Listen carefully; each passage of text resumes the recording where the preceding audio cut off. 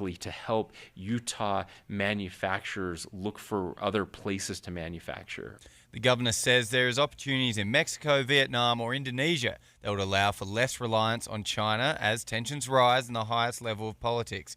Reporting live, Hugo Ricard-Bell, KSL News Radio. The leader of Utah's Olympic Committee bidding to host either the 2030 or 2034 Games is not thrilled with the idea of putting a limestone quarry in Parley's Canyon. KSL News Radio's Adam Small is live with the details. Adam? Jim, Fraser Bullock, the president and CEO of Utah's Committee for the Games, wishes the proposed limestone quarry would go somewhere other than an Olympic venue corridor like Parley's Canyon. He tells the Deseret News that the International Olympic Committee is concerned about the environment and dust mitigation has been a concern floated around about the proposed quarry.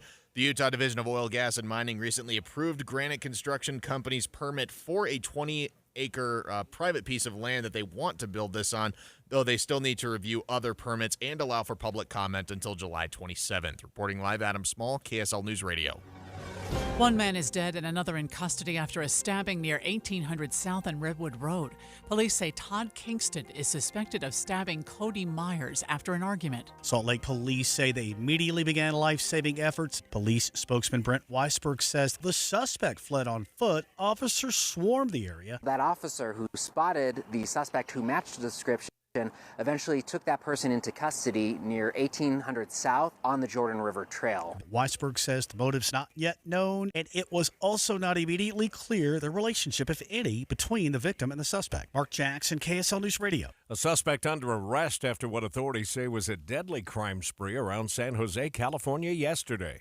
Authorities say there were 5 different crime scenes across San Jose and the neighboring city of Milpitas. It began with a carjacking. The suspect stabbed the victim, causing life-threatening injuries. San Jose police spokesperson Steve Aponte says a short time later, the suspect attempted another carjacking in which he stabbed and injured a second person. A third person was hurt as the suspect tried to get away.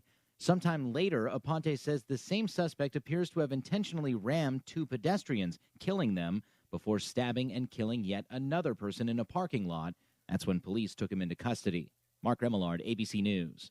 Salt Lake City saw its warmest May ever. KSL News Radio's Lindsay Aerts has details. Salt Lake's average May temperature this year broke the nearly century-old record by a half a degree. 27 of the 31 days ended up in the 70s or 80s in Salt Lake City. So it was very, very warm. KSL meteorologist Kevin Eubank says we're about 5 degrees above normal May temperatures, and it's almost like Mother Nature herself planned it. This is the crazy part. We needed it. We had a record snowpack in our mountains, and we needed the warmth to bring that snow down. Not all areas of the state saw as above normal temperatures compared to Salt Lake. Lindsay Aerts, KSL News Radio. The largest wildfires ever in eastern Canadian province of Nova Scotia are still far from being contained. The fires are prompting air quality warnings as far south as Maryland and Virginia. Corporal Tremblay with the Royal Canadian Mounted Police say thousands of residents are evacuated. We want to remind the public that our officers are out actively patrolling the neighborhoods that have been evacuated to ensure everything is safe. So far, wildfires have consumed dozens of square miles of brush. Hundreds of homes have been destroyed or damaged. The weather not helping either. It's still dry and windy in the area. KSL's top national stories this hour. President Biden and top congressional leaders are celebrating the crucial passage of the debt ceiling bill in the Senate, aimed at ensuring the U.S. government can keep paying its bills on time. This deal suspends the debt limit until January 2025 after the presidential election and rescinds billions of dollars in IRS and unused COVID-19 funding. Without it, economists warned of an economic downturn, delayed military salaries, halted Social Security, Medicaid, and veterans benefits, plummeting stocks, and potentially another recession. President Biden has vowed to immediately sign the bill into law once it reaches his desk to avoid the nation's first ever default. Em Nguyen, ABC News, Washington. People with student loans might have to start paying them down again soon. The current debt ceiling bill that's headed to the president's desk will restart monthly payments and interest for borrowers. Payments have also been on pause since the start of the pandemic. The Senate also voted to block the Biden administration's student debt relief program. First look traffic on a Friday morning, and let's say good morning to Andy Farnsworth. How are you, Andy? Doing well, Amanda. Looks like we got a nice start for drivers this morning heading towards Salt Lake City. Either you're starting out north and Davis County or south down in Utah County. Both directions of the freeway on I-15 are fine, and so far so good on I-80. I'm Andy Farnsworth in the KSL Traffic Center. Pride Month has officially begun in Salt Lake City.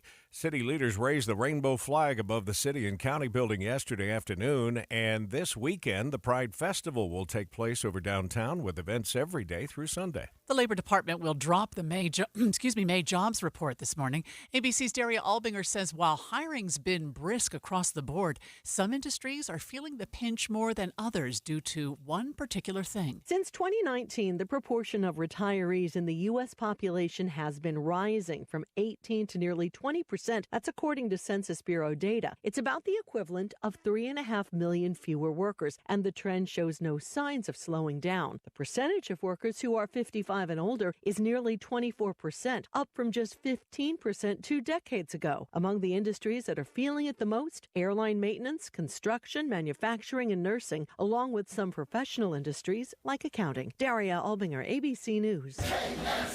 The Denver Nuggets putting their stamp on the NBA Finals in Game 1 Thursday night, beating Miami 104-93.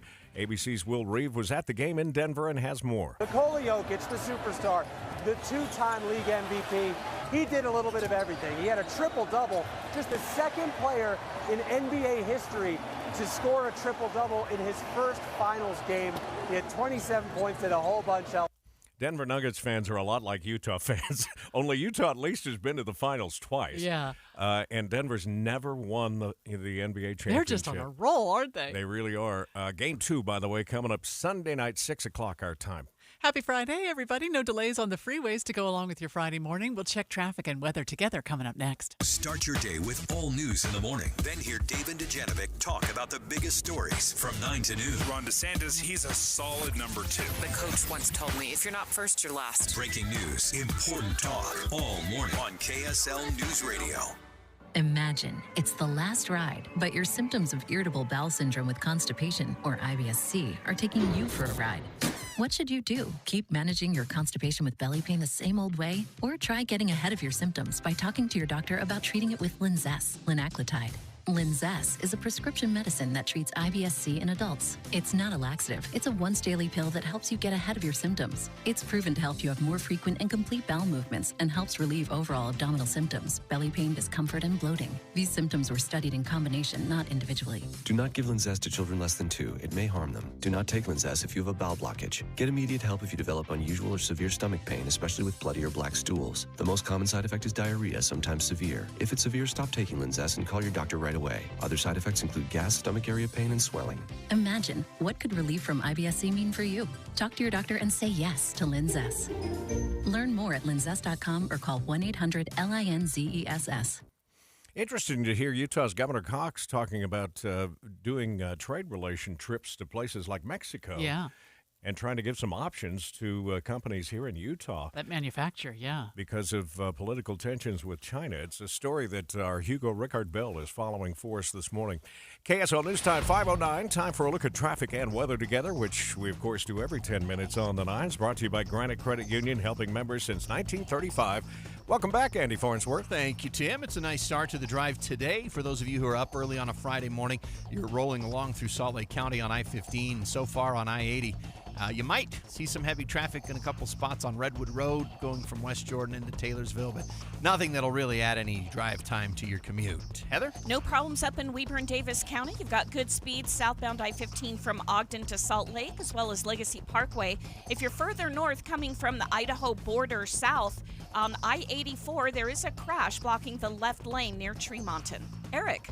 I-15 looks good in Utah County, and no problems from Provo to Point of the Mountain. That's a 20-minute drive from University Avenue. University Avenue itself looks pretty clean from the freeway all the way up to the mouth of Provo Canyon, and Hartley's Canyon looks good this morning on I-80. I'm Eric Butler in the KSL Traffic Center.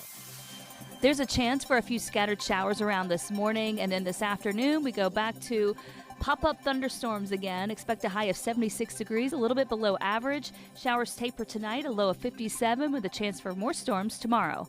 From the KSL Weather Center, I'm Kristen Van Dyke. Cloudy skies out there to start the morning, 61 degrees. This is so interesting, Tim. In France, they have a new law that regulates paid influencers.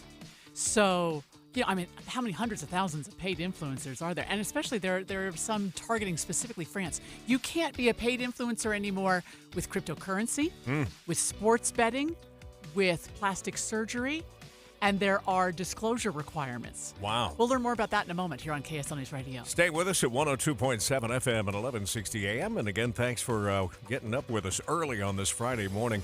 Tim and Amanda to get you to the weekend on your all-day companion for news. When making important life decisions about your financial future or insurance needs, it's important to work with people you trust. That's why at Farm Bureau Financial Services, we don't rely on algorithms, bots, or auto-generated answers.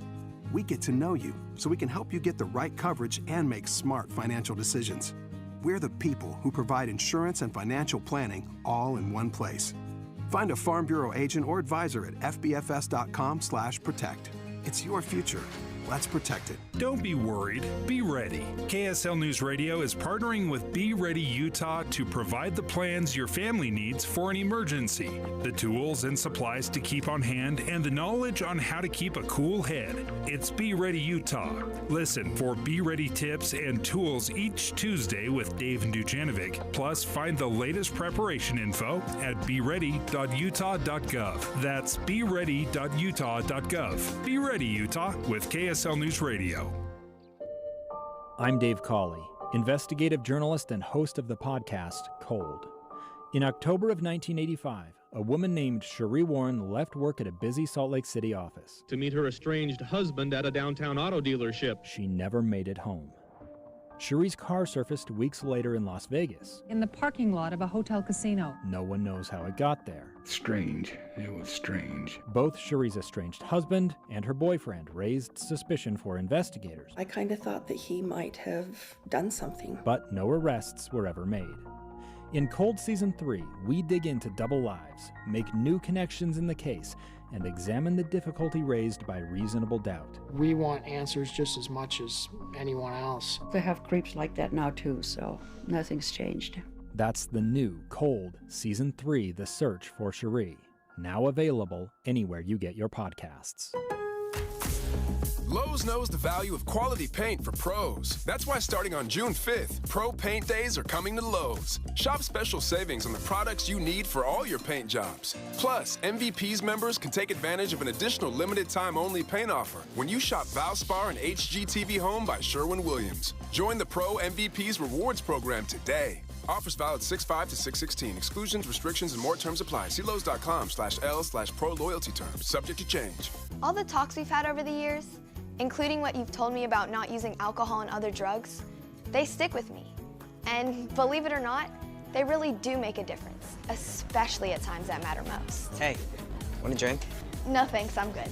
So thank you, Dad, for talking and preparing me for what's ahead.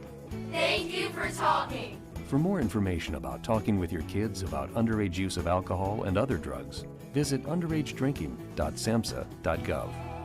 Good morning, KSL News Time, 5:14. The three things you need to know this hour. First, one man is dead and another in custody after a stabbing near 1800 South and Redwood Road last night. I'm KSL News Radio's Kate Davis. Second, the leader of Utah's committee bidding to host another Winter Olympics says he is concerned about the proposal to build a limestone quarry in Parley's Canyon. Third, a look at traffic and weather together. So far, I-15 moving just fine between Ogden and Provo in both directions. Stayed a little bit busy right now in South Salt Lake. You come off I-80 and head south towards 2700 South. I'm Andy Farnsworth in the KSL Traffic Center. More showers and thunderstorms today, a little cooler, highs in the mid-70s. From the KSL Weather Center, I'm Kristen Van Dyke. Right now, 61 downtown. With KSL's top national stories. From ABC News, I'm Derek Dennis. One signature away. President Biden set to sign off on the debt ceiling deal likely today after Senate lawmakers approved it late last night. The yeas are 63, the nays are 36. The bipartisan vote averts a crippling financial default threatening Social Security checks, government payrolls, and other critical obligations. Meantime, there's concern for President Biden after he tripped and fell yesterday on a sandbag at the Air Force Academy graduation. He was able to get back up and was seen interacting with the crowd shortly after after that fall. But given voters' concerns about the president's age, this is an image that his critics are already capitalizing on and pouncing on. Donald Trump was quick to weigh in on this, but the bottom line, the White House says the president simply tripped and he is doing well. ABC's Mary Bruce. And there's new scrutiny against former President Trump. The Fed's now investigating a recording where he appears to admit to keeping a classified document after leaving office. Trump has previously suggested he simply declassified numerous documents on his own. The problem is that there's a process for declassifying documents.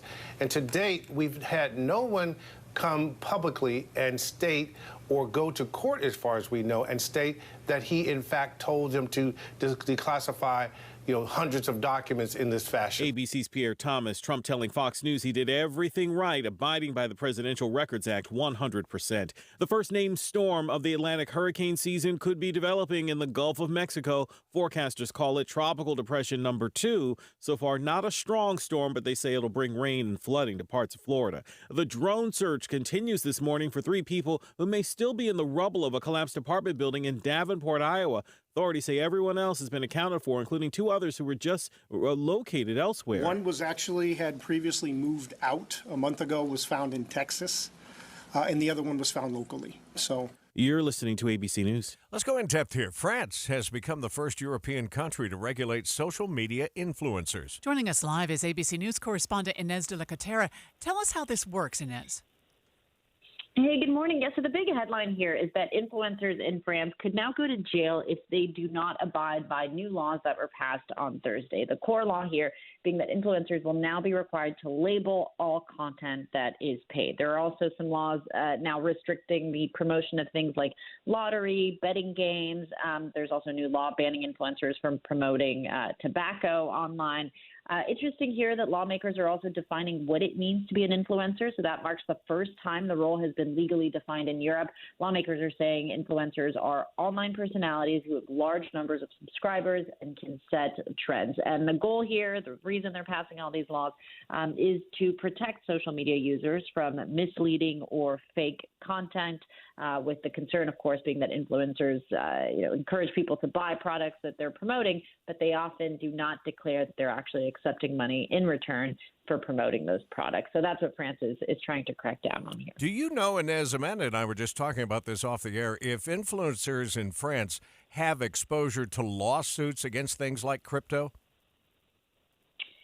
So, when it comes to crypto, that's certainly been a big problem, both in the U.S. but in France as well, with influencers promoting things like that. And the goal here with these laws, they're going to have to just disclose, if they are promoting things like crypto, they're going to have to disclose that they're being paid for those promotion and that promotional content. So I don't know the specifics when it comes to crypto, but that's likely something that's going to fall in that category. All content that they're being paid to promote, they're going to have to add a label, explaining that their arrangement. And if they violate this law, they've committed a crime. That's right. So it's going to be considered a crime, and then they could go to jail. I think they're still working out just how much time in jail they would spend, and it would be probably likely on a case-by-case basis. But, they could face jail time if they do not abide by these new laws, if they don't disclose, when they're being paid to promote certain content. And if they do, like I mentioned, that there are other laws here that were passed, if they do promote things like lottery and betting games, or if they promote tobacco, they could also, face repercussions for that. Interesting. That is just fascinating. Yeah. We don't know what the laws are in the U.S. I was asking you that a minute ago, but it'd be interesting to know how we compare to that. Inez, thanks for your time this morning. That is Inez de la Catera on the line with us, ABC News correspondent. The numbers are huge, too. You mentioned it, 150,000 influencers, and they estimate there's 42 million consumers in France that purchase goods and services online. So if you are being paid to promote a product, then you must disclose that. Yeah. That would be so interesting if that became the law here. I know that there are requirements for people like us who endorse a product on the air, but are those laws applicable to people on social media? I'm not sure. I don't know. And the reason I asked the question about exposure to lawsuits to Inez is celebrities like Shaq just got brought into this FTX lawsuit because he endorsed it. I would think the same would be true with an influencer that has millions of followers online. I would think so, too. Let's research that further.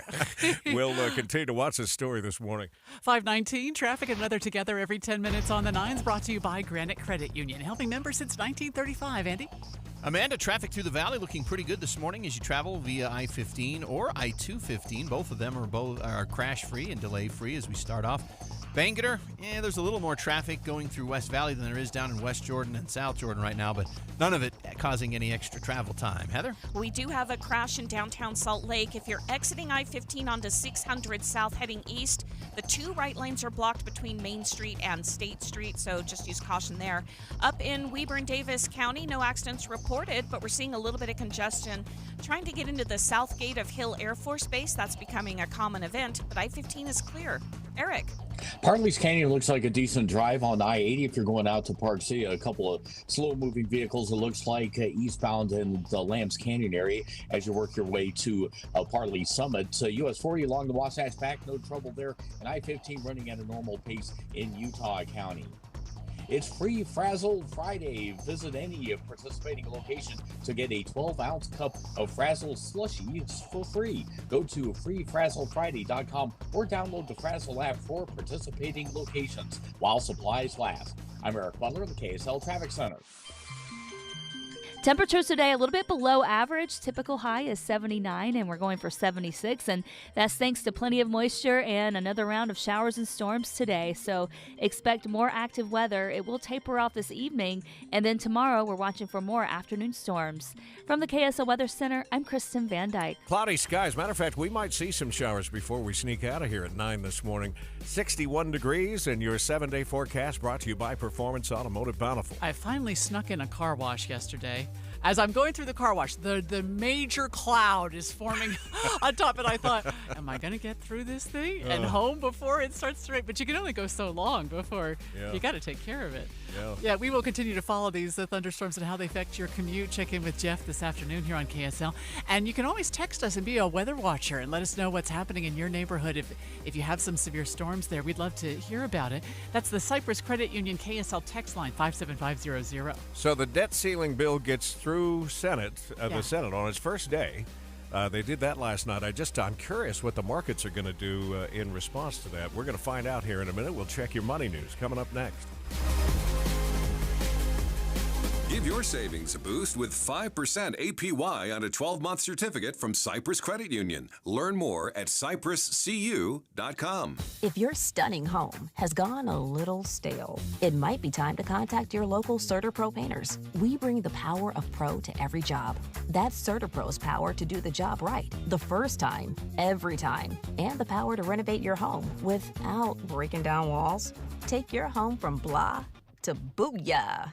Get on CertaPro's schedule today at CertaPro.com. The power of pro. Each CertaPro painter's business is independently owned and operated. Do you worry about how much someone drinks? Do you feel angry or depressed most of the time? Do you feel neglected or unloved? Do you feel that if the drinker loved you, she or he would stop drinking? If you answered yes to any of these questions, you are not alone. Not everyone trapped by alcohol is an alcoholic. Families and friends are suffering too. Al-Anon and Alateen can help. Call 1-866-200-0223 or visit alanon.org/help. I'm Andy Farnsworth. And I'm Kellyanne Halverson. And we're hosts of KSL's Fan Effect podcast, and we're excited to share with you our knowledge and arguments on everything pop culture and fandom. Listen regularly on your favorite podcast platform. And remember, that's Fan Effect with an E. Watching Utah's Money brought to you by Trajan Wealth, your trusted local fiduciary advisors, TrajanWealth.com. Your Venmo money might not be insured in an emergency. That's according to the Consumer Financial Protection Bureau, which says money in cash transfer apps might not qualify for the same deposit insurance as failed banks like Silicon and First Republic. Yeah. There's something that has to do with the transfer, but yeah, leaving any amount of money in there for any length of time might not be the safest idea. That'll give you pause, won't it? National Donut Day is upon us, and that means cheap and sometimes free donuts. Maverick members can get half-off donuts, Krispy Kreme offering each customer one free donut of their choice. You can find other deals at Duck Donuts. Is there a Duck Donuts here? I've never heard of it. Yeah. Is there? Yeah. Oh. Dunkin' also has some specials for National Donut Day today. I'm trying to remember where the Duck Donuts was. I think it was in Draper that I went to. I was so happy to see this morning, Tim. In a win for Alzheimer's patients and their families, Medicare and Medicaid services will cover Alzheimer's drugs for those in the early stages of the disease.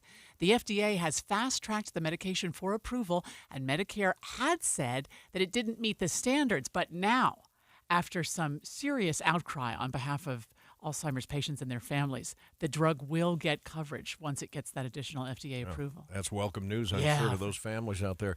All right, how did we end the day yesterday during Jeff Kaplan's afternoon news? We were up about 0.5% on the Dow, a full percentage point on the S&P, and the tech stocks were up about 1.3%. We're going to add to that this morning following that debt deal that happened on the Senate floor. The Dow is up another 195. That's 0.6%. The S&P is up 23.5, also 0.6, and the NASDAQ is up 0.5 percentage point, 74 points. It's Friday, which means that all of us are a little distracted. Just kidding. We are going to check your commute coming up next. It looks like it's so far so good. Traffic and weather together just ahead. Here at the Almond Joy Factory, where tropical vibes abound, we use soft, fresh-tasting coconut. The crunchiest almonds and delicious chocolate candy. Ah, but do you know what our most important ingredient is? Sometimes you feel like a nut. Sometimes you don't. Almond Joy's got nuts and something even way better than that. Yes, Almond Joy is made with almonds and joy. Do you struggle with occasional nerve aches in your hands or feet? Try Nervive Nerve Relief from the world's #1 nerve care company. Nervive tablets contain alpha-lipoic acid to relieve nerve aches, weakness, and discomfort, plus B-complex vitamins to support healthy nerve function as you age. Live life with less nerve discomfort with Nervive Nerve Relief. Learn more at nervivehealth.com. And try Nervive Pain Relieving Cream to block nerve pain signals at the source. Use as directed. Emergency medical unit, respond to 102 Maple Avenue. Possible stroke victim.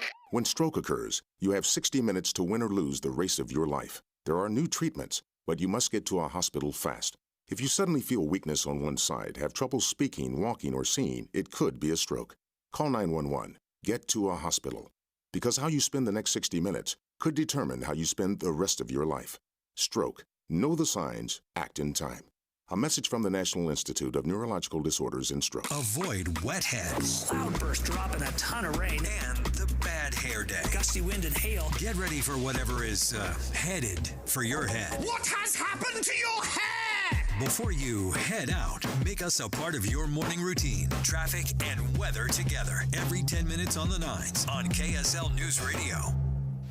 5:29, time for another look at how the roads are doing to start this Friday morning. Brought to you by Granite Credit Union, helping members since 1935. Andy? Well, as you come off I-15 on 6 South and try to head across downtown, you'll have to move to the left to get by a crash that's between State Street and Main Street on 6 South. So it's a one-direction street, so it's only people going east. Traffic on the freeway itself looks great, though, from Draper to Salt Lake. Haven't had any issues coming out of Tooele yet on I-80 or the 21st South Freeway. Heather? It's still a 30-minute commute or even less on southbound I-15 between Ogden and Salt Lake, and you've got good speeds on US 89 Legacy Parkway.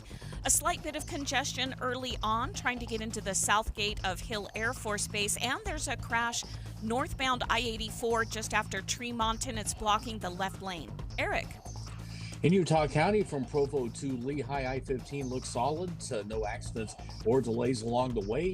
Getting out of Eagle Mountain, Saratoga Springs this early hour, no trouble. Eastbound over to the freeway or northbound on Redwood Road. Eric Butler in the KSL Traffic Center. We do have another chance of thunderstorms this afternoon and this evening. That's a 70% chance, so count on it. And that chance of storms sticks around for the next 7 days. Today's high will be 76 degrees. We're warming up a little bit as we head through the weekend. 77 tomorrow, 80 on Sunday. Then we get into the mid-80s for Monday and Tuesday, 84 and 85, and stay in the lower 80s Wednesday and Thursday. Yeah, there's a chance of rain for the next 7 days. I was just thinking, will it dry out by Thursday of next week? Nope. Probably not. Nope. Right now, downtown, it's cloudy and 61 degrees.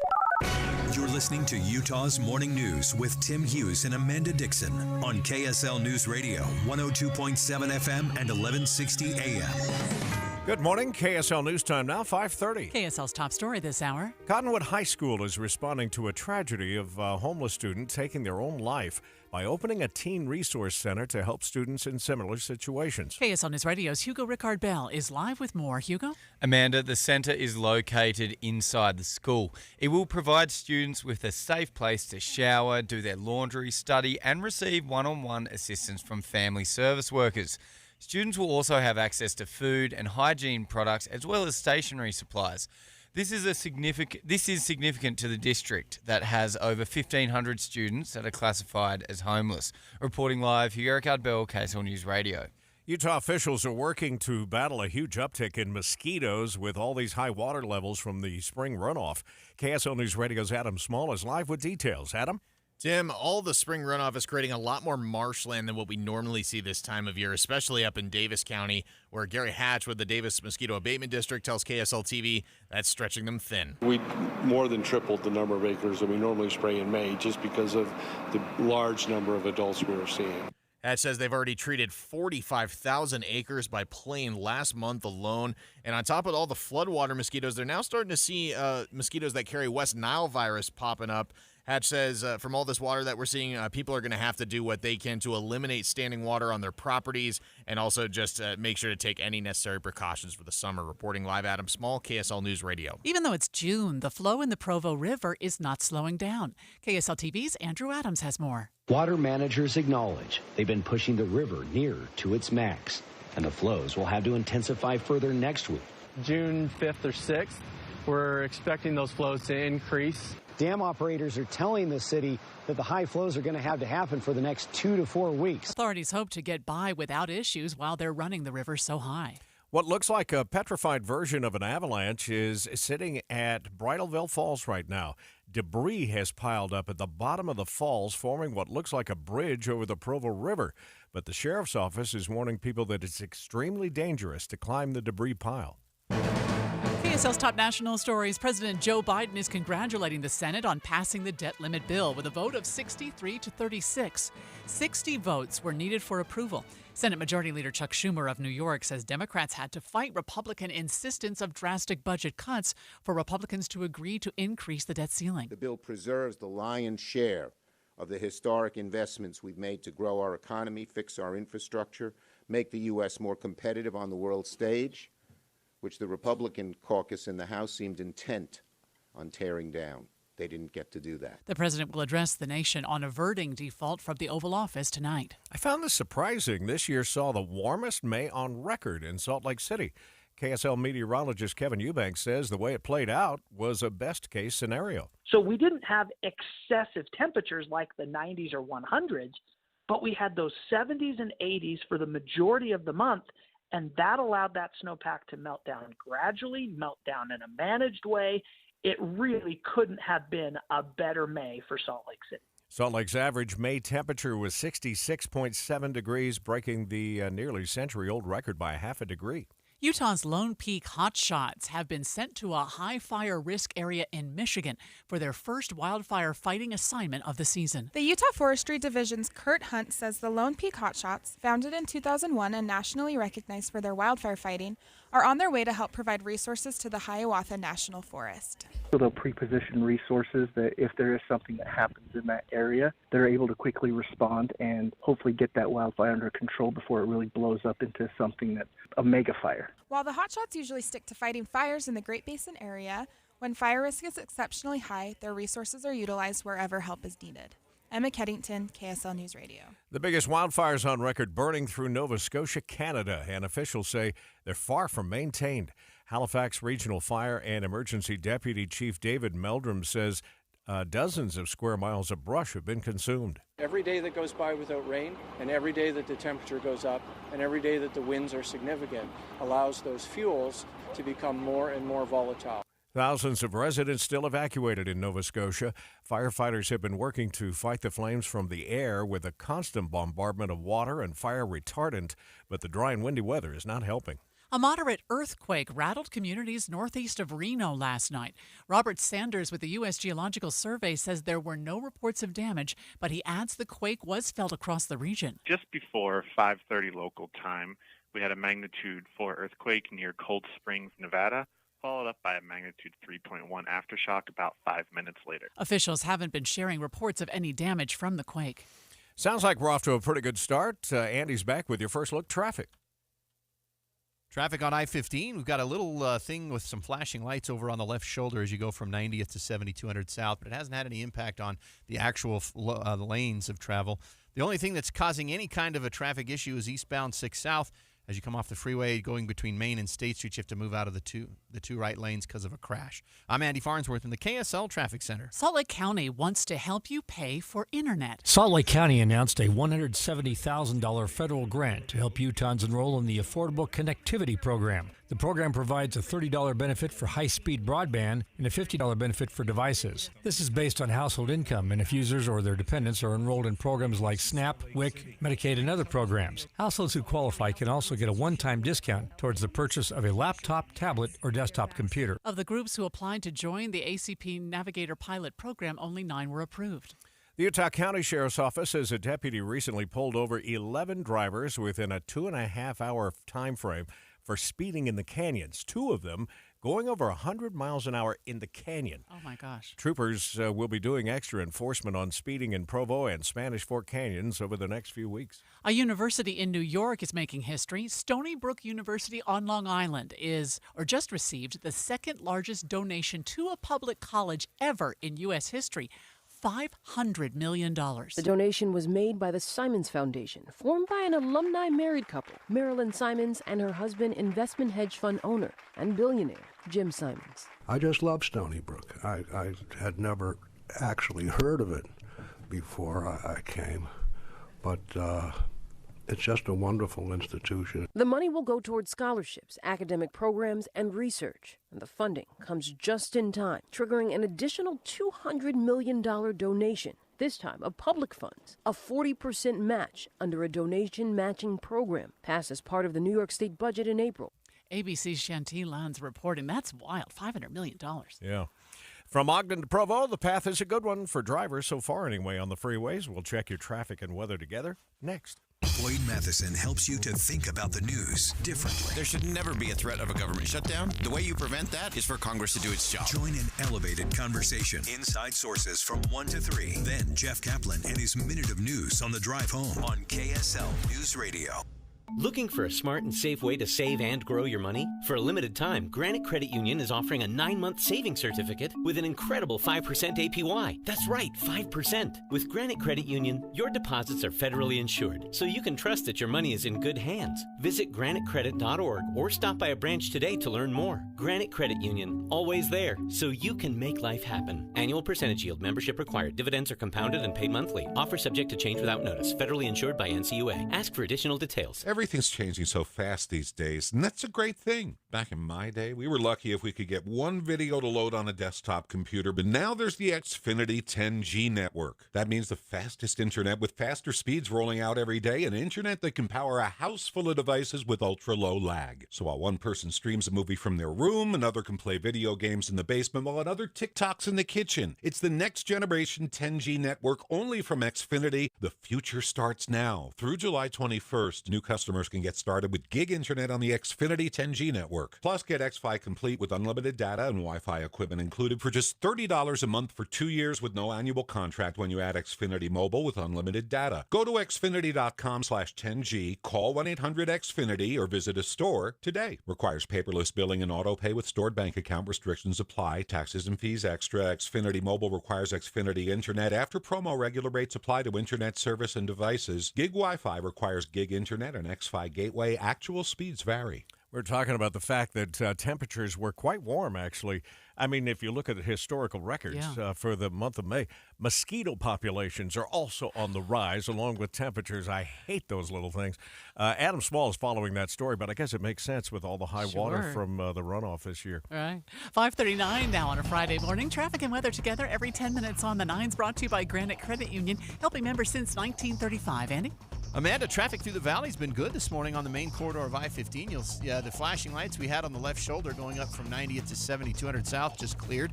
So now you'll see nothing on the freeway that should slow you down. If you're exiting I-15 on 6 South downtown, there is a couple of lanes blocked between State and Main Street. for traffic heading across downtown, but the volume of traffic so light it hasn't been a big issue yet. Heather? No problems through Weber and Davis County as well. It's a smooth commute, especially if you're sticking with the freeways and not a lot of traffic right now. Now, if you're heading northbound I-15 and then hooking onto I-84 heading toward the Idaho border, we did have a crash blocking the left lane, which was causing slowdowns just after Tremonton. The slowdowns are gone, but the crash looks like it's still there. Eric? I-15 Utah County, normal travel times 24 minutes from Spanish Fork northbound on the freeway up to the county line. If you're heading out through Parlings Canyon, no trouble right now through the canyon from the mouth all the way out to the Kimball Junction exits. I'm Eric Butler in the KSL Traffic Center. Temperatures today a little bit below average. Typical high is 79, and we're going for 76, and that's thanks to plenty of moisture and another round of showers and storms today. So expect more active weather. It will taper off this evening, and then tomorrow we're watching for more afternoon storms. From the KSL Weather Center, I'm Kristen Van Dyke. Starting the morning right where we did a couple of days ago, 61 degrees. It'll be exciting to talk to Rick Klein next about that debt ceiling deal went through the Senate faster than some of us thought it would. Yeah, because we thought there was going to be a lot of amendments that would purposely be put out there to slow things down. Yeah. Let's get Rick's take on it just ahead on KSL News Radio. Stay with us at 102.7 FM and 1160 AM. It's Tim and Amanda here on your Friday morning. Thanks for riding along at 102.7 FM and 1160 AM, your all-day companion for news. Hi, I'm Jay Broadbent with Alpine Home Medical, and I wanted to let you know what you can expect when you walk into one of our 10, soon to be 11 stores. This story came to us from one of our many 5-star Google reviews. I was panicked and needed help. My daughter had a serious family emergency, and I needed to travel out of town, but I couldn't haul my oxygen tanks with me. I needed portable oxygen. I tried several companies and they all said I didn't have a prescription. I went to Alpine and they called my doctor. 20 minutes later, I was on my way with a portable oxygen machine. At Alpine Home Medical, we understand how urgent your healthcare needs can be. We'll do everything we can to exceed your expectations. Let us help you bring wellness home. Visit us online at alpinehomemedical.com. That's alpinehomemedical.com. Alpine Home Medical, we bring wellness home. alpinehomemedical.com. Coping-19, brought to you by CDC and the Ad Council. With everything going on, there may be times you feel like you can't handle it all. Journaling, meditating, and talking with friends and family can help you feel more grounded and better able to cope. Your kids are also going through a lot of new experiences, and simply talking with them about their feelings can be quite powerful. Find more self-care and coping tips at coping-19.org. Attention companies in need of software developers. Discover the power of Ion Utah. They find software developers stat. Ion Utah, the ultimate solution for your talent needs. Get skilled software developers in no time. Don't let your project suffer. Ion Utah connects you with top-tier software developers swiftly and efficiently. Unlock your company's full potential with Ion Utah, your partner in success. Ion Utah allows you to choose from onshore or offshore developers who can be scaled up or down depending on your needs. Contact Ion Utah. That's IONUtah.com at 385-412-1572 or text jobs to 57500 for more information. Results may vary based on demand and availability. Ion Utah strives to provide expedited services but cannot guarantee immediate availability in all cases. Ion Utah. Good morning, KSL News Time, 544.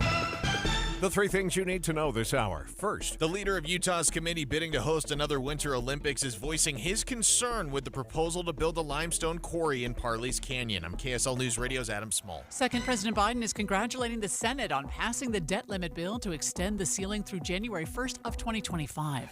Third, it's traffic and weather together. Speeds on I-15 so far so good, no delays, but we've got some heavy traffic at the Southgate to Hill Air Force Base, and we had a crash on State Street, or on 6 South near State Street, but it looks like they've got that cleared now as well. I'm Andy Farnsworth in the KSL Traffic Center.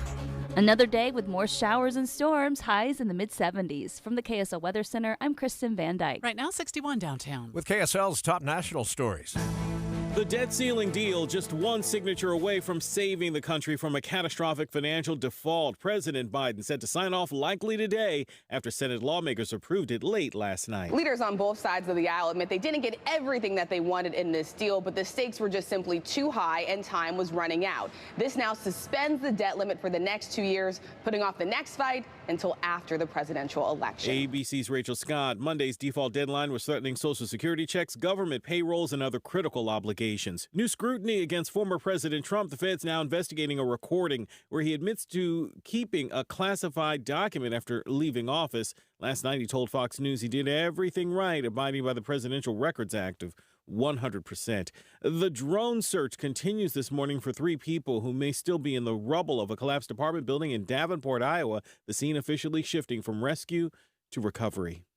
I'm Derek Dennis, ABC News. What will we talk to Rick about?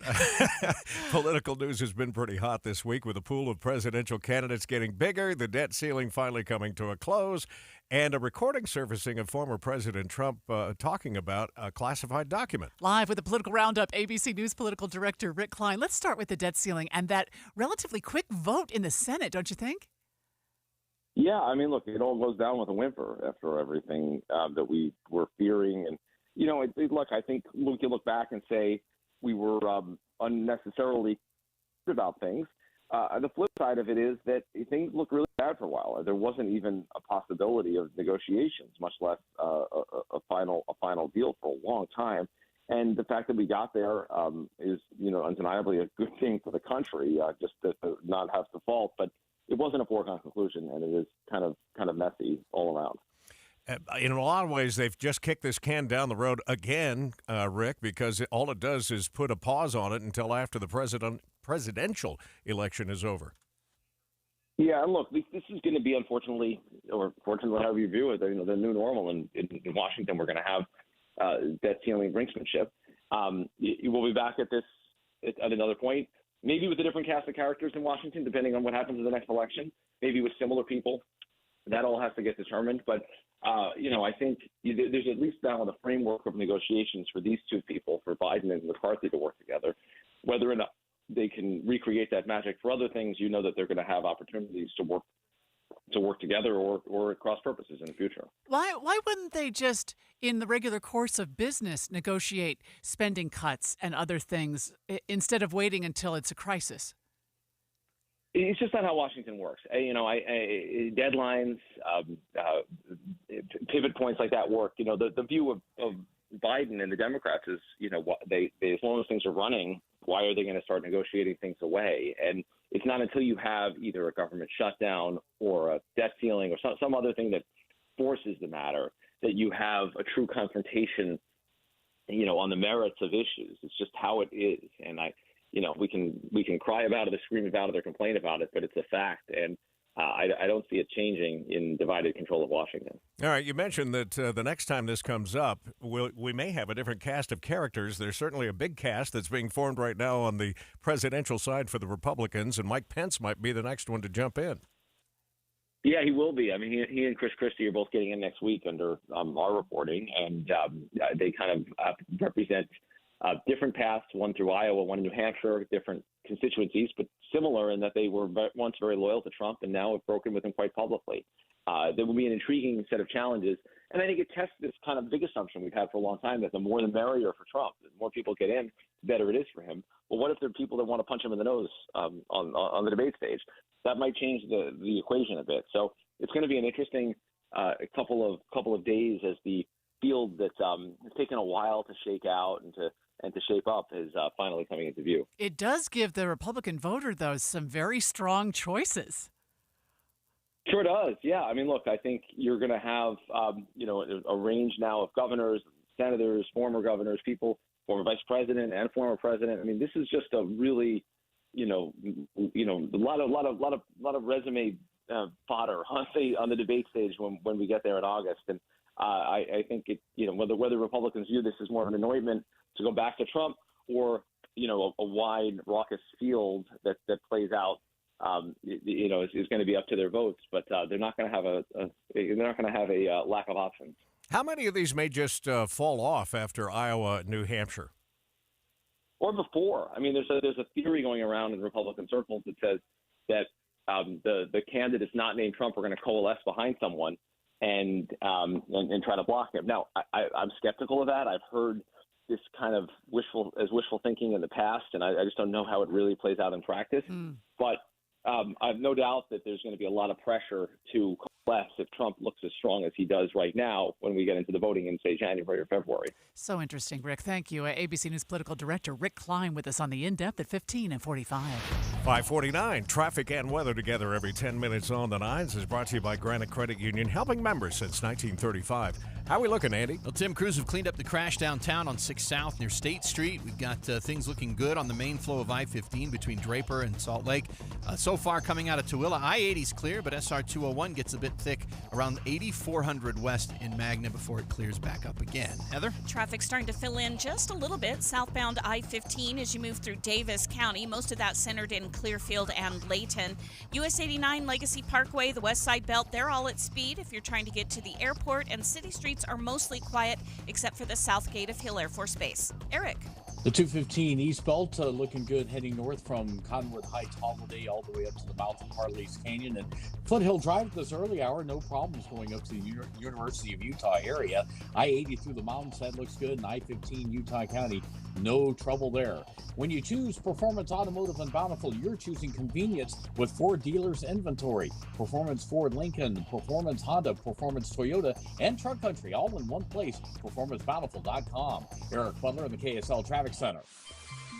Your KSL 7-day forecast has a thunderstorm chance in it almost daily. Today, scattered storms with a high of 76. Tomorrow, 77 with isolated thunderstorms in the afternoon. Same thing on Sunday with a high of 80, lows in the upper 50s. Monday, Tuesday, mid-80s with a chance for more afternoon storms, and that trend continues. From the KSL Weather Center, I'm Kristen Van Dyke. Right now, 61 downtown, and the 7-day forecast is brought to you by Performance Automotive Bountiful. There were a lot of caps and gowns wandering around my neighborhood yesterday, and there was one in your family. I had my son Ethan graduate this week. It was just, well, every parent who's gone through this, yourself included, knows that amazing feeling of watching your boy walk across, or your girl walk across the stage to receive their diploma. I remember the mixed emotions of it because you've known these kids were growing up all the way through their high school years, but to actually see that part of their life now end. And the question marks about what happens next. You're celebrating, you're anxious, you're curious about what comes next. It is the doorway sort of to adulthood. And I'm just thrilled for all the graduates and for their parents, their families, and what they did to help them get there. That picture of Ethan in his cap and gown holding Aiden was a great one yesterday. Anyway, congratulations. I always say to mom and dad, not just the graduate. Coming up in a minute, we'll see what's happening with Money News coming up here on KSL. We were off to a good start last time we looked. Getting help with plumbing repairs is easier than you think. All you have to do is call Any Hour Services or schedule an appointment at anyhourservices.com. No one helps more homeowners than Any Hour Services. If a natural disaster comes knocking, how prepared is your family? You can't just close the door on earthquakes, floods, or hurricanes and hope they go away. That's why it's important to make a plan now. Ready.gov/plan has the tools and tips you need to prepare your family for an emergency. So if disaster shows up at your doorstep, you'll be ready. Visit ready.gov/plan and make a plan today. Brought to you by FEMA and the Ad Council. Do you have an IRA or 401k? It's natural to think of this as being your money, right? But remember, you still have to pay taxes when you withdraw this money in retirement. And you could be paying a lot more in taxes on these accounts than you know. A lot more. Learn the strategies that can help you reduce or eliminate your taxes in retirement. Don't miss a special edition of Retirement Solutions Radio this Saturday afternoon at 3 o'clock, right here on KSL News Radio 1027. Watching Utah's Money brought to you by Trajan Wealth, your trusted local fiduciary advisors, TrajanWealth.com. Meta will temporarily shut down news on Facebook and Instagram in Canada this month. It's a protest against a new bill that would require platforms to pay publishers whenever their content is linked or reposted online. The company says the news ban could become permanent if Canada's parliament passes the bill. For $50,000, you can beat Utah's skyrocketing housing costs and live in a tiny home. Home Depot offers these prefabricated houses from $4,000 to $40,000, depending on the square footage and amenities. The catch, electricity and plumbing are not included. Well, and you got to have a piece of land to drop it on, too, right? That's true.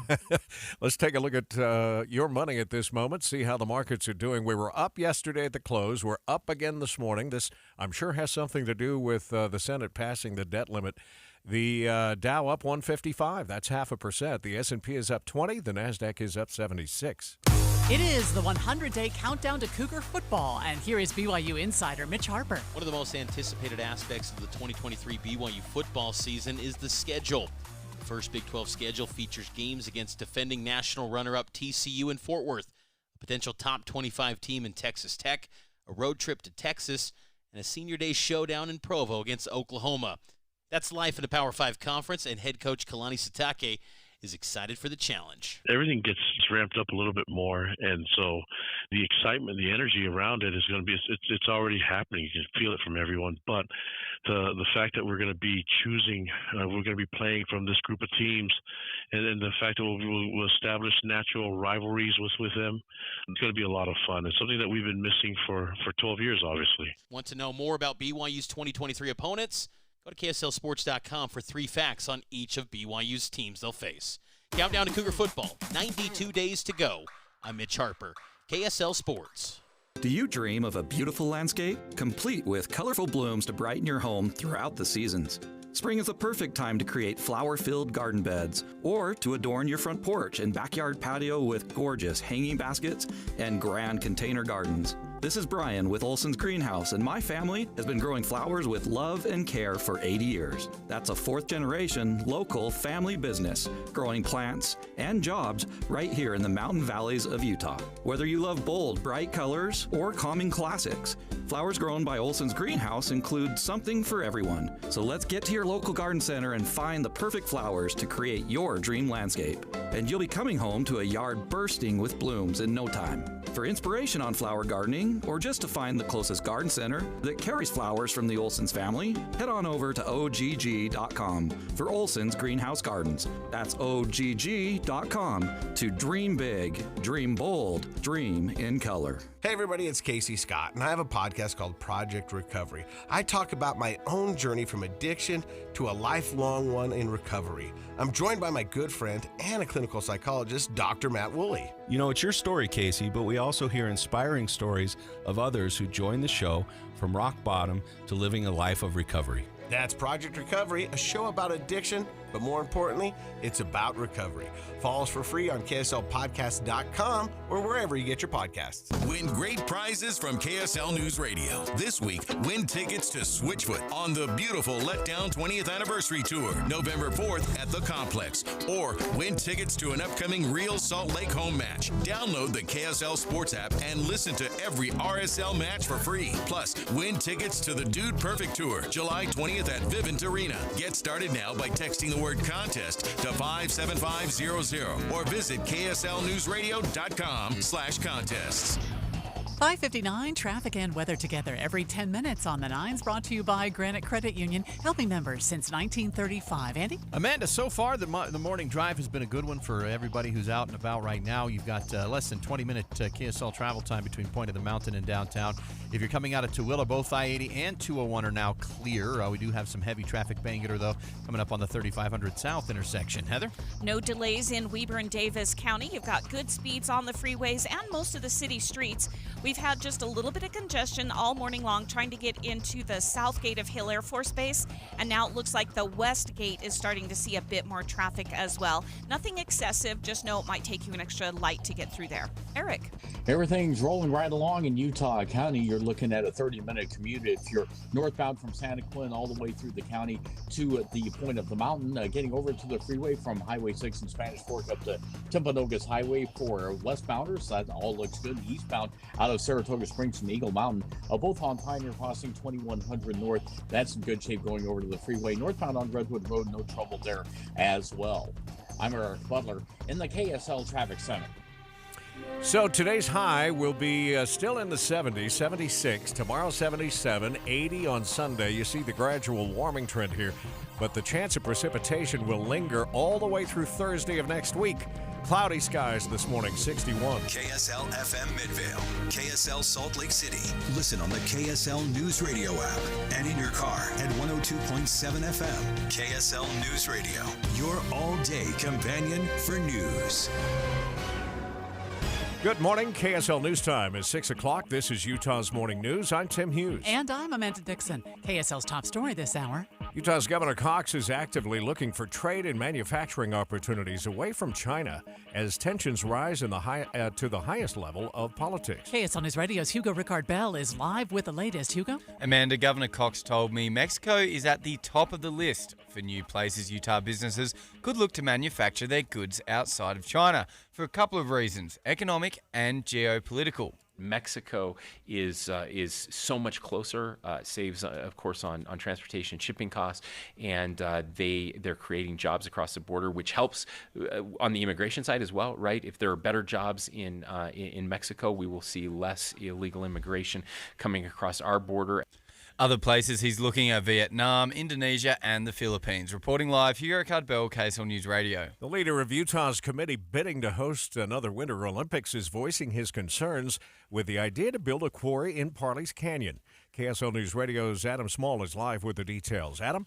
Tim, Fraser Bullock, who's the president and CEO of Utah's Committee for the Games, wishes the proposed limestone quarry would go somewhere other than Parley's Canyon, which would be a major route between Olympic venues that people would consistently drive on. He tells the Deseret News that the International Olympic Committee is very concerned about the environment, and opponents to this proposed quarry say that it would dump a lot of dust into the Salt Lake Valley.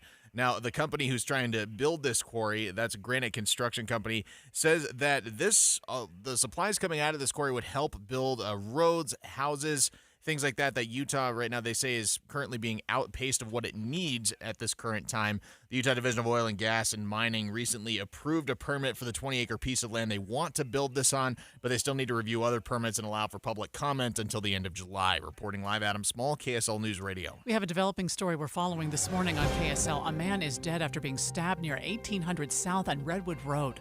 Police have arrested Todd Kingston on suspicion of stabbing Cody Myers. Details from KSL News Radio's Mark Jackson. Salt Lake City Police spokesman Brett Weisberg says officers rushed to the scene and immediately began life-saving efforts. The victim was transported in critical condition but died later at the hospital. A short time later, a man who matched the description of the suspect who fled from the scene was taken into custody. There was no use of force during that. The suspect was cooperative and it was without incident. The motive in this case is still not fully known, but detectives do believe an argument between the victim and suspect occurred just prior to the stabbing. Mark Jackson, KSL News Radio. Salt Lake City Police say this is the 9th homicide death in Salt Lake City so far this year.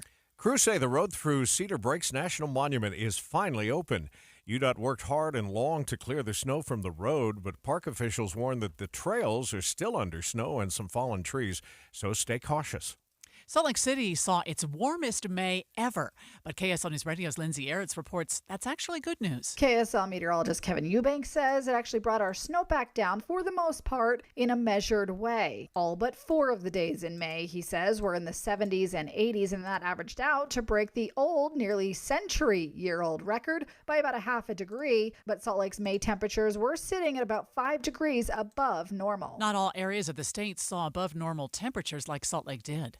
Wildfires blazing through Nova Scotia in eastern Canada, with weather officials issuing an air quality alert as far away as Maryland and Virginia. Deputy Chief David Meldrum is with Halifax Regional Fire and Emergency. This weather is increasing in severity. It's going to continue to be dry. It's going to get even warmer, so the prognosis is difficult. Thousands of residents still evacuated. Hundreds of homes have been destroyed or damaged in Nova Scotia. KSL's top national stories this hour. President Biden and top congressional leaders are celebrating the crucial passage of the debt ceiling bill in the Senate, aimed at ensuring the U.S. government can keep paying its bills on time. ABC's Em Nguyen has more from Washington. Treasury Secretary Janet Yellen had warned Congress to act by the June 5th deadline or risk a catastrophic U.S. default. Behind the scenes, Senate leaders seeking swift passage raced to secure an agreement with members on about a dozen amendments to this legislation. Republicans also demanded assurances assurances that the Senate would consider further increasing defense spending later in the year, as well as hold a vote on an emergency spending bill for additional Ukraine aid. The Treasury Department had not been able to borrow money since the debt ceiling was breached in mid-January. They got by with a series of extraordinary measures to buy more time until the ceiling was raised. We're getting more details on a report involving the investigation into former President Trump's handling of classified documents. Sources say that federal investigators are in possession of an audio recording where Trump appears to discuss keeping a secret document after he left the White House. The timeline here was about 6 months after Trump left office. He was acknowledging in this recording, we're told by our sources, that he held on to these sensitive documents, these sensitive military documents. And in this recording, we're told that Trump essentially acknowledges that he should not have held on to them. ABC's Catherine Falders reporting. First look traffic now, and back over to you, Andy. Amanda, right now, traffic rolling through the valleys on I-15. We haven't had any problems pop up yet on the main corridor. I-80 into the canyon's okay. If you're coming down the hill on 215 East, you might tap the brakes in a little stretch just before you get to 6200 South. I'm Andy Farnsworth in the KSL Traffic Center. Well, this is a big story. New numbers show it truly was a record ski season. 7.1 million visitors hit the Utah slopes. Many resorts opened early and operated later than normal. Snowbird will even be open for Father's Day coming up. This year's record season, and you're saying, I'm not a skier, why should I care? $2.5 billion to Utah's economy. Wow.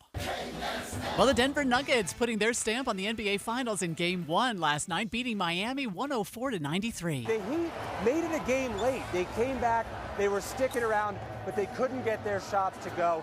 But they will remain confident going into Game 2 because if you've learned anything from these playoffs, you can't count out the Miami Heat. They're just the second 8 seed to make it to the NBA Finals.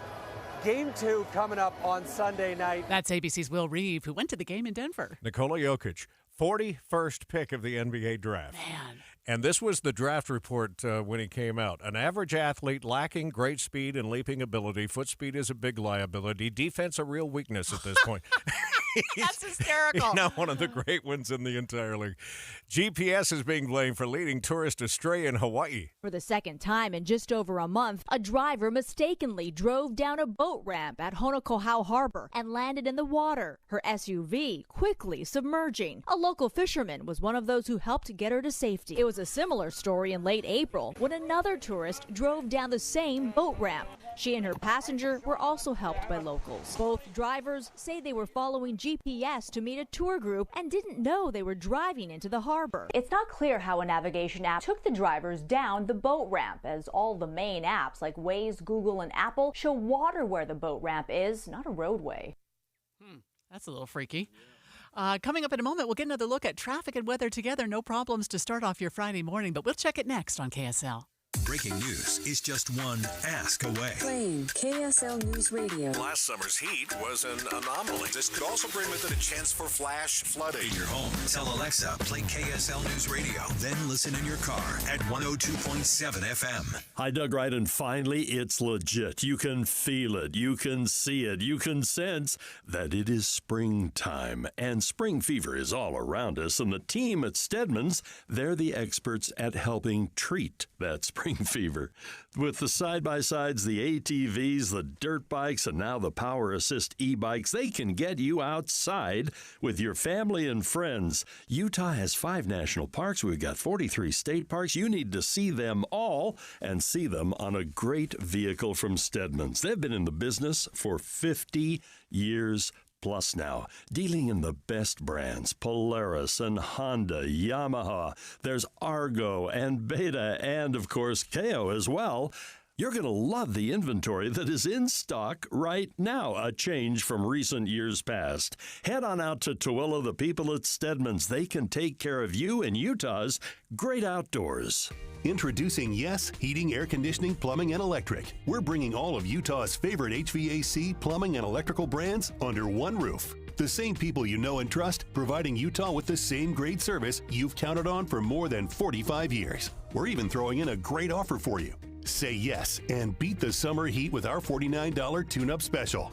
For all your heating, cooling, plumbing, and electrical needs, you can always count on Yes. Visit theyesmancan.com to schedule your appointment. Give your savings a boost with 5% APY on a 12-month certificate from Cyprus Credit Union. Now's the perfect time to make the most of increased rates and earn more when you save. Open your Cyprus certificate and start earning 5% APY today. Learn more at any branch or visit cypruscu.com. Cyprus Credit Union. Your future is our future. Federally insured by NCUA. We had a stabbing overnight near 1800 South and Redwood Road. One man died, and police do have a suspect under arrest this morning. We'll follow the story with the help of Mark Jackson. KSL News Time 6:09. Time for a look at traffic and weather together. Brought to you again this morning by Granite Credit Union, helping members since 1935. Andy Farnsworth is in the traffic center. And we're looking just fine if you're traveling on I-15 from Draper to Salt Lake City. No delays, only an 18-minute travel time through the valley. Redwood filling in a bit in West Jordan as you get ready to go up the hill over to Taylorsville, but looking great on Bangerter, and no slowdowns yet along I-80 between Lake Point and the airport. That's just a 10-minute drive on I-80. Heather? We also have good speeds throughout Weber and Davis County. Traffic is filling in just a little bit southbound as you make your way between Ogden and Salt Lake, with the majority of the traffic moving between Clearfield and Farmington, but still no brake lights in sight. You also have good speeds if you're going through the mountains on I-84 to and from Morgan, and things look pretty good on the city streets right now. Eric. We got a little bit of southbound slowing on the 215 eastbound, kind of the midway point between 4500 south and then 6200 south. But whatever it is, it doesn't occupy you for long. Once you get past it, that's only going to take maybe a quarter mile, and then you'll be right back up to normal speeds. I-15 Utah County, northbound and southbound, that's looking good so far. 20-minute drive from University Avenue to a point of the mountain if you're getting on the freeway in Provo. It's Free Frazzle Friday. Visit any participating location to get a 12-ounce cup of Frazzle Slushie for free. Go to freefrazzlefriday.com or download the Frazzle app for participating locations while supplies last. Eric Butler in the KSL Traffic Center. Your KSL 7-day forecast, temperatures in the mid-70s today. Shower chances in the morning, then a few thunderstorms this afternoon, everything tapering off after sunset. And then for tomorrow, we'll start off in the 50s. We'll warm to the upper 70s, 77. We'll see a few more thunderstorms in the afternoon. We'll do that again on Sunday with a high of 80. Then mid-80s Monday, Tuesday, low 80s after that. From the KSL Weather Center, I'm Kristen Van Dyke. 61 degrees downtown. So a lot of us have those Ring doorbells. The camera footage from those doorbells had not been secured for a period of time, and every employee in the company had access to it. Audio, too, right? Not just video. Some things went wrong as a result of that. We're going to find out more with Luke Barr coming up in a moment on KSL News Radio. Stay right there. We'll talk about it next at 102.7 FM and 1160 AM. It's Tim and Amanda here to get you to the weekend on your all-day companion for news. Our water heater stopped working the other day. Well, it's a couple of weeks ago now. And I called Superior Water and Air, of course, and this wonderful guy named Alma came out to the house. And he explained to us that there had just been a little bit of dripping of water onto the electrical, and it shorted. But here's the thing. He could have told me that we needed some $4,000 fix, and I wouldn't have known. Yeah. That's why you have to go to a company where you trust them. When it's a small thing, they're going to tell you it's a small thing, and they're not going to try and sell you a new water heater every time they get in the door of your house. Yeah, and unfortunately, in the plumbing business, that's been known to happen through the years. And it's always a delicate moment, I think, when somebody comes into your house, and not just at the door, but then all the way downstairs and into your furnace room or into the bedroom, wherever it might be. You need a company you can trust, and Superior Water and Air, of course, we trust for so many things, including that standby home generator they put at your house. Right. Many people probably don't know they even do that, but they take care of all your plumbing needs, too. And all your air conditioning needs, if you need to have that tuned up. Just contact Superior Water and Air. Easy to do. Call 801-974-9090 or go to superiorwaterandair.com. At aimyourdigital.com, we'll help you target the right audience, build your leads, and crush your quota. Take your business to the next level. Our digital marketing strategies help grow awareness of your product or service, all while building trust in your business. Our approach involves leveraging multiple tools and strategies to deliver exceptional results that are customized to your unique business needs. Don't wait to run out of sales leads. Keep your business growing. Get started with aimyourdigital.com today. The Management Minute is a service of the MBA program in the John M. Huntsman School of Business at Utah State University. I'm Professor Scott Hammond. If you've ever been burned out on your job, you know about this. Burnout is more about how you do your job than about how long you work. In fact, burnout is not caused by the job. It's caused by the stress that might be related to your job. You can quit burnout without quitting your job. Find new ways to renew, not just rest. Relinquish parts of your responsibility to others. Find new rewards, such as mentoring others. And rework your work by doing something that's different. Do something different with an MBA from Utah State University. Learn more by going to utahstatemba.com. That's utahstatemba.com. I'm Scott Hammond. Hope to see you in one of our classes. KSL News Time, 6:15. The three things you need to know this hour. First, Governor Cox says Utah businesses are looking for other countries to manufacture their products as tensions between China and the USA are rising at the highest level in politics. KSL News Radio's Hugo Ricard-Bell. Second, one man is dead, another in custody after a stabbing near 1800 South and Redwood Road last night. Third, a quick look at the drive, traffic, and weather together. Well, no crashes, and whatever seemed to be slowing traffic for a minute over on 215's East Belt must be just a vehicle sitting on the shoulder, because I don't see any lanes blocked or any extra slowdowns going down the hill towards 6200 South. I'm Andy Farnsworth in the KSL Traffic Center. Turns a little bit wetter this afternoon with highs in the mid-70s. From the KSL Weather Center, I'm Kristen Van Dyke. Right now, 61 downtown. With KSL's top national stories. From ABC News, I'm Derek Dennis. Likely later today, President Biden expected to eagerly sign off on the debt ceiling deal after Senate lawmakers finally approved it late last night. After more than 3 hours of debate, a bipartisan vote, 46 Democrats and 17 Republicans supported the bill. But it wasn't without resistance. The majority of Senate Republicans voting against it, some pushing for more defense spending, while progressive Democrats opposed the deal because of the new work requirements for some older Americans on food assistance. The 2-year deal will also reduce the deficit by $1.5 trillion over the next 10 years, clawing back billions in COVID relief and IRS funding and ending Biden's freeze on student loan repayments in August. ABC's Rachel Scott. Monday's default deadline was critical, threatening Social Security checks, government payrolls, and more. Let's go in depth here. Ring security cameras gave employees access to all the footage ever collected on customers' doorbells, and some of that video and audio went to bad uses. Joining us live with details is ABC law enforcement reporter Luke Barr. What went wrong here, Luke? Yeah, so thanks for having me, guys. The FTC says the dangerously overbroad access that employees receive from Ring cameras, those inexpensive cameras that are on your door and sometimes in your house, led to at least one employee viewing thousands of video recordings belonging to at least 81 unique female users of Ring stick-up cams, the FTC alleges. Now, in addition to this, the FTC says some of Ring's systems weren't patched, which led to hackers being able to talk to and communicate with customers, in their home while they're sleeping, while they're playing video games, while they're watching TV. And what do they do with this video? Are they reposting it somewhere? So Ring says that everything was sort of contained in their system. They're not reposting it. And ever since 2018, so all of the alleged sort of violations happened before 2017. Ring was purchased in 2018 by Amazon.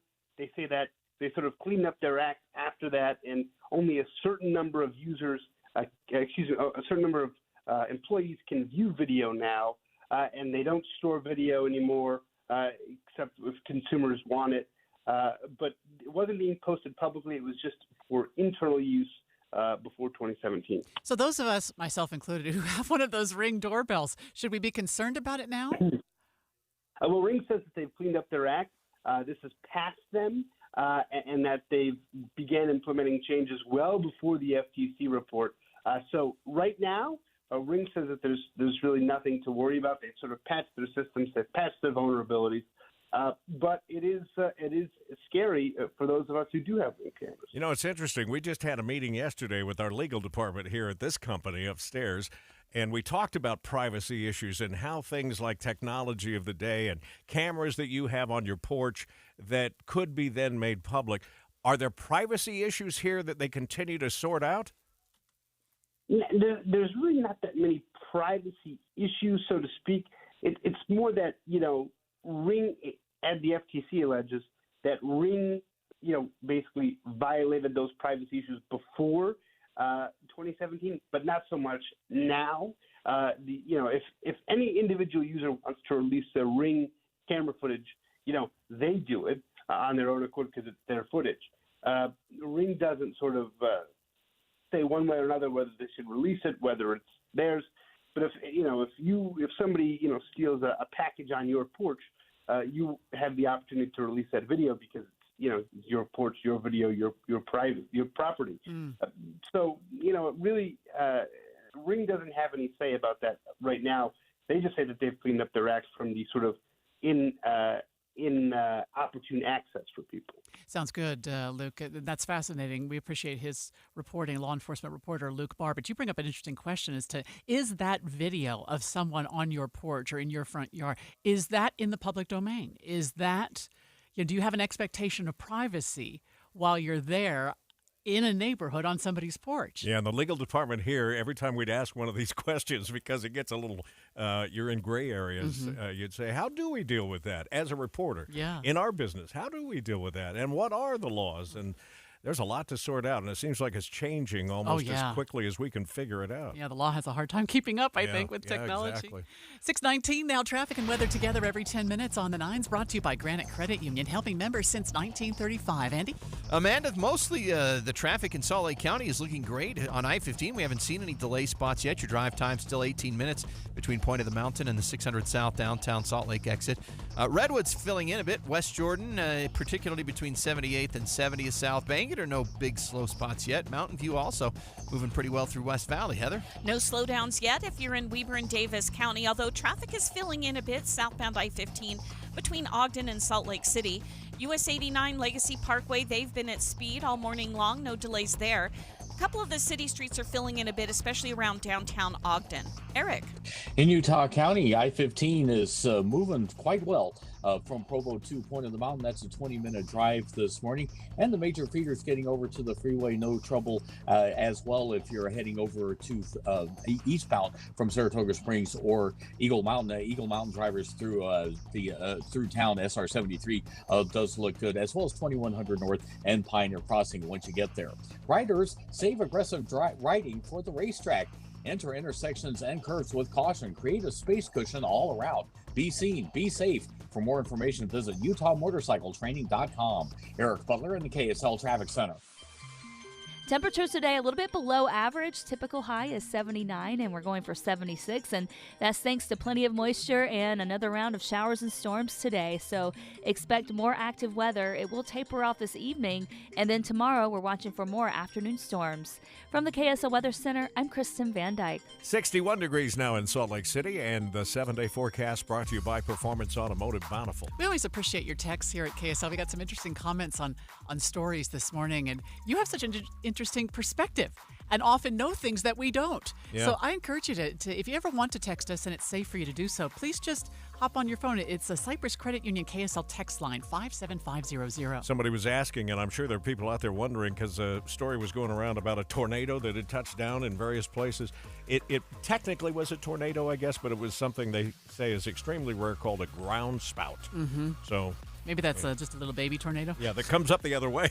Oh, yeah. Anyway, thanks for reaching out to us.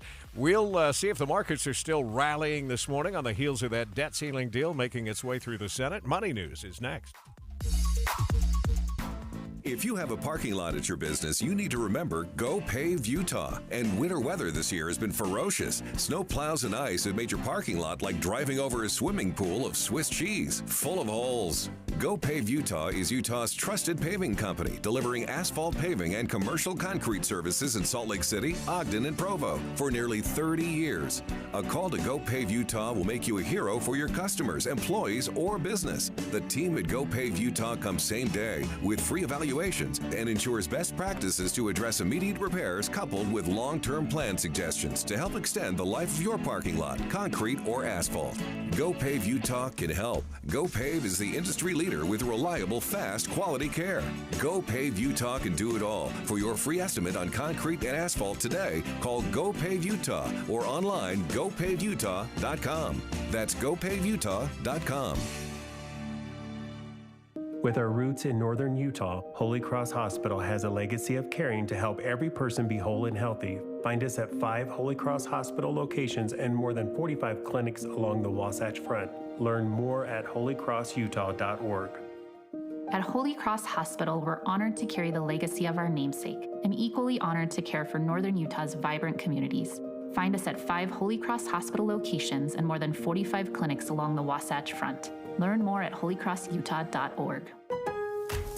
It's your last chance to shop Memorial Day savings at Lowe's. Now's the time to make your home beautiful with savings on all your spring essentials. Keep cool in style with the Harbor Breeze Summersville ceiling fan. Was $189.98, now just $169.98. And clean up your yard with Craftsman. Buy a V20 string trimmer or leaf blower for just $99 and get a select Bear tool free. Lowe's knows lawn care. Lowe's knows home improvement. Valid through 6/7. Selection varies by location while supplies last. Watching Utah's Money, brought to you by Trajan Wealth, your trusted local fiduciary advisors, TrajanWealth.com. Journalists from the country's biggest newspaper chain will walk off the job on Monday. It is a full-day strike aimed at the CEO of Gannett, who has overseen a hard cost-cutting program that got rid of more than half the workers since a 2019 merger. Teens already get lessons about the dangers of smoking and drinking. Now gambling could be added to that list. Virginia recently passed a law requiring schools to include gambling risk education as legal sports betting is skyrocketing. Michigan and New Jersey are considering their own versions of the requirement. Meta employees will have to stop the Zoom calls and come back into the office at least 3 days a week. They still get to stay home 2 days. That's a new requirement from the tech giant that kicks in this September. Meta has already announced plans to cut 10,000 jobs and cancel some projects in what CEO Mark Zuckerberg calls the year of efficiency. I'm surprised but not surprised. These people all took their jobs, theoretically, knowing they had to go into work 5 days a week.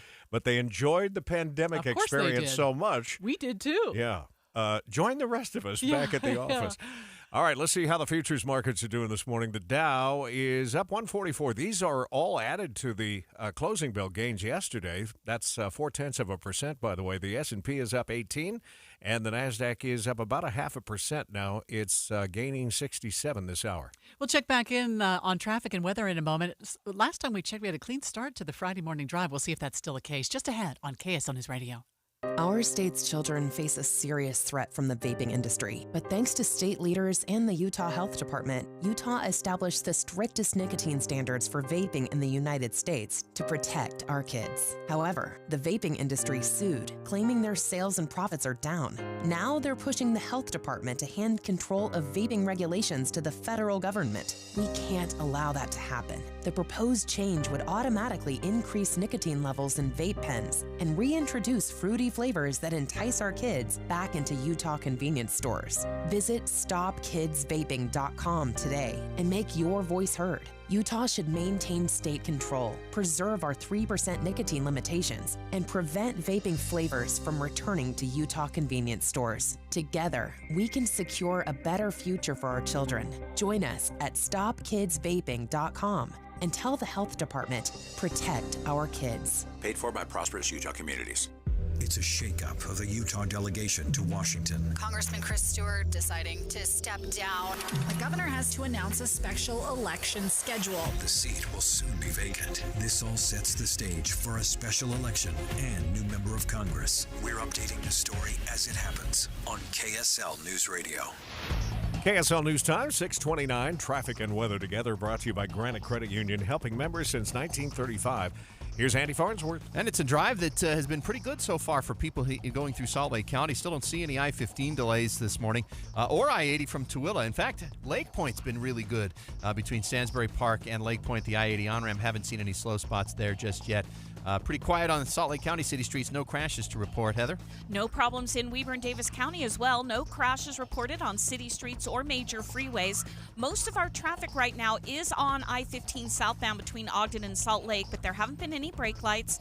Your heaviest little bit of traffic might be between Clearfield and Kaysville, but again, everybody moving nicely. Eric. Not seeing any accidents in Utah County right now. I-15 looking just fine. Northbound from Springville to Point of the Mountain, that's a 22-minute drive. Over on the 215 eastbound, that looks good. As you head alongside the mountains up to the mouth of Parley's Canyon. Foothill Drive also good up to the University of Utah and I-80 through the mountains. Don't have any problems there either. Stop by your locally owned and operated Big O Tires for big summer savings on tires. And don't forget, Big O also does oil changes, alignments, shocks, batteries, and more. Big O Tires, the team you trust. Eric Butler in the KSL Traffic Center. Are you getting used to these afternoon thunderstorms yet, Tim? I am. The dog is not.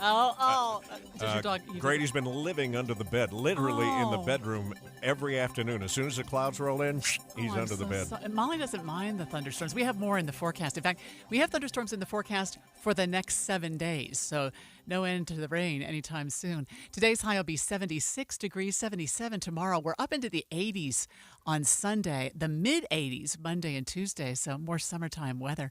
Right now, downtown, it's cloudy and 61 degrees.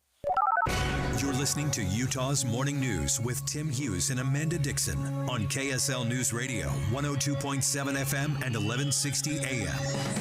Good morning, KSL News Time, 6:30. KSL's top story this hour. The Granite School District is opening its first ever teen center to help students experiencing homelessness. KSL News Radio's Hugo Rickard Bell has the details. Hugo? Amanda, the centre is located inside Cottonwood Heights High School and is the response to a tragedy where a student took their own life 2 weeks ago.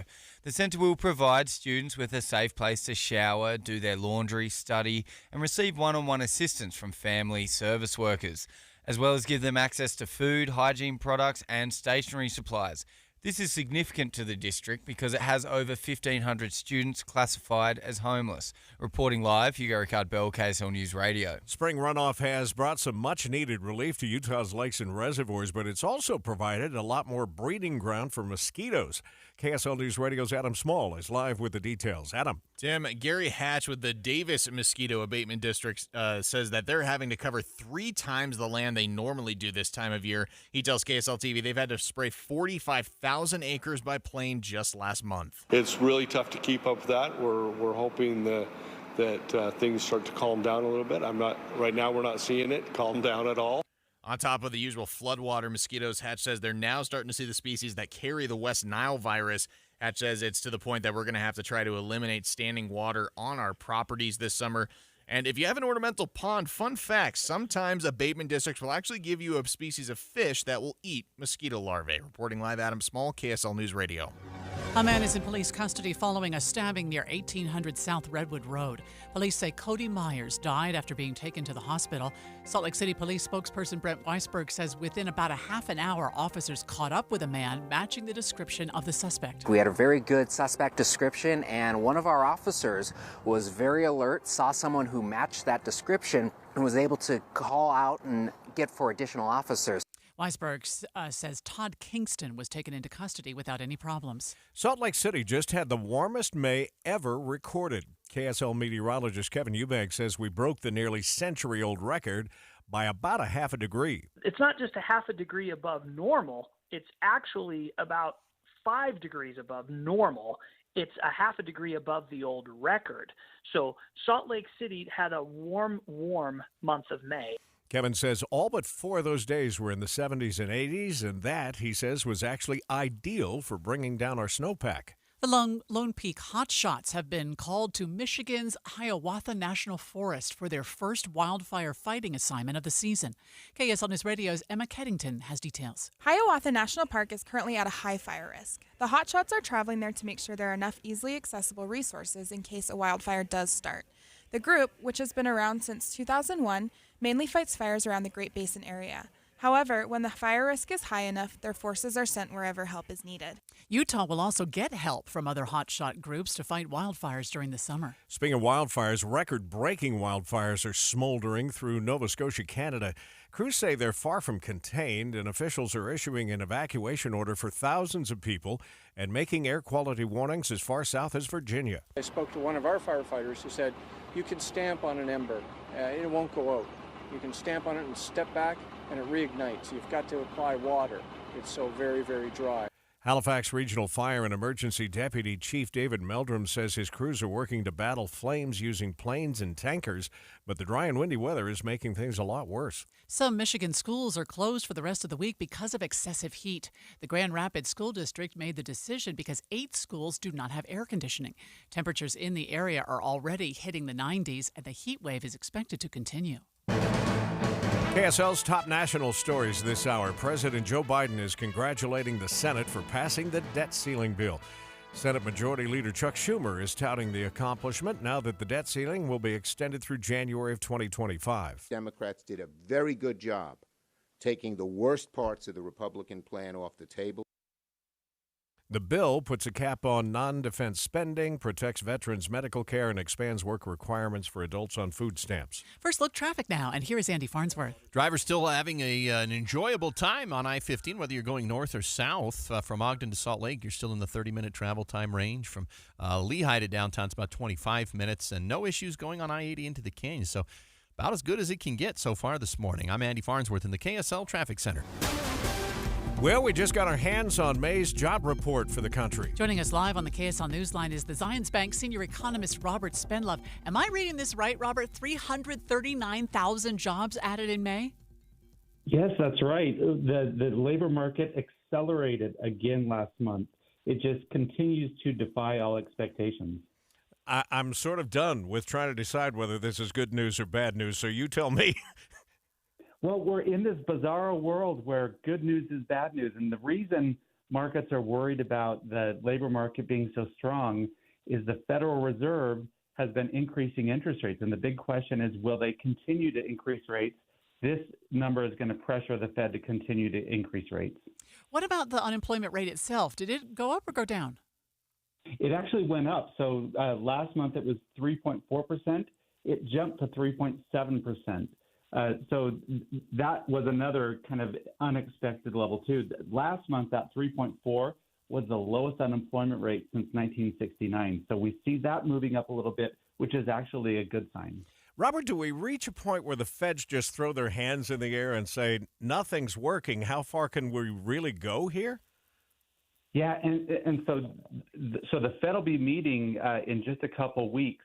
And they've actually been sending signals there because we don't know how long it will take for the Fed rate increases to really start to have an effect in the economy. So the Fed may be taking a pause at their next meeting, trying to understand this data a little bit better, and then resume their increases in July. But the struggle is this number is so strong that it will continue to pressure the Fed to do more. What about wages? So wages last month were 4.4%, slowed down just a little bit to 4.3%. The problem is we need that number to be back down around 3% because the higher wage growth is, the more it pressures inflation, and we've had that inflationary problem as well. So do you give this number a grade, or is it just it is what it is? It is unexpectedly high. So we were expecting about 190,000 jobs to be created. Wow. This is so much stronger than that. It's so much higher than anyone had expected.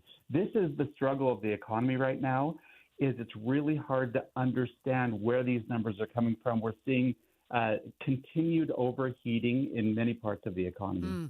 We'll follow it with your help, Robert. Thank you. Zions Bank senior economist Robert Spendlove. We're accident-free on I-15, the 215 Belt Route, and the 201 Highway this morning to start things off. Traffic and weather together is next. Start your day with all news in the morning. Then hear David Dujanovic talk about the biggest stories from 9 to noon. Ron DeSantis, he's a solid number 2. The coach once told me, if you're not first, you're last. Breaking news, important talk, all morning on KSL News Radio. Smart, connected, modern. Discover life-enhancing independent living services at Trio Orem. Joy isn't just for the young, it's for the young at heart. Trio signature programs provide a unique approach to wellness, bringing living well and well-being to life. Trio is reimagining retirement to deliver delight in every detail. To learn more, contact Trio Orem at 801-434-8000 or visit treeorem.com. Can an insurance bot ever really understand your needs? Do you think I'd benefit from bundling my auto and home coverage? Searching for homes with car dealerships nearby. Sure, robots listen, but do they understand you? At Farm Bureau Financial Services, we'll help you save money and time by bundling your auto and home insurance. Find an agent at fbfs.com/protect. It's your future. Let's protect it. Farm Bureau Property and Casualty Insurance Company, Western Agricultural Insurance Company. When it comes to water use, dairy farmers have long been stewards of the land. No one understands the need for water for today and for tomorrow like dairy farmers. And that's why Dairy West wants you to know more about LEPA, or the Low Energy Precision Application System. This system allows dairy farmers to use less water by minimizing evaporation. In traditional irrigation systems, evaporative water loss occurs through wind directly off the soil and from water sitting on a plant. By irrigating closer to the ground, farmers reduce this evaporative loss and use less water. Coupled with strategic crop rotation, farmers' yields also increase. As a collective industry, dairy farmers have committed to improving water use and water quality and greenhouse gas emissions by 2050. Dairy West is proud of their farmers and their commitment to a cleaner, more efficient world through farming innovation. This message is brought to you by Dairy West. 6:39, traffic and weather together every 10 minutes on the 9s. Brought to you by Granite Credit Union, helping members since 1935. Andy?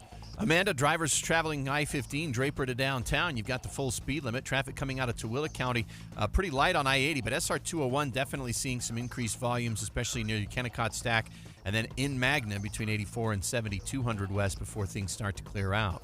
Heather? Our busiest traffic remains southbound I-15 in Davis County for people traveling between Clearfield and Farmington, but there's no brake lights yet. Sometimes we'll see that in Kaysville this time of the morning, but not so far today.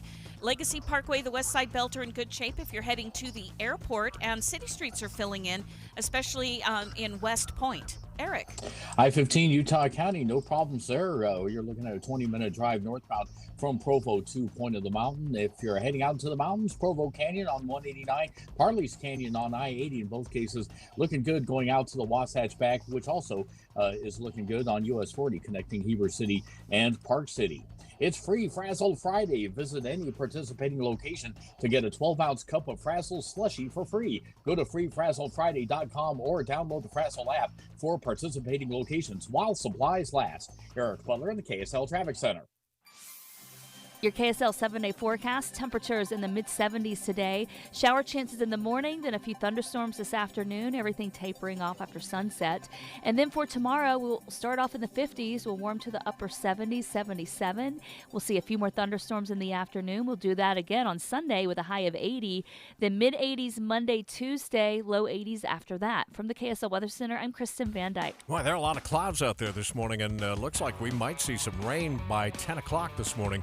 61 degrees downtown. Well, the debt ceiling bill is headed to the president's desk. We'll check in with Karen Travers at the White House just ahead on KSL News Radio. Stay with us at 102.7 FM and 1160 AM. It's Tim and Amanda here to help get you to the weekend on Utah's all-day companion for news. Calling all Utah locals. See the Southwest by rail on board Rocky Mountaineer. They've extended their latest offer until June 30th. Save up to $1,200 per couple. Visit RockyMountaineer.com to book. Do you hear that? Spring is finally here, and with that comes all sorts of ideas and projects in your yard and garden. Plan ahead for your yard projects by ordering the Dirt Bag now. The Dirt Bag makes your life easier. They deliver the bag right to your driveway. When you're ready to attack the project, just open the bag and start planting. Want to save more? Bring your pickup truck or trailer and take the products home yourself. The Dirt Bag has choices from garden soil, decorative rock, mulch, bark mulch, and compost for your vegetable gardens and raised gardens. And the Dirt Bag will match all competitors' pricing on cubic yard bags.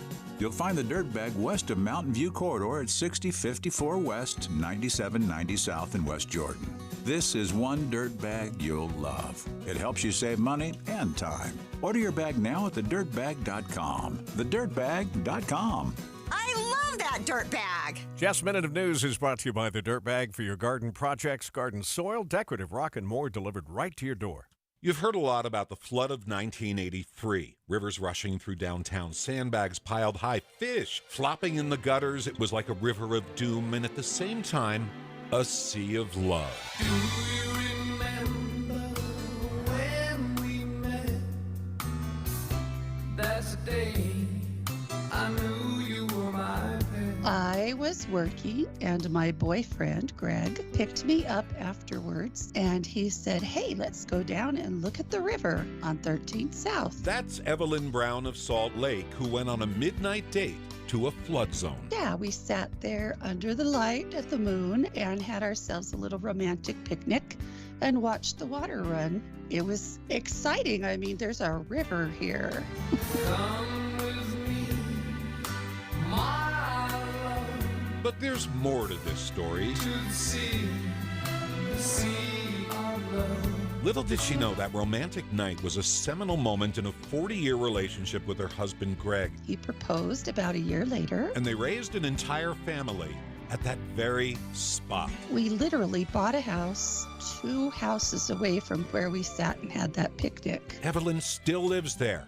Greg passed away. He passed away just before our 40th anniversary. But the memory of that romantic flood night lives on through their children. We have 6 kids. There's also a foster daughter, but one of those kids is the KSL studio technician who sits alongside me every afternoon. Alex Brown is a valued member of our team who might not be here at all, except for Evelyn, Greg, and a sea of love in 1983. Jeff Kaplan's Minute of News, only on KSL News Radio. That's a love story you wouldn't hear love anywhere that, else. That's yeah. great stuff. Jeff's back this afternoon, of course, 3 o'clock. Make sure you ride along on your way home today. KSL News Time, 6:45. The 3 things you need to know this hour. First, spring runoff has brought some much-needed relief to Utah's lakes and reservoirs, but it's also provided a lot more breeding ground for mosquitoes. I'm KSL News Radio's Adam Small. Second, U.S. employers added 339,000 jobs last month. Experts say it's an impressive increase in the face of frequent interest rate hikes. Third, let's check the drive with traffic and weather together. Still looking good overall. I-15 delay-free. So far, so good on I-215 looping around the entire valley. Only the 201 freeway starting to see a little bit of slowing out in Magna right now. I'm Andy Farnsworth in the KSL Traffic Center. More showers and thunderstorms today, little cooler, highs in the mid-70s. From the KSL Weather Center, I'm Kristen Van Dyke. 61 downtown. With KSL's top national stories.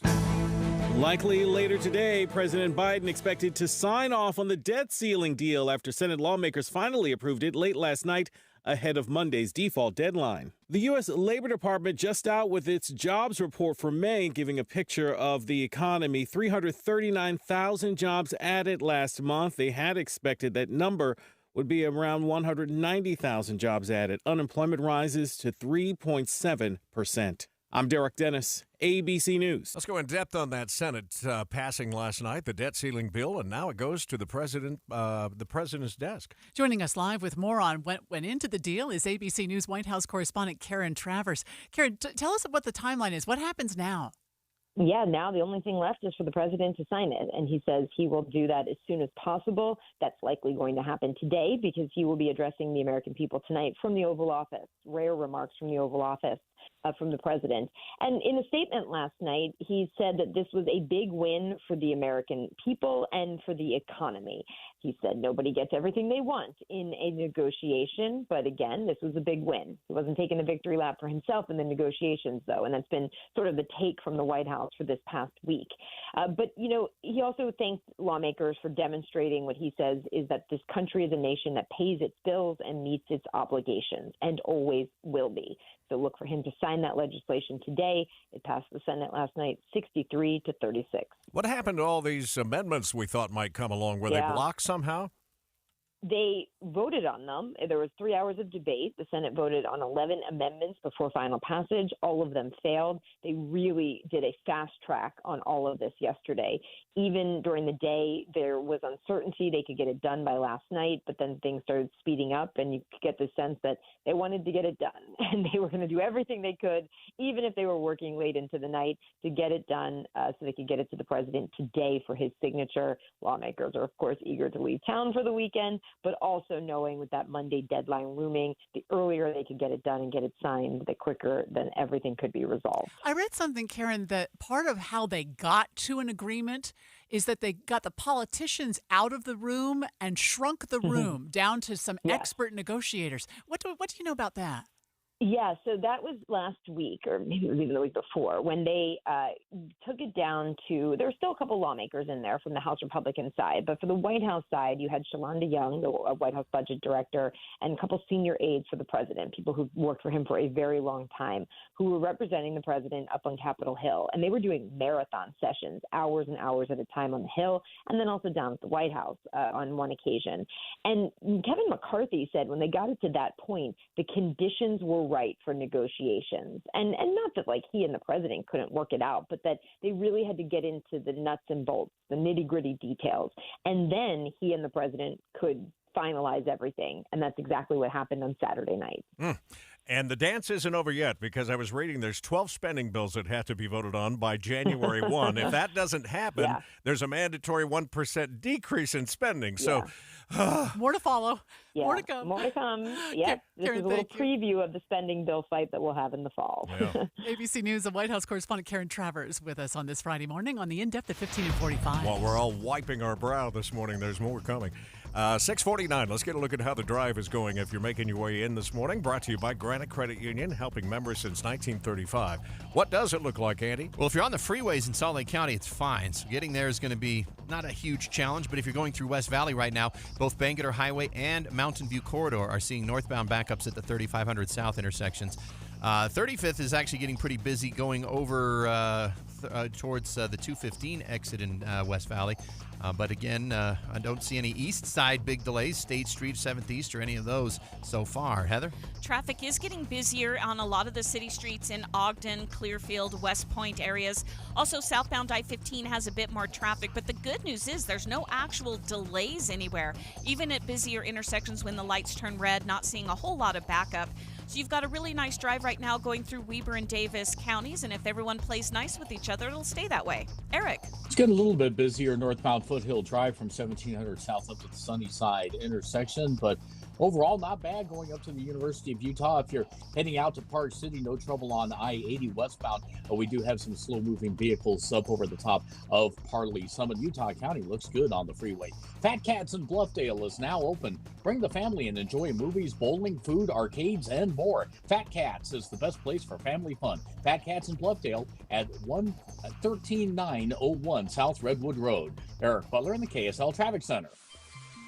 Your KSL 7-day forecast, temperatures a little bit below average today and tomorrow, mid to upper 70s.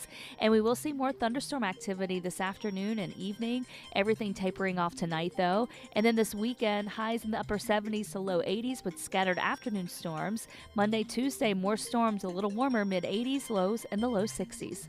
From the KSL Weather Center, I'm Kristen Van Dyke. 61 degrees downtown, and the 7-day forecast is brought to you by Performance Automotive Bountiful. It is Movie Show Friday, and another Spider-Man movie's coming out this weekend. I've heard really good things. You're headed to see it, right? We have tickets to go see it tonight, yeah. I mean, we love Marvel and all of its incantations, but I've heard people say it's the best Spider-Man movie ever. Yeah. I have a hard time wrapping my brain around that because there have been so many good Spider-Mans. And this one's animated, right? Yeah, this one's animated. Okay.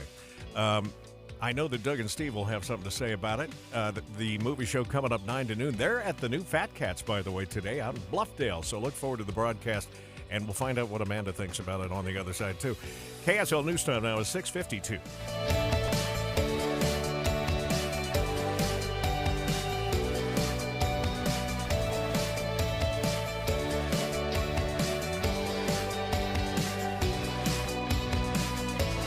Picture this. A warm summer evening, the sun setting behind the mountains, blankets being laid out on the cool grass, and world-class music. It's the Utah Symphony's Deer Valley Music Festival, and you're invited to escape into the music with 12 concerts at Snow Park Amphitheater featuring country pop sensation LeAnn Rimes, the movie music of John Williams, alt-rocker Ben Folds, and the Beach Boys. Tickets are on sale now at DeerValleyMusicFestival.org. The sun is hanging in the sky ready to set. Blankets are spreading out across the cool grass. A slight mountain breeze can be felt as picnic baskets begin to open. It's the Utah Symphony's Deer Valley Music Festival, and you're invited to escape into the music. With 12 amazing concerts at Snow Park Amphitheater featuring hit headliner artists and everything from classical to classic rock, there's something just for you. Tickets are on sale now and going fast at DeerValleyMusicFestival.org. The Utah Symphony's Deer Valley Music Festival. Visit deervalleymusicfestival.org for more information.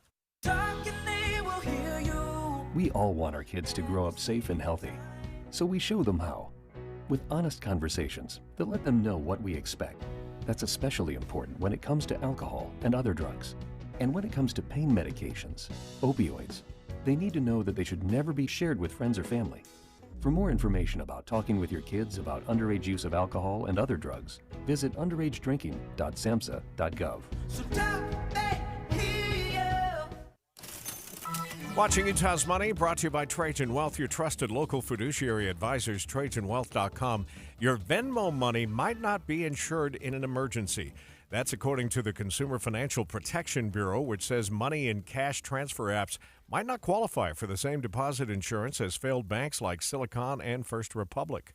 National Donut Day is upon us, and that means cheap and sometimes free donuts. Maverick members can get half off all donuts, and Krispy Kreme is offering each customer one free donut of their choice. You can find other deals at Duck Donuts and Dunkin' today. I brought this up in the news meeting this morning, and everybody said, doesn't this happen like every other month or something? It does seem like it's Donut Day quite regularly. It should be a donut day every month. In a win for Alzheimer's patients and their families, Medicare and Medicaid services will cover Alzheimer's drugs for those in early stages of the disease. The FDA has fast-tracked the medication for approval, and Medicare has said it doesn't meet its had said that it didn't meet its standards. Now the drug will get coverage once it gets traditional FDA approval. So glad to hear that this morning. All right, we're a half hour from the opening bell, and the futures markets are up, as you might expect, after the making of that deal in the Senate on the debt ceiling. The Dow futures up 220, which is almost 0.7%. S&P futures up 22, that's 0.5%. And the Nasdaq futures up 44, which is 0.3%. I was really curious whether the jobs numbers this morning would move those the other way. Oh, yeah.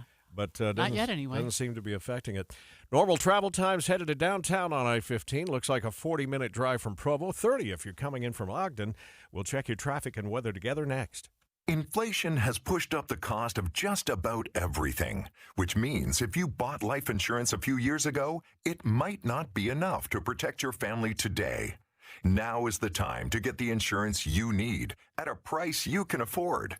In a hurry? Don't worry. Call Select Quote now and get up to $2 million in instant, affordable, same-day coverage with no medical exam. That's right. You can get up to $2 million in instant, affordable, same-day coverage with no medical exam in under an hour. Call Select Quote at 1-800-613-8990. That's 1-800-613-8990. Or go to SelectQuote.com now and get up to $2 million in instant, affordable, same-day coverage with no medical exam. That's 1-800-613-8990. Or go to SelectQuote.com now. Full details on example policies at SelectQuote.com/commercials.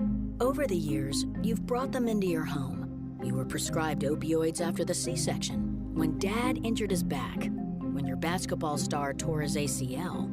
Opioids helped with the pain, and you held on to them just in case. But did you know holding on to unused opioids puts your family at risk? Opioids are powerful pain-reducing prescription medicines, but most people who are prescribed opioids don't finish their prescriptions. So millions of unused opioids are sitting in homes across the country. And tragically, more than 100 Americans die every day from overdoses involving opioids. What can you do to protect your family? Remove the risk of unused opioids from your home. Pills, patches, or syrups in drawers, purses, and cabinets, anywhere they might be hiding. To find out how to dispose of them properly, visit www.fda.gov/drug disposal. Even before the pandemic, 1 in 5 American adults experience some form of mental illness, depression, suicide, prescription opioid misuse. Utah isn't immune to our share of challenges, but there is hope. We need to take action to keep our loved ones safe. That's why KSL has teamed with the University of Utah Huntsman Mental Health Institute to bring you hope and help you thrive. It's Healthy Mind Matters. Find out more at healthymindmatters.com. KSL News Time is 6:59. Traffic and weather together every 10 minutes on the 9s. Brought to you by Granite Credit Union, helping members since 1935. How's it looking, Andy? It actually looks great if you're taking I-15 or I-215 in the Salt Lake Valley. It doesn't matter which direction. All of them are moving just fine. Now, we do have some 201 slowdowns a little bit in Magna at 8400 West. Mountain View and Bangor are a little bit slow, 35th South, but these are better than typical for weekdays, especially for this time. Heather?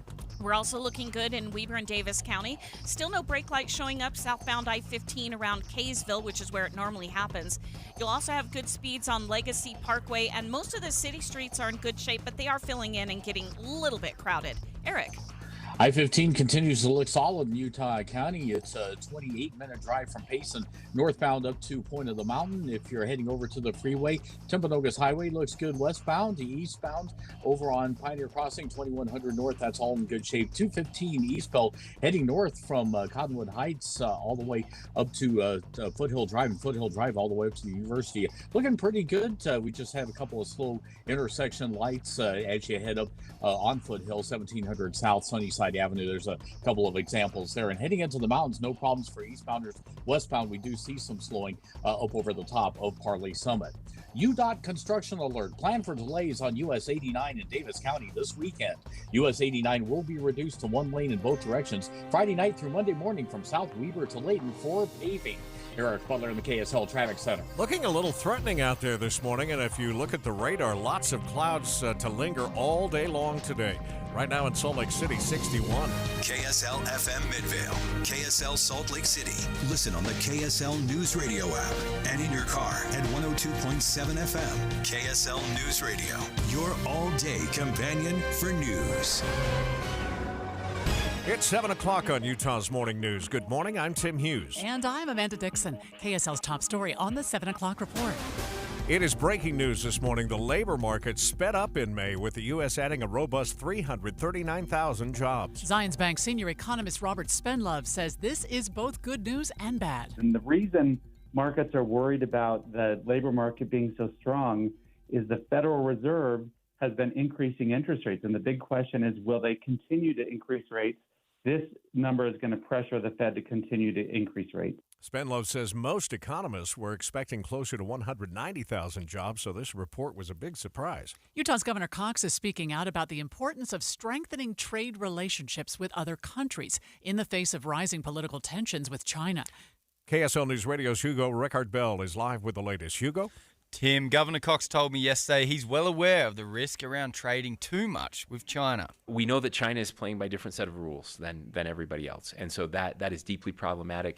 He says Utah businesses are actively looking elsewhere for manufacturing. We took a trade mission to Mexico last year. We'll be taking another one this fall, specifically to help Utah manufacturers look for other places to manufacture. The governor says there are opportunities in Mexico, Vietnam, or Indonesia that would allow for less reliance on China as tensions rise in the highest levels of politics. Reporting live here, Eric Bell, KSL News Radio. The leader of Utah's Olympic Committee, bidding to host either the 2030 or 2034 Games, is not thrilled with the idea of putting a limestone quarry in Parley's Canyon. KSL News Radio's Adam Small is live with details. Adam?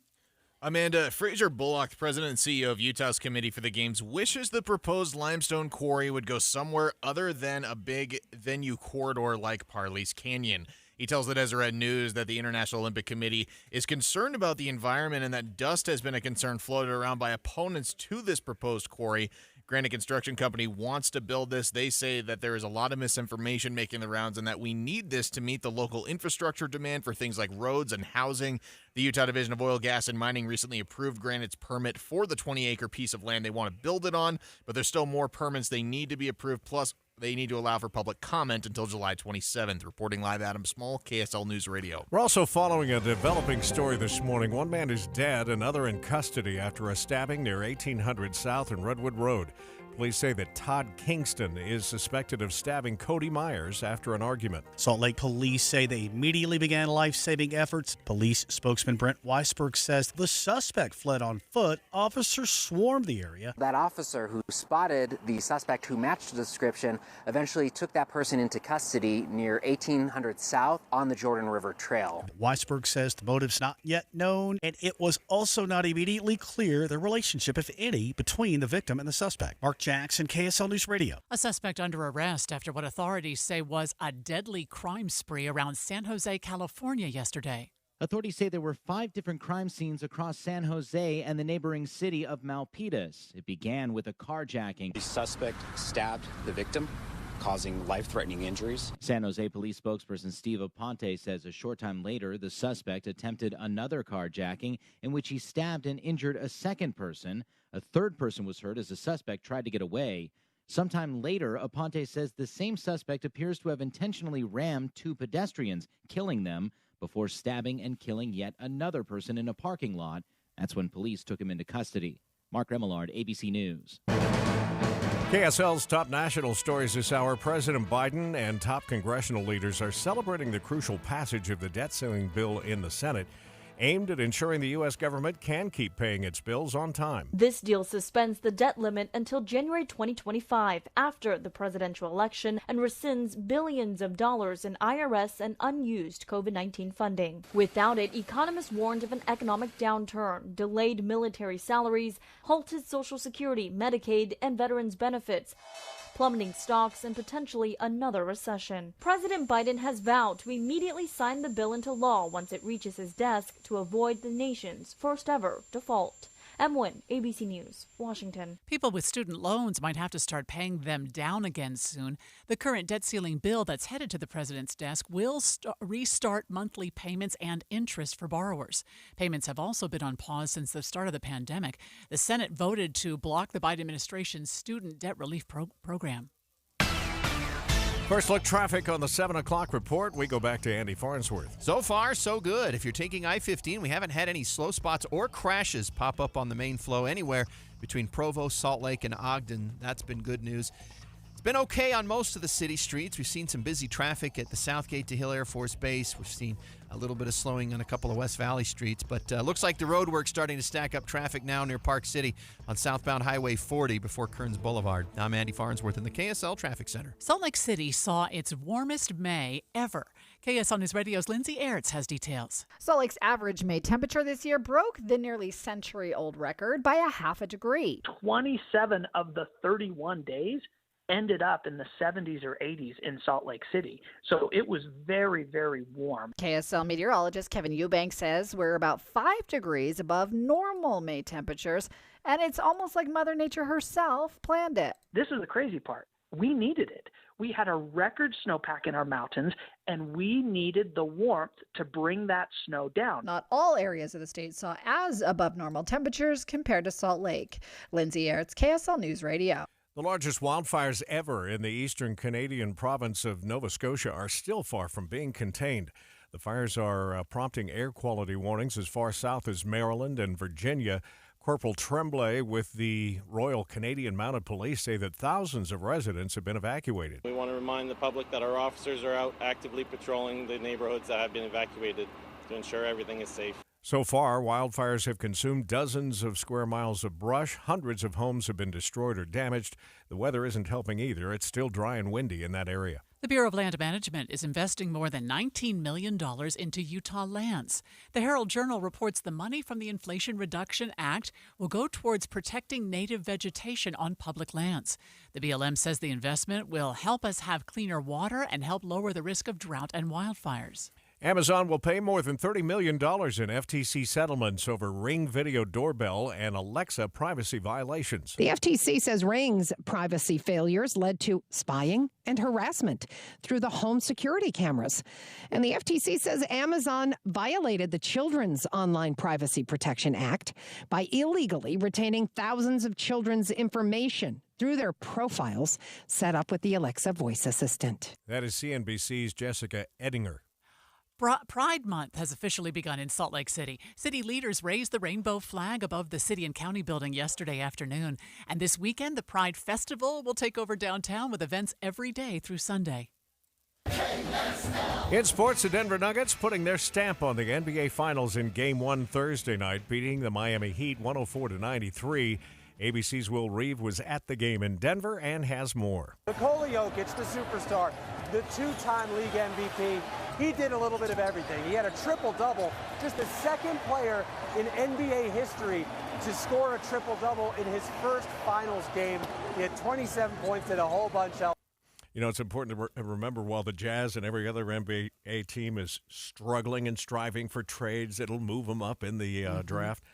Nikola Jokic was drafted 41st when he came out. Once in a while, they really miss one, don't they? Yeah, and now he's considered by many to be one of the best, if not the best in the league.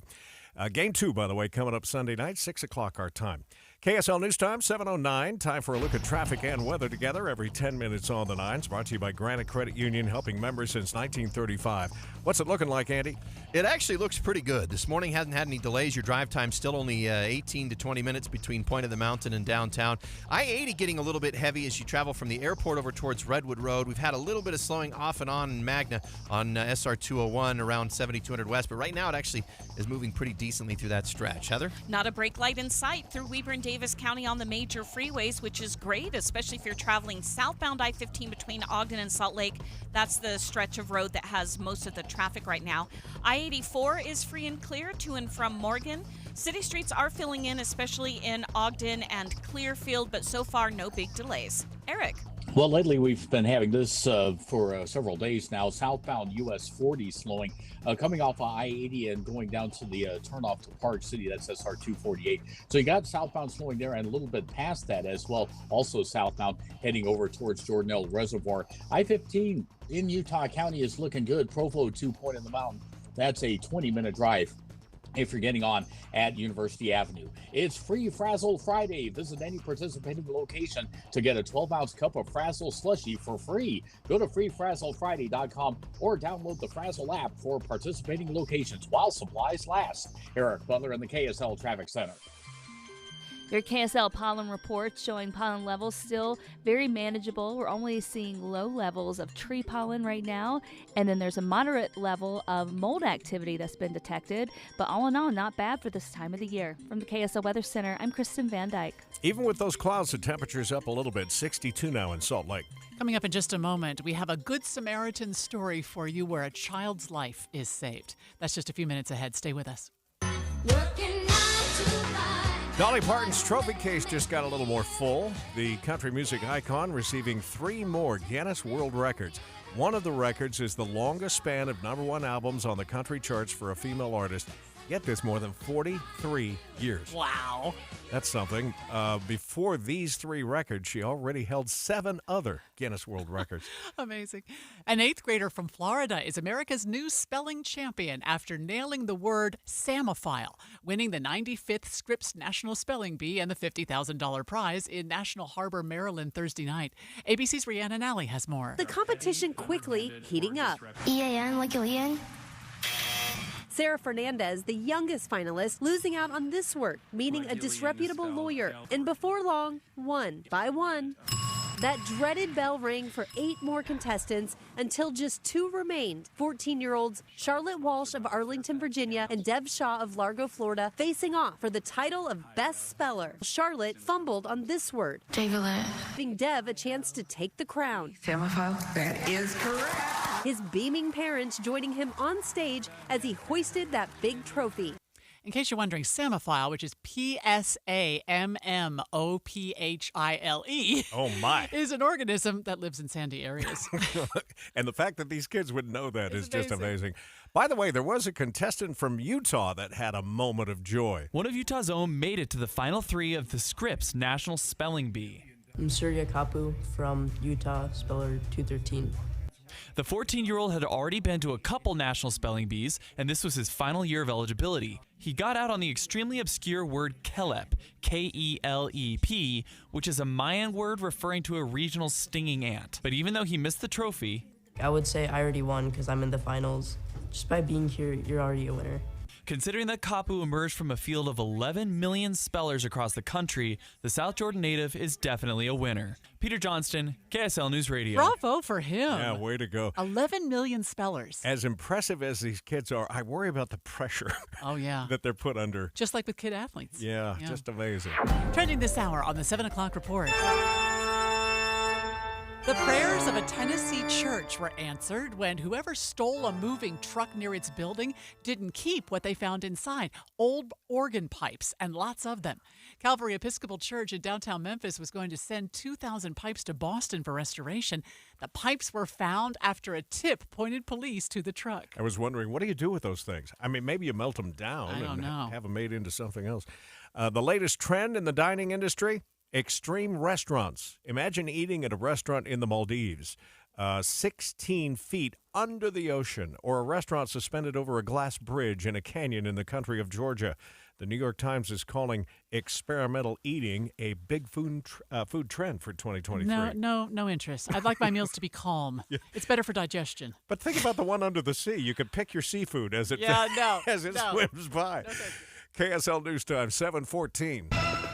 The three things you need to know this hour. First, Salt Lake City saw its warmest May ever. KSL meteorologist Kevin Eubanks says all but 4 of the days were in the 70s and 80s, and that was ideal for bringing down the snowpack. I'm KSL News Radio's Lindsay Ayers. Second, Utah's Governor Cox is speaking out about the importance of strengthening trade relationships with other countries in the face of rising political tensions with China.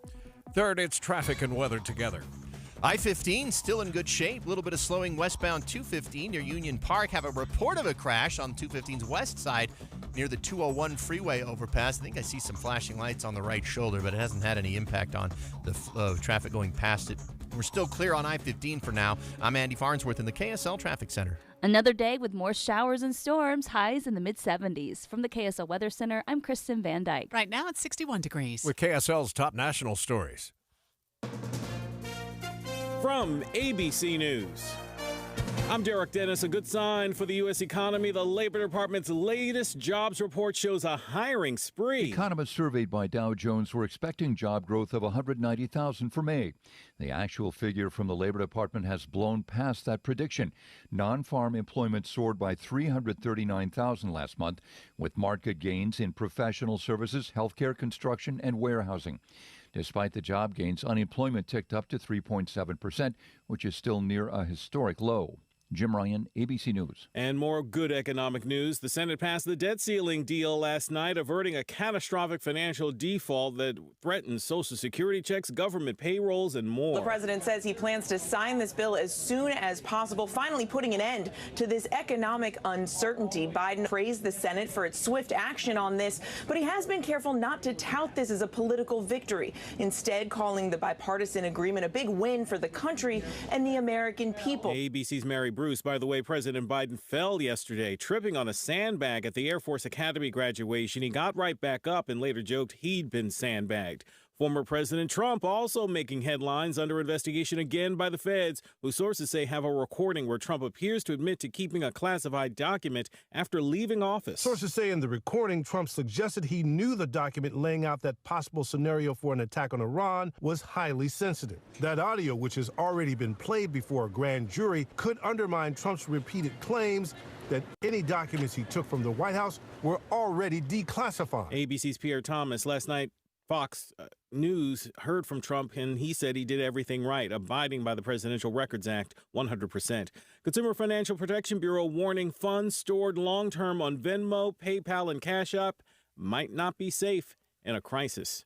You're listening to ABC News. All right, time for the KSL In-Depth. A good Samaritan comes to the rescue of a toddler in Florida. Details from ABC's Ariel Reshef. This morning, police are searching for the suspect who they say stole a car with a sleeping 2-year-old in the back seat. Authorities say the boy's parents were quickly stopping at a relative's house Thursday morning and didn't want to disturb him, so left him sleeping in the vehicle. Police say it took just seconds for the suspect to steal the car. Shortly after, leaving the child child on a nearby street where he was found by a Good Samaritan. I didn't see any parents around, so I thought I'd better stop and check on him. He was crying a little bit. Yeah, I knew it was important to kind of keep him calm, so I act like nothing really major was going on. That bystander alerting police, who reunited the toddler with his family. You okay? Hey, you want to come with me, buddy? Come here. Come here. It's okay, bud. It's all right. You want to go see your mommy? Thank goodness he's okay. And Florida authorities are still seeking the suspect and that vehicle. They urge anyone with information to call police. Can you imagine driving down the road and just seeing a toddler wandering around on his own? It reminds me, even though it's a totally different situation, but I was telling my son Ethan, who graduated from high school this week, I said, you know, when your older sister graduated a number of years ago, when you were just a wee thing, about 4 years old, we were at the Maverick Center, and you wandered off. And I panicked in this sea of people. I started screaming his name, and then other mothers started helping me, screaming his name. We found him with a cop about 2 levels down from where we had been. He said, I don't remember that, Mom. You know, it's too bad stories like this don't get more attention, where somebody is just watching out for, you know, whatever might be going wrong in their neighborhood. Yeah. My kids grew up in a neighborhood like this in West Jordan, and I remember specifically 6200 South is a busy road. Yeah. And our little area was right there on 3200 West and 6200 South, and there was a kid in diapers, nothing but a diaper on, walking on the sidewalk on 6200 South. Oh, wow. But everybody in the neighborhood knew which house he came from. And several neighbors picked him up, took him back home. Oh, wow. You know, my neighbors are like that. I am blessed with the best neighbors, Tim. They've watched out for our kids as we've watched out for theirs since I can remember. Yeah, I love being able to tell those stories. I know you do, too. Our thanks to ABC's Ariel Reshef on the In-Depth at 15 and 45. 7:19, traffic and weather together every 10 minutes on the 9s, brought to you by Granite Credit Union, helping members since 1935. Andy? Amanda, we've had a great drive for pretty much everybody this morning. Roads have stayed dry so far. Haven't seen any slow spots. Draper to downtown, still only about 18 minutes of travel time. Redwood's getting a bit busy in Taylorsville again, over by 4700 South. Mountain View, no big delays in either direction. That's great. SR 201 moving pretty smoothly through Magna, although 8400 West is pretty slow as you come up towards the 201 on-ramp. Heather? We've also had a really smooth commute all morning long through Weber and Davis County. Even further north in Box Elder County, we had a little bit of slowing early on northbound, trying to head up to the Idaho border, but that is gone. And if you're closer to downtown Salt Lake, you've got good speeds on I-15 Legacy Parkway and the West Side Belt. Eric? I-80 through Parley's Canyon looking good this morning. If you're heading down to Park City, 224 off of Kimball Junction, southbound, that's in good shape. But if you're heading south on US 40, expect delays as you approach SR 248. That exit of the southbound side of US 40 is slow approaching there, and a little bit past that as well as you go down towards Jordanelle Reservoir. Of course, we got construction going on in that area. That's likely the source. I-15 Utah County, northbound, southbound, no problems there. When you choose Performance Automotive and Bountiful, you're choosing exceptional service from 4 dealers: Performance Ford Lincoln, Performance Honda, Performance Toyota, and Truck Country. See performancebountiful.com. Eric Butler in the KSL Traffic Center. Temperatures today a little bit below average. Typical high is 79, and we're going for 76, and that's thanks to plenty of moisture and another round of showers and storms today. So expect more active weather. It will taper off this evening, and then tomorrow we're watching for more afternoon storms. From the KSL Weather Center, I'm Kristen Van Dyke. Temperatures back down with all those clouds out there, 61 this hour, and the 7-day forecast is brought to you by Performance Automotive Bountiful. It's a good morning to text us and say Happy Friday. We appreciate those of you who are sharing our sentiment, or let us know about a traffic issue. We depend so much on our traffic tipsters here at KSL, so we can share the information with you. You can text us anytime on the Cypress Credit Union KSL text line. That's 57500. Parents and teachers in North Texas town are shocked to hear the allegations leveled against the local school superintendent. Adults going online in search of underage sex partners. This should scare parents. Alan Rosen is a constable in the Houston area. These predators were online surfing and looking for children. 7 men are accused of trying to arrange sexual encounters with teenagers they had met online. Among them is the superintendent of a small North Texas school district. Police are now looking for anyone who might have been victimized. Jim Ryan, ABC News, Dallas. A St. George police officer who died from COVID-19 2 years ago is being honored in Washington, D.C. The St. George News reports Officer Adam Ashworth's name was added to the National Law Enforcement Officers Memorial. He is one of 6 officers from southwestern Utah on the memorial, which honors more than 23,000 law enforcement personnel who have died in the line of duty since the 1700s. The consensus forecast called for about 190,000 jobs being created in May. It came out 339,000. Crazy. The markets are reacting this morning. We'll check where they are this hour with Money News next. This is Derek Miller speaking on business. For more than 30 years, the Salt Lake City community has welcomed the downtown farmers market that includes more than 100 farms and ranches from several Utah counties. Carly Gillespie from the Urban Food Connections of Utah is here with more. 32 years ago, Salt Lake's Downtown Alliance started the farmers market at Pioneer Park. It is now a beloved summer tradition every Saturday, 8 a.m. to 2 p.m., June through October.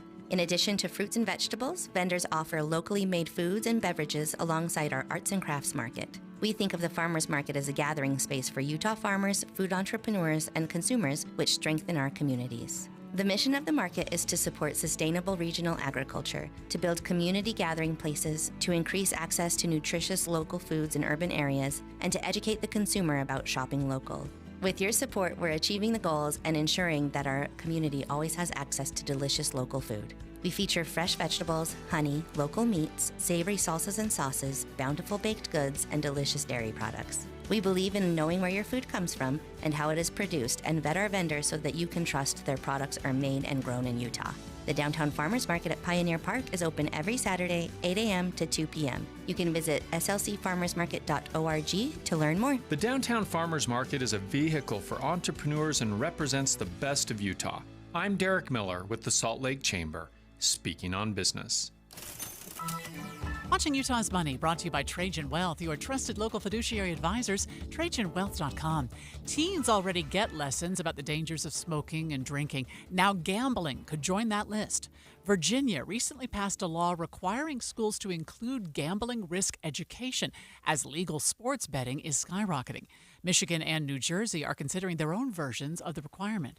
Meta will temporarily shut down news on Facebook and Instagram in Canada this month. It's a protest against a new bill that would require platforms to pay publishers whenever their content is linked or reposted online. The company says the news ban could become permanent if Canada's parliament passes that bill. Here's an idea to beat Utah's skyrocketing housing costs. Live in a tiny home. My mother-in-law is just fascinated with those tiny homes. Yeah? She watches that show. Have you ever seen that show where they feature all the different It's amazing what they can squeeze into that Truly. space. Home Depot offers these prefabricated tiny homes from $4,000 to $40,000 depending on the square footage and the amenities. How much square footage do you get in a tiny home? I don't know. Anyway, the catch is electricity and plumbing are not included. Yeah, and you need a piece of land to drop it on, right? Although I've heard of people just parking on public lands with their tiny homes for periods of time. I wonder, I'm sure there's zoning laws I would imagine. whether you could drop one into relatives' backyards or something. Yeah, I wonder. The markets, as we mentioned, are responding positively to those jobs numbers this morning. The Dow is up 221. That's almost 0.7%. The S&P is up 24. The NASDAQ losing a little steam, but it's still up 56. Coming up in just a moment, we will get another look at your morning commute. We do have good movement on the freeways throughout the valley. It's a good Friday. We'll check traffic and weather together just ahead on KSL News Radio. Father's Day coming up right around the corner, so we thought we'd highlight some of the great deals that are going on for Dad right now at NPS. And, of course, you can save every day 30 to 70% off all brand new name brand items. I like to do my grocery shopping there on Friday, so I save 30 to 70%. Plus, they'll mark additional savings down, like you were mentioning, for Father's Day. There is, what did I see? There's an additional 25% off sporting goods, an additional 25% off baseball bats, an additional 25%, attention all golfers, off golfing supplies, including clubs and golf balls. Yeah, and they're taking 25% off tactical gear, backpacks, knives, BB guns, those kinds of things, if that's something Dad enjoys. And if he's a golfer. on top of the 30 to 70% off. They're going to take 25% off golf items. Right. And they have a 50% additionally off fishing supplies if he likes to fish. So many good. And they have a garden center there at NPS. Before you buy anywhere else, go check out NPS. More than anything, it's just a fun way to shop. Yeah. And in talking with Igor and Julie and all the folks out there, they find some enjoyment in not knowing what's coming to their place the next day. So they want to move this stuff off the shelves to make room for all the other things. And NPS is saving money. Saving money is fun. Yeah. I like saving money. You're right. You'll find them at 4 locations in Layton, in Orem, and, of course, 2 in Salt Lake City. COVID-19, brought to you by CDC and the Ad Council. Managing today's uncertainty can be overwhelming. We crave security, and it's uncomfortable when we sense a lack of control over our lives. Develop a routine for a more balanced lifestyle with healthy habits and fun. Focus on what you can control, even if it's little things, like a before-bedtime ritual. Find more self-care and coping tips at coping-19.org. Millions plan for retirement online. Estimate your future benefits, apply for retirement, and manage your benefits all from the comfort of your home. And give yourself the freedom to do what you want offline. Social Security's online services help put you in control with secure access to your information anytime, anywhere, allowing you to spend more time with family, friends, or simply just enjoying the day. Social Security, securing today and tomorrow. See what you can do online at socialsecurity.gov. U.S. taxpayer expense. We're lucky in Utah to enjoy all 4 seasons. These storms, they bubble up and move quick, and then they zip on out. Sometimes all in one day. We did have a tornado warning that was issued. June means everything from hailstorms to 100-degree days. That's why you need traffic and weather together. Every 10 minutes on the 9s on KSL News Radio. KSL News Time 7:29. Traffic and weather together every 10 minutes on the 9s. Brought to you by Granite Credit Union, helping members since 1935. Andy? Tim, right now I-15 traffic is seeing some heavy buildup in South Salt Lake. We might have a crash just before the I-80 turnoff. That's usually the reason for slowdowns in this area. So random and so quickly building up. For those of you coming out of Tooele, I-80 still clear from Lake Point to the airport. SR 201 heavy in Magna, but really that's about it. Not a lot of backup stop and go, even on our city streets this morning on our major west side arteries. Heather? We remain accident-free all across the Weber and Davis County areas. City streets are pretty well free and clear. You might have a little bit of congestion when lights turn red at larger intersections, but so far no big backups and no brake lights southbound I-15 yet from Ogden to Salt Lake. Eric? Just a little bit busier Mountain View corridor in Utah County from SR 73 heading up to where it turns into 2100 North. That's at Redwood Road. But no major delays, and it continues to be okay this morning at 2100 North over to the freeway as well as Pioneer Crossing. I-15 Utah County, you're looking good. It's a little bit bunched up if you're exiting at Pleasant Grove Boulevard. And it looks like we do have a little bit of southbound slowing now as you approach 800 North area in Provo. So this is moving away. This is right in the S-curve. So southbound got some slowing on the freeway.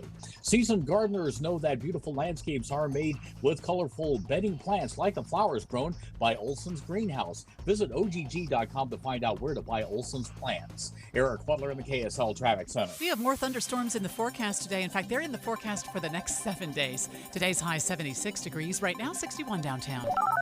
You're listening to Utah's Morning News with Tim Hughes and Amanda Dixon on KSL News Radio, 102.7 FM and 1160 AM. Good morning, KSL News Time, 7:30. KSL's top story this hour. Cottonwood High School is responding to a tragedy of a homeless student taking their own life by opening a teen resource center to help students in similar situations. KSL News Radio's Hugo Ricard Bell is live with more. Hugo? Amanda, the centre is located inside the school and will provide students with a safe place to shower, do their laundry, study and receive one-on-one assistance from family service workers. Students will also have access to things like food, hygiene products and stationery supplies. Now this is significant to Granite School District because they have over 1,500 students classified as homeless. Reporting live, Hugo Ricard Bell, KSL News Radio. Utah officials are working to battle a huge uptick in mosquitoes with all the high water levels that we have after the spring runoff. KSL News Radio's Adam Small is live with the details. Adam? Tim, compared to the last few years of drought, there's now a lot more marshland, especially up in Davis County. Tell me about getting eaten by mosquitoes alive up there. And Gary Hatch with the Davis Mosquito Abatement District tells KSL-TV that is stretching them thin. We more than tripled the number of acres that we normally spray in May just because of the large number of adults we were seeing. On top of the usual floodwater mosquitoes, they're now starting to see the species that carry the West Nile virus. Hatch says if you want to try to eliminate standing water on your properties this summer, since that is a big breeding ground for mosquitoes, and if you are concerned about West Nile, those mosquitoes more typically bite at night. Reporting live in Salt Lake City, Adam Small, KSL News Radio. Even though it's June, the flow in the Provo River isn't slowing down. KSL TV's Andrew Adams has more. Water managers acknowledge they've been pushing the river nearer to its max, and the flows will have to intensify further next week. June 5th or 6th, we're expecting those flows to increase. Dam operators are telling the city that the high flows are going to have to happen for the next 2 to 4 weeks. Authorities hope to get by without issues while they're running the river so high. What looks like a petrified version of an avalanche is sitting at Bridalveil Falls right now. Debris has piled up at the bottom of the falls, forming what looks like a bridge over the Provo River, but the sheriff's office is warning everybody that it's extremely dangerous to climb the debris pile. KSL's top national stories now. The nation's economy continues to baffle its economists. ABC's Jim Ryan says job creation last month again outpaced expert predictions. Economists surveyed by Dow Jones were expecting job growth of 190,000 for May. The actual figure from the Labor Department has blown past that prediction. Non-farm employment soared by 339,000 last month, with market gains in professional services, healthcare, construction, and warehousing. Despite the job gains, unemployment ticked up to 3.7%, which is still near a historic low. Jim Ryan, ABC News. President Joe Biden congratulating the Senate on passing the debt limit bill with a vote of 63 to 36. 60 votes were needed for approval. The president will address the nation on averting default from the Oval Office tonight. This year saw the warmest May on record in Salt Lake City. KSL meteorologist Kevin Eubank says the way it played out was a best-case scenario. We didn't have excessive temperatures like the 90s or 100s, but we had those 70s and 80s for the majority of the month, and that allowed that snowpack to melt down gradually, melt down in a managed way. It really couldn't have been a better May for Salt Lake City. Salt Lake's average May temperature was 66.7 degrees, breaking the nearly century-old record by a half a degree. The biggest wildfires on record burning through Nova Scotia, Canada, and officials say they're far from maintained. Halifax Regional Fire and Emergency Deputy Chief David Meldrum says dozens of square miles of brush have been consumed. Every day that goes by without rain, and every day that the temperature goes up, and every day that the winds are significant, allows those fuels to become more and more volatile. Thousands of residents still evacuated in Nova Scotia. Firefighters have been working to fight the flames from the air with a constant bombardment of water and fire retardant, but the dry and windy weather isn't helping. A moderate earthquake rattled communities northeast of Reno last night. Robert Sanders with the U.S. Geological Survey says there were no reports of damage, but he adds the quake was felt across the region. Just before 5:30 local time, we had a magnitude 4 earthquake near Cold Springs, Nevada, followed up by a magnitude 3.1 aftershock about 5 minutes later. Officials haven't been sharing reports of any damage from the quake. Let's get another look at First Look traffic here with Andy's help. And right now, you're got some slowdown southbound I-15 going through the S-curves between Orem and Provo. It turns out it's a crash. It was in the left 2 lanes. Now they've got it over to the left shoulder, but you still have backups behind it. I-15 also busy going north around 3300 south. If you're just coming in that area right now, it's a little bit heavy, but if you're down in Midvale, probably be clear by the time you get there. I'm Andy Farnsworth in the KSL Traffic Center. Salt Lake County wants to help you pay for internet. Salt Lake County announced a $170,000 federal grant to help Utahns enroll in the Affordable Connectivity Program. The program provides a $30 benefit for high-speed broadband and a $50 benefit for devices. This is based on household income, and if users or their dependents are enrolled in programs like SNAP, WIC, Medicaid, and other programs. Households who qualify can also get a one-time discount towards the purchase of a laptop, tablet, or desktop computer. Only 9 groups who applied to the free internet program were approved. The Utah County Sheriff's Office says a deputy recently pulled over 11 drivers within a 2.5-hour time frame for speeding in the canyons. 2 of them were going over 100 miles an hour.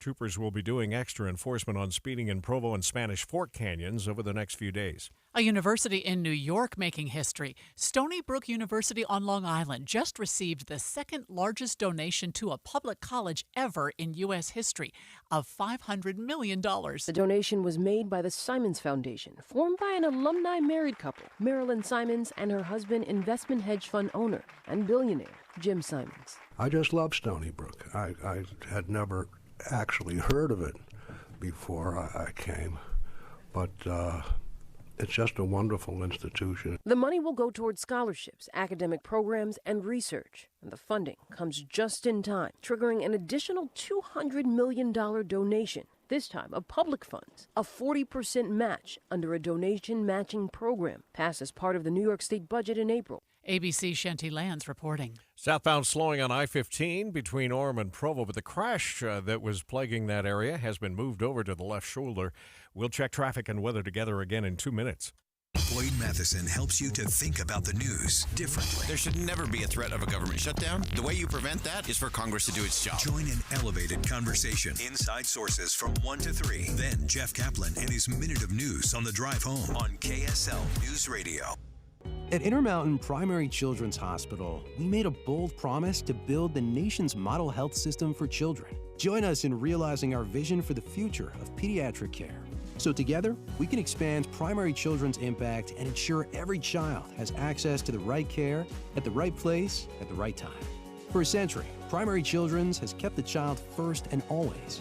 Help us continue to do so for the next 100 years. To get involved, visit primarypromise.org. As a roofer, I'm always on the go, so I need to be able to get things done from anywhere. That's why I partner with Beacon. With the new Beacon Pro Plus app, I've got the brands I depend on, like GAF, right at my fingertips. It's like having my Beacon rep in my pocket 24/7. I rely on Beacon because I never stop building, and neither do they. Now through June, purchase through Beacon Pro Plus and earn up to $1,500. Beacon, always building. Our state's children face a serious threat from the vaping industry. But thanks to state leaders and the Utah Health Department, Utah established the strictest nicotine standards for vaping in the United States to protect our kids. However, the vaping industry sued, claiming their sales and profits are down. Now they're pushing the health department to hand control of vaping regulations to the federal government. We can't allow that to happen. The proposed change would automatically increase nicotine levels in vape pens and reintroduce fruity flavors that entice our kids back into Utah convenience stores. Visit StopKidsVaping.com today and make your voice heard. Utah should maintain state control, preserve our 3% nicotine limitations, and prevent vaping flavors from returning to Utah convenience stores. Together, we can secure a better future for our children. Join us at StopKidsVaping.com and tell the health department, protect our kids. Paid for by Prosperous Utah Communities. I think we were on one of our KSL in Your Community broadcast up in Bountiful when we stopped at a school and they had a resource center. A teen center, A teen center where kids could actually go and shower and, do their laundry. Talk to counselors if they needed. Yeah. Cottonwood High School has added one after a tragedy where a homeless student took their own life. Hugo Rickard-Bell's telling us about that this morning. 7:39, traffic and weather together every 10 minutes on the 9s. Brought to you by Granite Credit Union, helping members since 1935. Andy? Well, our I-15 delays have cleared out in South Salt Lake, so your drive time 18 minutes if you're starting at Point of the Mountain to get to downtown. It's a better drive than usual, especially for 7:40 in the morning.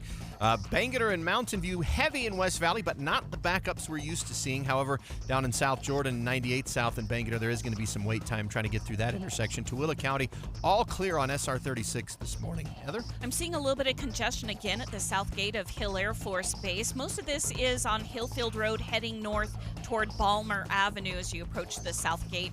Other than that, things still look really nice through all of Weber and Davis County. No accidents reported. I-15, Legacy Parkway, US 89, they're all traveling at speed at the moment. Eric? Well, it looks like we're getting back up to speed between Orem and Provo southbound I-15, where you had a crash right at the S-curves. Everything's been moved over up against the left barrier, so no slowdowns now. And northbound from Provo to Point of the Mountain, that's a 20-minute drive.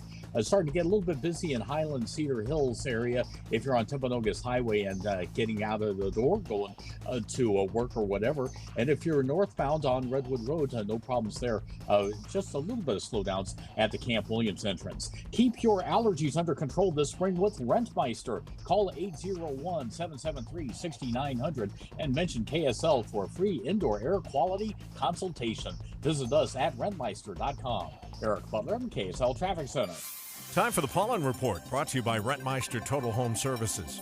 Your KSL pollen report showing pollen levels still very manageable. We're only seeing low levels of tree pollen right now, and then there's a moderate level of mold activity that's been detected. But all in all, not bad for this time of the year. From the KSL Weather Center, I'm Kristen Van Dyke. We had sunshine for just a brief second there as the clouds moved by. Cloudy downtown this hour, 61 degrees. There's a new scam we need to warn you about. Somebody called Matt Gephardt here at KSL and said, I just got a text from somebody pretending to be Governor Cox. Oh, wow. Can you imagine? More on that just ahead on KSL News Radio. Stay with us at 102.7 FM and 1160 AM, and thanks for waking up with Tim and Amanda here on KSL News Radio, your all-day companion for news. Do you hear that? Spring is finally here, and with that comes all sorts of ideas and projects in your yard and garden. Plan ahead for your yard projects by ordering the Dirt Bag now. The Dirt Bag makes your life easier. They deliver the bag right to your driveway. When you're ready to attack the project, just open the bag and start planting. Want to save more? Bring your pickup truck or trailer and take the products home yourself. The Dirt Bag has choices from garden soil, decorative rock, mulch, bark mulch, and compost for your vegetable gardens and raised gardens. And the Dirt Bag will match all competitors' pricing on cubic yard bags. You'll find the Dirt Bag west of Mountain View Corridor at 6054 West, 9790 South in West Jordan. This is one Dirt Bag you'll love. It helps you save money and time. Order your bag now at thedirtbag.com. Thedirtbag.com. I love that Dirt Bag. Jeff Kaplan's here this morning. His Minute of News is brought to you by the Dirt Bag for all your garden projects. Garden soil, decorative rock, and more delivered right to your door. I have no doubt that May-December romances can work. 20 or 30 years difference. Studies show the odds of success are not that great, but not insurmountable. I always think of the battle over the car radio. 53-year-old guy wants Bon Jovi. 30-year-old wife wants Beyonce. Everything's a negotiation. That's a 20-year difference. It can work, of course, but 35 years? I present to you the national TV debut of Gia Virginia Chin De Niro. She weighed 6 ounces when she was born on April 6th. Robert De Niro and the baby's mother have a 34-year age difference. He is 79, now with a newborn baby daughter, so how do I ask this gently? Do you think De Niro's going to teach her how to drive? Maybe he will, but not to be outdone. Al Pacino just announced his girlfriend is pregnant. Pacino is 83, his girlfriend 29, a 54-year age difference. And as you'd expect, friends say his girlfriend, Noor Al-Fala, has always appreciated older men. She used to date Mick Jagger. But when the new baby graduates high school, Pacino will be 100 years old. To give you some perspective what this is like, take Bradley Cooper. When Bradley Cooper turns 83, if he then marries a 29-year-old girl, she's not even born yet. But I'll bet you she'll be adorable. Jeff Kaplan's Minute of News, only on KSL News Radio. Join Jeff this afternoon, 3 to 7 o'clock on your way home here on KSL News Radio. Our news time is 7:45. The 3 things you need to know this hour. First, one man is dead and another in custody after a stabbing near 1800 South and Redwood Road last night. I'm KSL News Radio's Kate Davis. Second, Utah officials are working to battle a huge uptick in mosquitoes driven by all the extra spring runoff. Third, it's traffic and weather together. I-15 traffic still good for the most part, coming south. You're seeing some heavy traffic in Kaysville now. Some northbound traffic filling in at 53rd, 45th, and 33rd south. Foothills pretty slow right now as you go up from the I-80 exit up towards at least 17th south. I'm Andy Farnsworth in the KSL Traffic Center. Turns a little bit wetter this afternoon with highs in the mid-70s. From the KSL Weather Center, I'm Kristen Van Dyke. Right now, 61 downtown. With KSL's top national stories. A big boost for the U.S. economy. The Labor Department's latest jobs report shows a hiring spree. 339,000 jobs added in May, up from 253,000 in April. But there's a caveat. The jobs market has been defying expectations, and this is yet another surprisingly strong number. The government's new data shows that 339,000 jobs were added to the workforce in May. That is way above economists' forecasts. The unemployment rate did tick up to 3.7%. ABC's Elizabeth Schulze. And more good economic news. The Senate passed the debt ceiling deal last night, averting a catastrophic financial default. The president will deliver a rare address from the Oval Office Friday evening, focused on averting a default and what's in this bipartisan deal. In a statement after the Senate vote, the president said, quote, "No one gets everything they want in a negotiation." He thanked lawmakers for demonstrating that the U.S. is a nation that pays its bills and meets its obligations, and always will be. ABC's Karen Travers. I'm Derek Dennis, ABC News.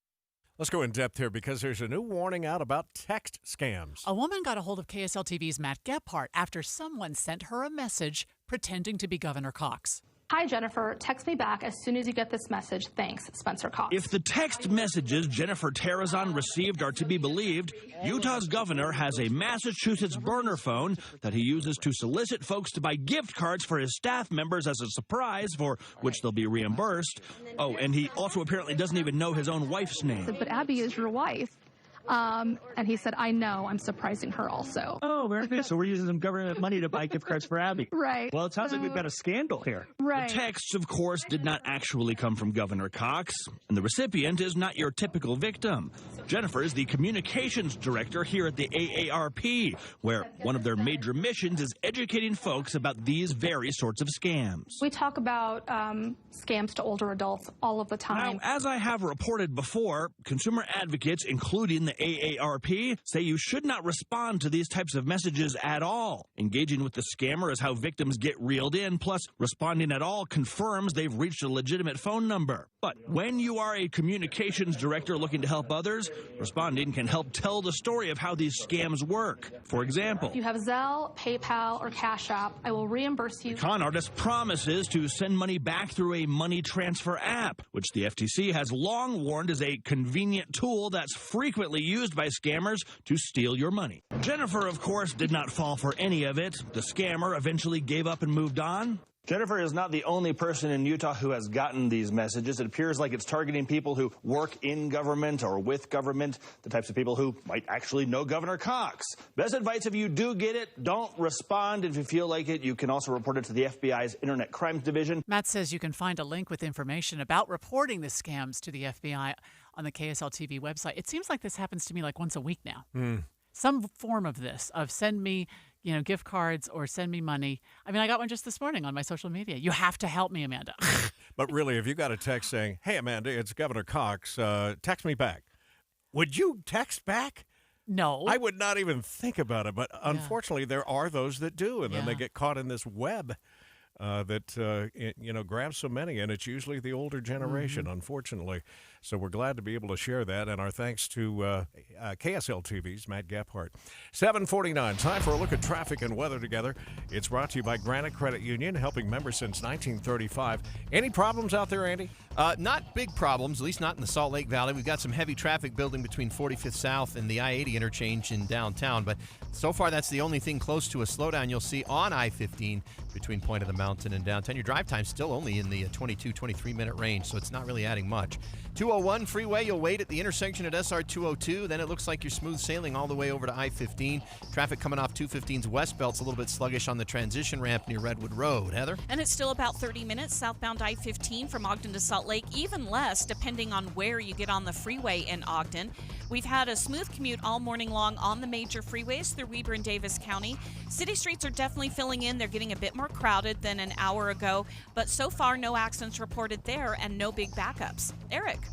In Utah County, we're looking pretty good northbound from Provo to Point of the Mountain. That's a 20-minute drive if you're getting on at University Avenue. Southbound, we did have some delaying right when the crash happened between Orem and Provo, but that has been moved over to the left, and right now you can get through there pretty cleanly without any much reduction of speed. If you're on US 189 through Provo Canyon, expect normal travel times out there, but southbound slowing on US 40 approaching the turnoff to go slow onto SR 248.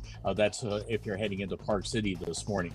Advanced Window Products, affordable windows from their factory to your front door in 8 weeks, guaranteed. 801-850-9100 or advancedwindowsusa.com. Eric Butler in the KSL Traffic Center. The 7-day forecast brought to you by Performance Automotive Bountiful. Kristen Van Dyke is here. Happy Friday, Kristen. Happy Friday. A little bit of a cloudy start this morning, with so far no rain is holding off for the Wasatch Front. We will see a chance for a shower to develop this morning and then better chances for some thunderstorms this afternoon. Temperature's not bad, 76 degrees. Tonight, upper 50s. Any showers around this afternoon will quickly die down. We'll have a chance for rain in the morning again tomorrow and a chance for more storms tomorrow afternoon, 76. By early next week, we get back to the 80s, but thunderstorm chances stick around every afternoon through next week. So these are going to be loud rainstorms then, is what you're saying? Yeah, we'll have some boomers later today. All right, not bad out there right now, but sure is cloudy. 61 degrees this hour. Markets have been on a run since those unemployment numbers came out earlier. We'll check your money news coming up next. You know, we talk about rates going up and how that can be a challenge if you're on the borrowing side, but if you're on the savings side, UCCU, Utah Community Credit Union, has a couple of ways to really help you save money more efficiently. And I think all of us never have enough in our savings account, No. right? We always want more. So UCCU wants to help you supercharge that with yields up to 5.25%. So what they do is they have both money market savings accounts and short-term savings certificates. I don't think everybody knows what a savings certificate is, though, Tim. No, savings account's easy to figure out. Yeah. You put your money in there and you leave it as long as you want to. With a savings certificate, you make one deposit up front, but then you let your money grow over a fixed period of time. The longer the period, the higher the rate, and they have certificates, those savings certificates at UCCU as long as 5 years. Right, and as short as 6 months. So maybe you can just say, I can park this money here for 6 months, and your savings rate goes way up. And by the way, if you need immediate access to your money, sometimes that's a concern. UCCU's Money Market will give you a high yield and anytime access. Just visit uccu.com and select the high yield savings option and supercharge your savings. Up to 5.25%. UCCU, you're going to love where you bank. Hey folks, it's Doug and Kathy with Window World. Doug, can you believe it's been 20 years? What's been 20 years? Well, since we opened our first Window World store. That is amazing. Our motto today is the same: quality products, professionally installed, backed up by our awesome warranty. And our team shares those very same values. Come see us today. We have stores in Murray and Spanish Fork for your convenience. Experience the Window World difference. Call 801-281-8111 or visit windowworldutah.com. And we promise no baloney. Experience the rail journey of a lifetime and see the Southwest like never before. It's the Rockies to the Red Rocks on board Rocky Mountaineer. You'll take in vast canyons and breathtaking mountains between Moab and Denver. You'll enjoy world-class, all-inclusive food and beverage service on board a glass-dome train with a view unimaginable. You'll stay one night in historic Glenwood Springs, Colorado, as you look forward to tomorrow's adventure, winding alongside towering canyons, breathtaking plains, and magnificent mountains.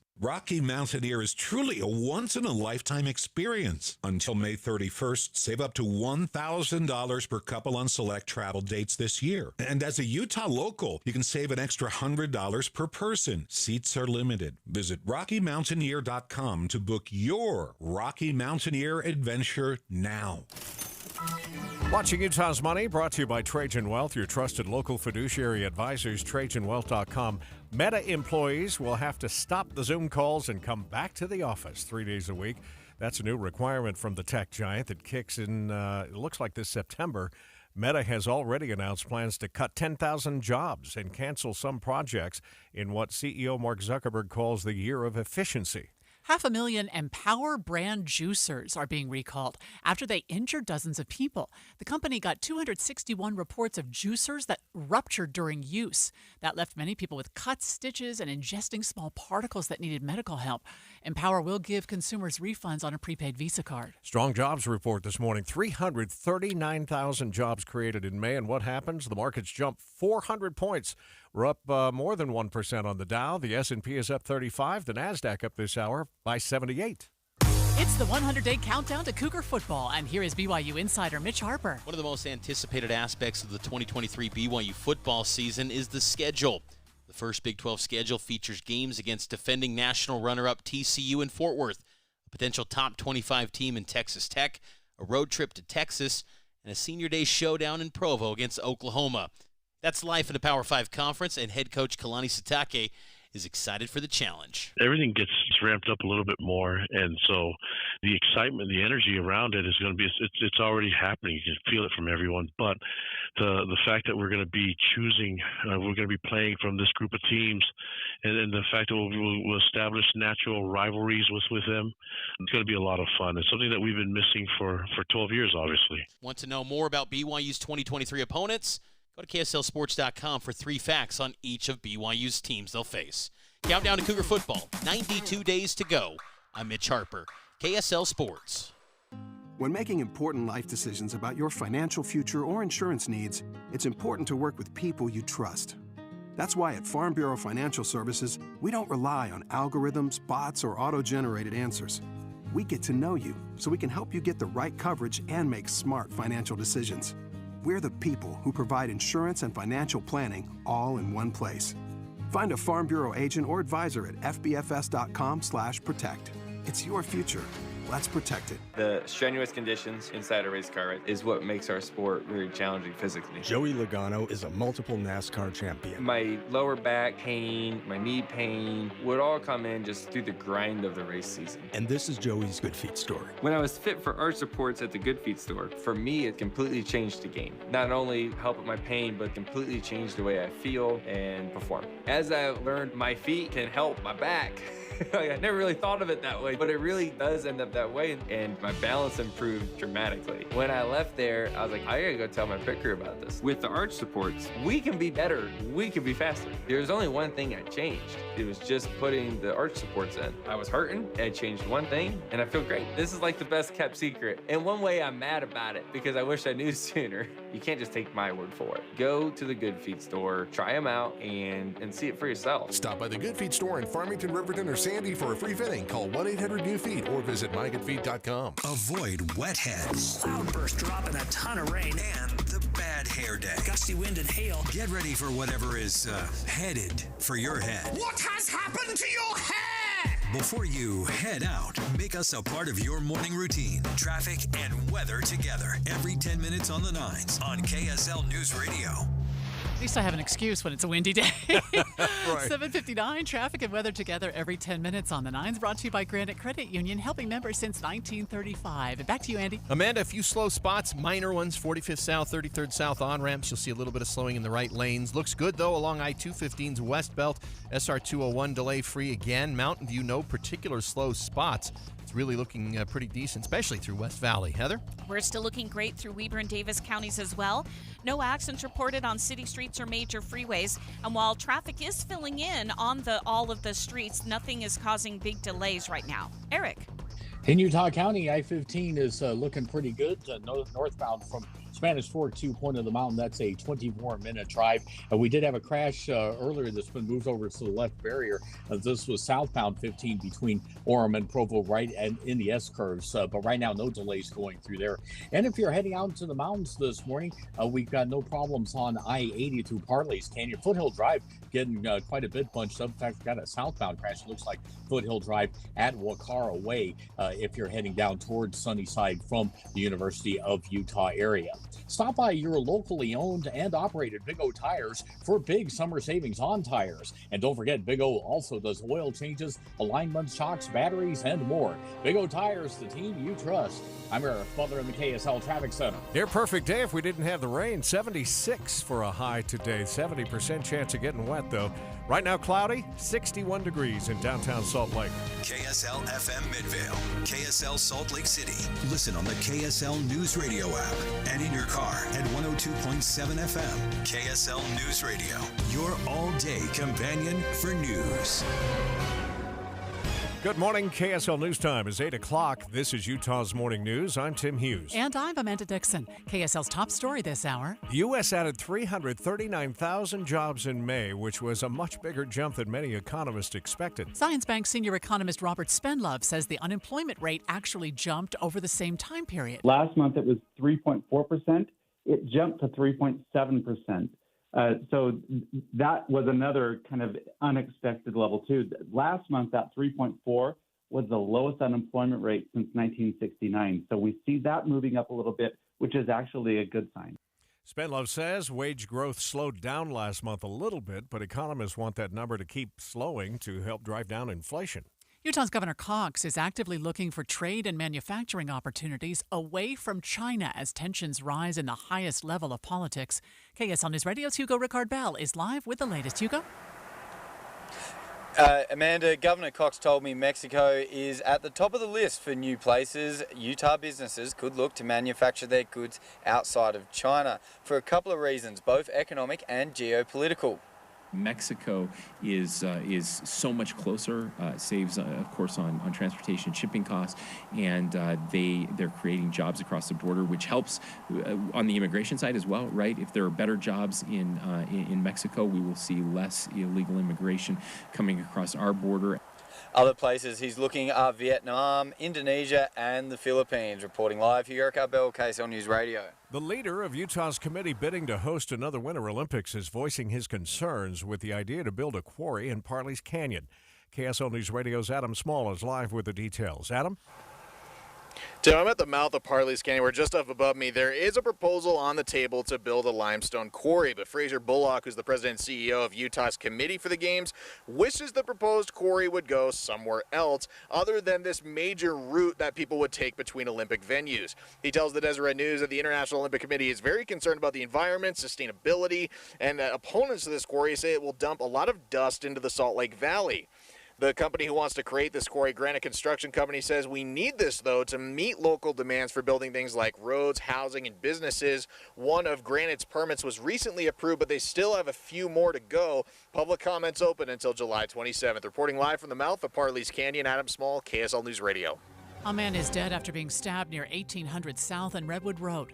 Police have arrested Todd Kingston on suspicion of stabbing Cody Myers. Details from KSL News Radio's Mark Jackson. Salt Lake City Police spokesman Brett Weisberg says officers rushed to the scene and immediately began life-saving efforts. The victim was transported in critical condition but died later at the hospital. A short time later, a man who matched the description of the suspect who fled from the scene was taken into custody. There was no use of force during that. The suspect was cooperative and it was without incident. The motive in this case is still not fully known, but detectives do believe an argument between the victim and suspect occurred just prior to the stabbing. Mark Jackson, KSL News Radio. Salt Lake City police say this is the 9th homicide death in Salt Lake City so far this year. Crews say the road through Cedar Breaks National Monument is finally open. UDOT worked hard and long to clear the snow from the road, but park officials warn everybody that the trails are still under snow and fallen trees, so stay cautious. Salt Lake City saw its warmest May ever, but KSL News Radio's Lindsay Aerts reports that's actually good news. KSL meteorologist Kevin Eubank says it actually brought our snowpack down for the most part in a measured way. All but 4 of the days in May, he says, were in the 70s and 80s, and that averaged out to break the old, nearly century-year-old record by about a half a degree, but Salt Lake's May temperatures were sitting at about 5 degrees above normal. Not all areas of the state saw above normal temperatures like Salt Lake did. Wildfires blazing through Nova Scotia in eastern Canada, with weather officials issuing an air quality alert as far south as Maryland and Virginia. Deputy Chief David Meldrum is with the Halifax Regional Fire and Emergency. This weather is increasing in severity. It's going to continue to be dry. It's going to get even warmer, so the prognosis is difficult. Thousands of residents still evacuated. Hundreds of homes have been destroyed or damaged there. KSL's top national stories this hour. President Biden and top congressional leaders are celebrating the crucial passage of the debt ceiling bill in the Senate, aimed at ensuring the U.S. government can keep paying its bills on time. ABC's M. Wynn has more from Washington. Treasury Secretary Janet Yellen had warned Congress to act by the June 5th deadline or risk a catastrophic U.S. default. Behind the scenes, Senate leaders seeking swift passage raced to secure an agreement with members on about a dozen amendments to this legislation. Republicans also demanded assurances that the Senate would consider further increasing defense spending later in the year, as well as hold a vote on an emergency spending bill for additional Ukraine aid. The Treasury Department had not been able to borrow money since the debt ceiling was breached in mid-January. They got by with a series of extraordinary measures to buy more time until the ceiling was raised. Officials are warning about algal blooms again in Utah Lake. This year's extra amount of water is expected to increase the amount of algae growing, but the lake is expected to stay colder longer this year, which can delay that growth. People can help prevent algal blooms by not over-fertilizing and not letting yard or pet waste into waterways. First look traffic now, and here's Heather Kelly. We have got delays on US 40 southbound between I-80 and the SR 248 turnoff in Summit County. Once you get onto 248, you also have excessive delays getting over to the junior high school. So that's the worst travel we've got so far across the Wasatch Front and Wasatch Back. Heather Kelly in the KSL Traffic Center. New numbers show it was truly a record ski season. Listen to this, 7.1 million visitors hit the Utah slopes. Many resorts opened early and operated later than normal. Snowbird will be open until Father's Day at least. This year's record season added $2.5 billion to Utah's economy.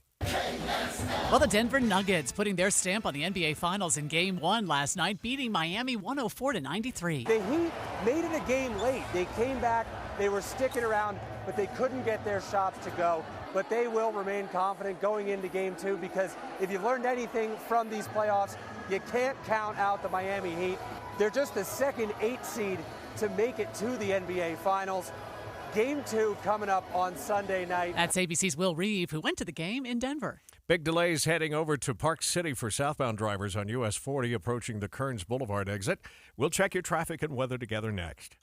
Breaking news is just one ask away. Playing KSL News Radio. Last summer's heat was an anomaly. This could also bring with it a chance for flash flooding. In your home, tell Alexa, play KSL News Radio. Then listen in your car at 102.7 FM. Hi, this is Dan, the laptop man from PC Laptops. Are you suffering from excruciating headaches, anxiety, and insomnia? You may be suffering from CMS, crappy monitor syndrome. That old computer screen from years ago could be the problem, exposing you to massive amounts of radiation frying your brain. At PC Laptops, we only carry screens that we've tested on our own eyeballs. Right now, purchase any PC Laptops desktop with an external monitor and get a free size upgrade. That's right. For example, if you buy a 22-inch monitor, you get an upgrade to 24 inches for no extra charge. Buy a 24, get an upgrade to a 27-inch monitor for free. We have brand new PC Laptops desktop computers starting from $11.99 or $29 a month, backed by a lifetime warranty. And to make it extra sweet, we're doing 0 interest for a year on approved credit. So run into any one of our PC Laptops locations right now or check us out at PCLaptops.com. That's PCLaptops.com. Because at PC Laptops, we love you. Picture this.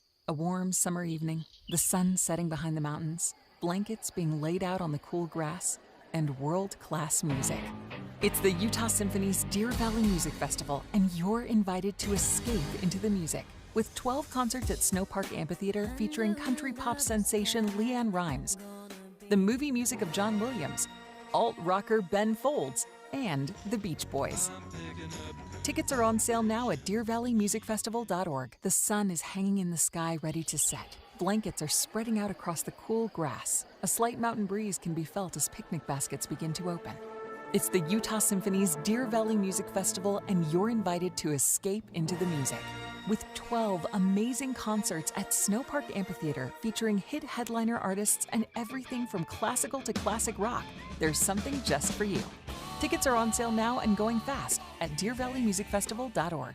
And the news is sponsored by the Utah Symphony's Deer Valley Music Festival. Visit DeerValleyMusicFestival.org for information. KSL News Time, 8:09. Traffic and weather together every 10 minutes on the 9s is brought to you by Granite Credit Union, helping members since 1935. And we check in here with Heather Kelly. Things looking great all across the Salt Lake Valley. We haven't had any delays all morning long northbound I-15 from Point of the Mountain into downtown Salt Lake. Your heaviest stretch, though, will be in the South Salt Lake area between 33rd South and I-80 turnoff. Other than that, you've got a good drive even on Mountain View Corridor and Bangerter Highway heading through West Valley City. Jason. Looking absolutely fantastic up north. We see no delays right now if you're traveling between Ogden and Salt Lake City. Down I-15, you're going to be at about 29 minutes of travel time. The rest of your highways and side streets also looking good. Eric? Well, we still got some remnants of a southbound crash in Utah County, I-15, between Orem and Provo that's still there up against the left barrier, but you don't have any delays going through there. Right now, northbound also looks great throughout Utah County from Spanish Fort to Point of the Mountain. That's a 24-minute drive. Big slowdowns on US 40 as you exit I-80 and try to head down to the turnoff to go into Park City. That's Kearns Boulevard, but US 40 is going to be really slow up to that exit point. Then once you get onto SR 248, that's also going to be slow westbound into town. Northbound and southbound slowing, mostly northbound though on Foothill Drive going up towards the University of Utah. It's Free Frazzle Friday. Visit any participating location to get a 12-ounce cup of Frazzle slushy for free. Go to freefrazzlefriday.com or download the Frazzle app for participating locations while supplies last. Eric Butler in the KSL Traffic Center. Temperatures today a little bit below average. Typical high is 79 and we're going for 76, and that's thanks to plenty of moisture and another round of showers and storms today. So expect more active weather. It will taper off this evening, and then tomorrow we're watching for more afternoon storms. From the KSL Weather Center, I'm Kristen Van Dyke. 62 degrees and cloudy in Salt Lake. I guess that the temperatures warmed up at exactly the right time and in the right way for us to avoid major flooding. Prayers answered, not just with the snowpack, but the way we're getting rid of it, too. Yeah. Kevin Eubank explains in a moment on KSL News Radio. We'll talk about it next at 102.7 FM and 1160 AM. It's Tim and Amanda here to start your morning on KSL News Radio, your all-day companion for news. All right, I'm going to put you on the spot. What's been your favorite Health Center show of the season? Oh, don't do that. Oh, don't do that. It's like naming your favorite child, isn't it? Maybe Little Mermaid. Yeah. I loved Hello Dolly. So maybe Hello Dolly. Hello Dolly is done a week from tomorrow. Oh my gosh, don't miss Hello Dolly. June 10th is the last one. I've mentioned on the air before that we love sharing this experience with either friends or family every time we go. And one of the couples that we love spending time with are both retired military, Air Force. And he's kind of I'm a senior master sergeant kind of guy. He came out of Hello Dolly saying, that was my favorite show ever. It really is. It's the music. It's the dancing. It's this set that looks good enough to eat. I can't describe it. It's just magnificent. On the other stage, the Jewel Box stage, you're also going to get a chance to see a world premiere. Health Center Theater was handpicked for this honor of putting on Hans Christian Andersen in New York, and it's a throwback to a great old Broadway musical style. I loved it from the minute I walked in because it's set in a New York City bookstore. You see all the shelves filled with books, and the skylight in the background is beautiful. It's two great performances that you don't want to miss. So get your tickets today. Call 801-984-9000 or go online to hct.org. It doesn't get better than summer camping in Utah, and it doesn't get any bigger than the Utah Summer RV Palooza, presented by Bish's RV. We're bringing the biggest RV show in the region to Layton, June 8th through the 10th. For 3 days only, the Layton Hills Mall is where you'll find a massive selection of top RV brands like Go Play, Ember RV, Forest River, Northwood, and a whole lot more. Get up to 20% below cost on select new 2022 RVs, and get 90 days no payments on approved credit for all play and no pay till September OAC. Summer RV Palooza is where you'll find a brand new 26BH travel trailer. It's high quality at an undeniable value at a sale price of only $19,995. The selection is huge, and so are the trade-in offers. Get max value for your current RV when you trade in at the show. Shop the Summer RV Palooza now at bishes.com/Utah RV Palooza. 3 days only, June 8th through the 10th at the Layton Hills Mall. Sponsored by Bish's RV. When interest rates rise, it's not all bad. I'm Jeff Jr. with Trajan Wealth, helping you understand why now is the time to purchase an annuity. Annuities are the only products that will guarantee you an income you can't outlive. It's those guarantees that are tied to Treasury rates. And as we know, those rates are at 40-year highs. If you're in or within 10 years of retirement, use this to your advantage. This is exactly why it's possible to receive up to a 25% upfront bonus for income, and why it is possible to receive up to 10% per year for income growth. It's because of the high interest rates. Don't let anyone tell you it's not true, but also don't wait. Interest rates and these guarantees will eventually come down. Call 801-899-7600. That's 801-899-7600. Or visit TrajanWealth.com. Guarantees are based on the claims paying ability of the issuing insurance company. KSL News Time, 8:15. The three things you need to know this hour. First, Governor Cox says Utah businesses are looking for other countries to manufacture their products as tensions between China and the USA are rising at the highest level in politics. KSL News Radio's Hugo Ricard-Bell. Second, the leader of Utah's committee bidding to host another Winter Olympics is voicing his concerns with the idea to build a quarry in Parley's Canyon. Third, it's traffic and weather together. No delays on the major freeways, but you'll see a lot of congestion on Foothill Drive northbound toward the University of Utah, as well as US 40 southbound in Summit County between I-80 and SR 248. Heather Kelly in the KSL Traffic Center. More showers and thunderstorms today, little cooler, highs in the mid-70s. From the KSL Weather Center, I'm Kristen Van Dyke. I think we might have some light rain falling at 62 degrees. With KSL's top national stories. From ABC News. I'm Derek Dennis. Hiring is way up, according to the U.S. Labor Department. 339,000 jobs added in May, up from 253,000 in April. There are still more available jobs than workers to fill them. Industries with strong hiring in May were healthcare, hospitality, and professional services, offsetting cuts that we've seen in some other sectors. ABC's Elizabeth Schulze. Other good economic news, the Senate passed the debt ceiling deal last night, averting a catastrophic financial default. The yeas are 63, the nays are 36. The bipartisan vote averts a crippling financial default, threatening Social Security checks, government payrolls, and other critical obligations. Meantime, a bit of concern for President Biden after he tripped and fell yesterday on a sandbag at the Air Force Academy graduation. The president himself trying to laugh this off, joking to reporters that he got sandbagged after he tripped on a sandbag and fell on stage. But the president's political rivals have been quick to seize on this. Donald Trump, Ron DeSantis, both weighing in. And of course, given voters' concerns about the president's age, this is certainly not an image the White House wanted. ABC's Mary Bruce. Former President Trump, meanwhile, has a new problem of his own. The Fed's now investigating a recording where the former president appears to admit to keeping a classified document after leaving office. They issued a pretty blistering statement to ABC News and other news organizations working the story, basically saying that this was a partisan witch hunt, that this was an effort to basically disrupt his campaign, take it away from the will of the people. ABC's Chief Justice Correspondent Pierre Thomas on Trump's response. It's the first weekend of Pride Month for those who celebrate it, and in West Palm Beach, Florida, police are stepping up security for the 4th annual Pride on the Block event. Come to West Palm Beach this weekend, enjoy yourself. We're going to make sure we do everything we possibly can to make this a safe event for you. Police Chief Frank Adderley.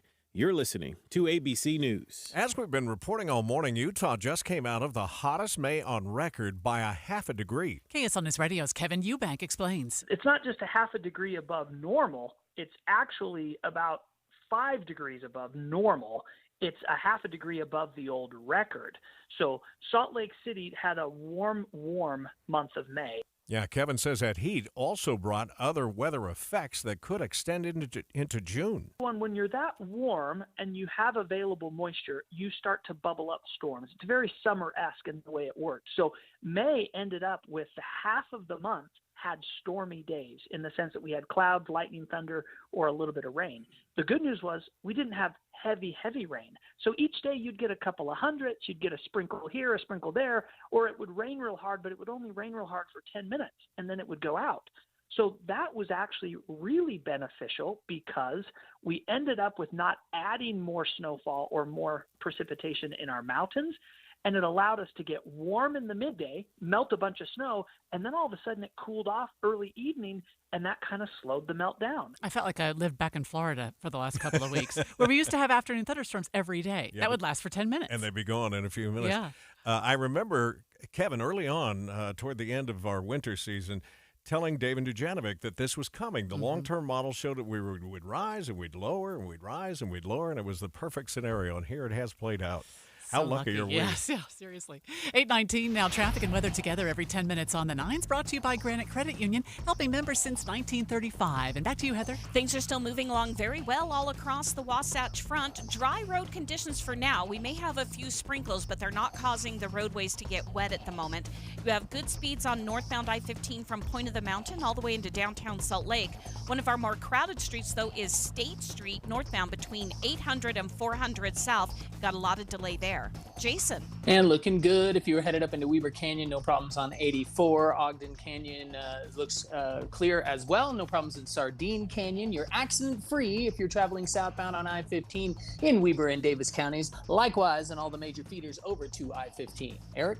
Looks like construction-related delays once again on US 40. If you're trying to get into Park City this morning, exiting I-80 going south on 40, the slowdowns start happening a couple miles before the exit. So be prepared for that if you're making the turn to go west on 248. That's Kearns Boulevard.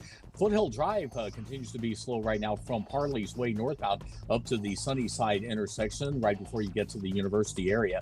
And I-15 Utah County, this is looking good now. The crash is completely cleared southbound between Orem and Provo in the S-curves. That looks good, as well as the northbound side heading up towards Salt Lake County. UDOT construction alert planned for delays on US 89 in Davis County this weekend. US 89 will be reduced to one lane in both directions Friday night through Monday morning from South Weaver to Layton for paving. I'm Eric Butler in the KSL Traffic Center. Your KSL 7-day forecast, temperatures a little bit below average today and tomorrow, mid to upper 70s. And we will see more thunderstorm activity this afternoon and evening. Everything tapering off tonight, though. And then this weekend, highs in the upper 70s to low 80s with scattered afternoon storms. Monday, Tuesday, more storms, a little warmer, mid 80s, lows in the low 60s. From the KSL Weather Center, I'm Kristen Van Dyke. You were right, Amanda. We've got a little light rain in downtown Salt Lake City this hour. 62 degrees, and your 7-day forecast brought to you by Performance Automotive Bountiful. We always appreciate your texts here at KSL. In fact, we got one this morning, Tim. Happy Friday. Last day of school in the Jordan School District. Yay! That's exciting, especially for kids out in our neighborhood. But you can text us with whatever you want to do.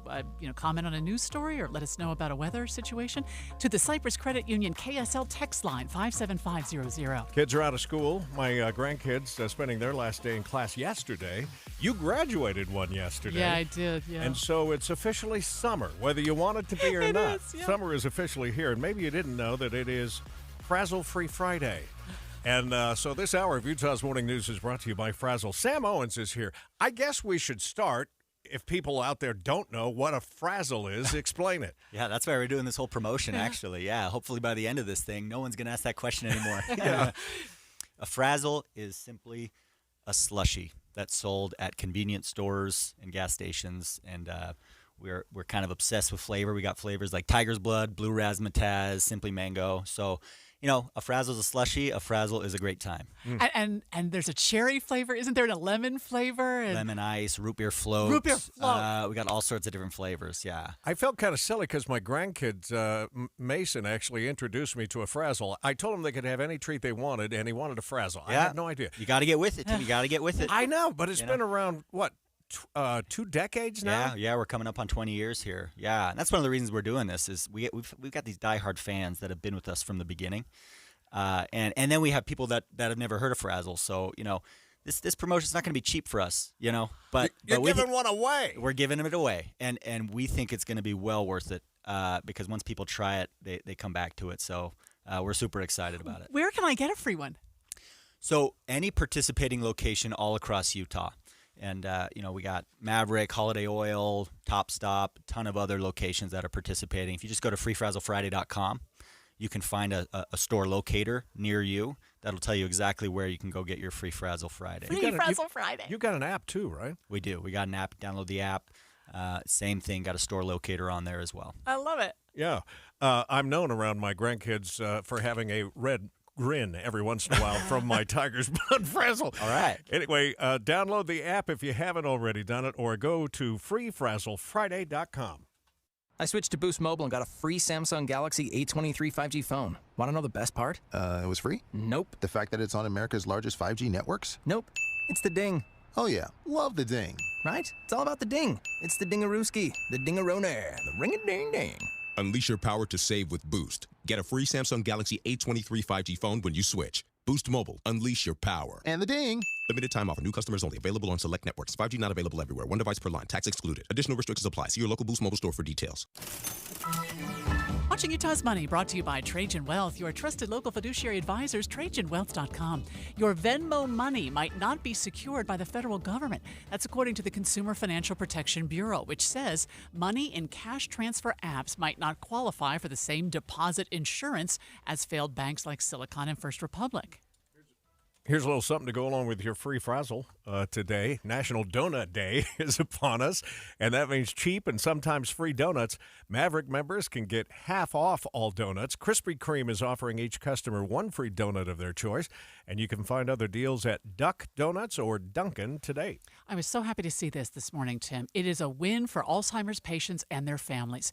Medicare and Medicaid services will cover Alzheimer's drugs for those in the early stages of the disease. There was just a report on this on David Dujanovic earlier in the week about how some of these drugs had come out and they weren't going to cover them, but that decision has changed. The FDA has fast-tracked the medication for approval, and Medicare has said it does not meet it had said it doesn't meet its standards, but now the drug will get coverage once it gets traditional FDA approval. You know what's crazy about that breaking today? I just posted something about how people have been, men and women, but mostly women, have been skipping or delaying medications because of the cost. That's according to a CDC report. And women more than men. 9.2 million adults said they didn't take medication as prescribed to save money. So think about what this means for families. Yeah, to have that covered. That have it covered right now. It's so important to get the medication early in your Alzheimer's diagnosis, too, that to put that off could be really impactful. Yeah. Markets rallied after those numbers this morning. The jobs numbers came out way above what they were expected to be. We were looking at 190,000, and it came out 339. And the markets immediately jumped. We're up 400 points, 412 as a matter of fact, on the Dow. The S&P is up 33. That's 0.75%. The NASDAQ is up 52. It is a clean drive on I-15 along the Wasatch Front, and the major feeders to the freeway also looking good. Let's check traffic and weather together coming up next. Join KSL and the Greenhouse Show this Saturday at the Weber Basin Water Conservancy District's 2023 Spring Garden Fair. The fair takes place at Weber Basin Water's Learning Garden at 2837 East Highway 193 in Layton. There will be activities for the whole family to enjoy as you see the garden and learn how you can have beautiful, low-water landscaping in your yard. There's information about all types of plants, drip irrigation, and other water-related education. Weber Basin Water this Saturday from 8 to 2. Free hot dogs, chips, cotton candy, and drinks for the whole family. There will be landscape experts on hand to answer all your gardening, lawn, and landscaping questions. See vendors, education booths, and a magic show happening 3 times during the fair. And prize drawings for participating in garden activities. Visit WeberBasin.com for more details. The event is free. We'll feed you lunch and help you learn something at this year's Weber Basin Water Conservancy District's 2023 Spring Garden Event. 2837 East Highway 193. We'll see you in the garden. It's a shakeup of the Utah delegation to Washington. Congressman Chris Stewart deciding to step down.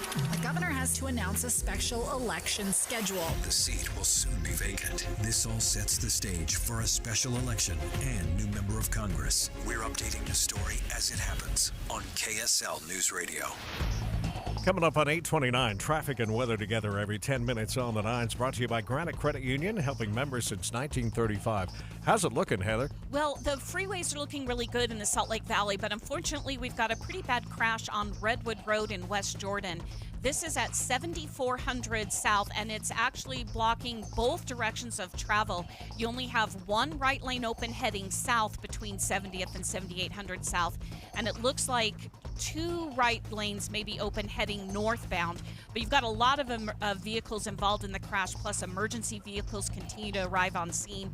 So just avoid Redwood Road around 70th and 7800 South, both directions. Jason. It's a beautiful drive in Weber and Davis counties from Ogden to Salt Lake City. Going to be running at regular speeds through the entire distance there. 89 Legacy, the west side belt. They're also at regular speeds. No other accidents and delays up north. Eric? Southbound US 40 slowdowns once again. We got construction going on in this area, and the slowdowns happen only about a mile into your trip after you exit I-80 to go on 40 south towards Heber City. But the slowdowns will be there as you try to go to the Park City exit. That's 248 if you're planning on going into town that way. I-15 in Utah County, northbound and southbound, that's looking good at the moment. Get your spring fever on and brighten your patio and landscape with vibrant color from Olson's Greenhouse Bedding and Container Plants. Find where to buy Olson's flowers at OGG.com. Eric Butler in the KSL Traffic Center. A lot of people getting rain this morning. Usually those thunderstorms don't come until later in the day, but we even have some light rain downtown. We'll have those thunderstorms throughout the day off and on, with a high today of only 76 degrees. Tomorrow looks almost exactly like today. We'll warm up to 80 on Sunday. With more showers, In fact, those showers are in the forecast for the entire 7-day forecast. I don't know when the next clear day is going to be, but we will get warmer. Monday and Tuesday are in the mid-80s. Today's high, I said 76, and right now it's 62 downtown. You're listening to Utah's Morning News with Tim Hughes and Amanda Dixon on KSL News Radio, 102.7 FM and 1160 AM.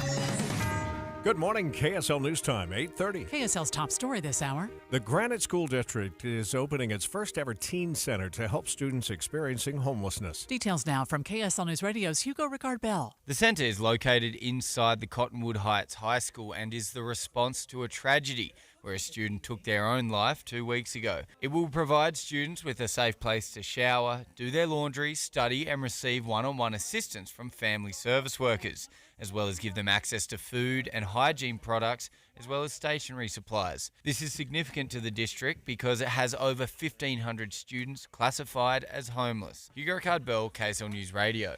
We've got a lot more water this year, but also a lot of mosquitoes. KSL News Radio's Adam Small has details. Gary Hatch with the Davis Mosquito Abatement District says they're having to cover 3 times the land they normally do this time of year. He tells KSL TV they've had to spray 45,000 acres by plane just last month. It's really tough to keep up with that. We're hoping that things start to calm down a little bit.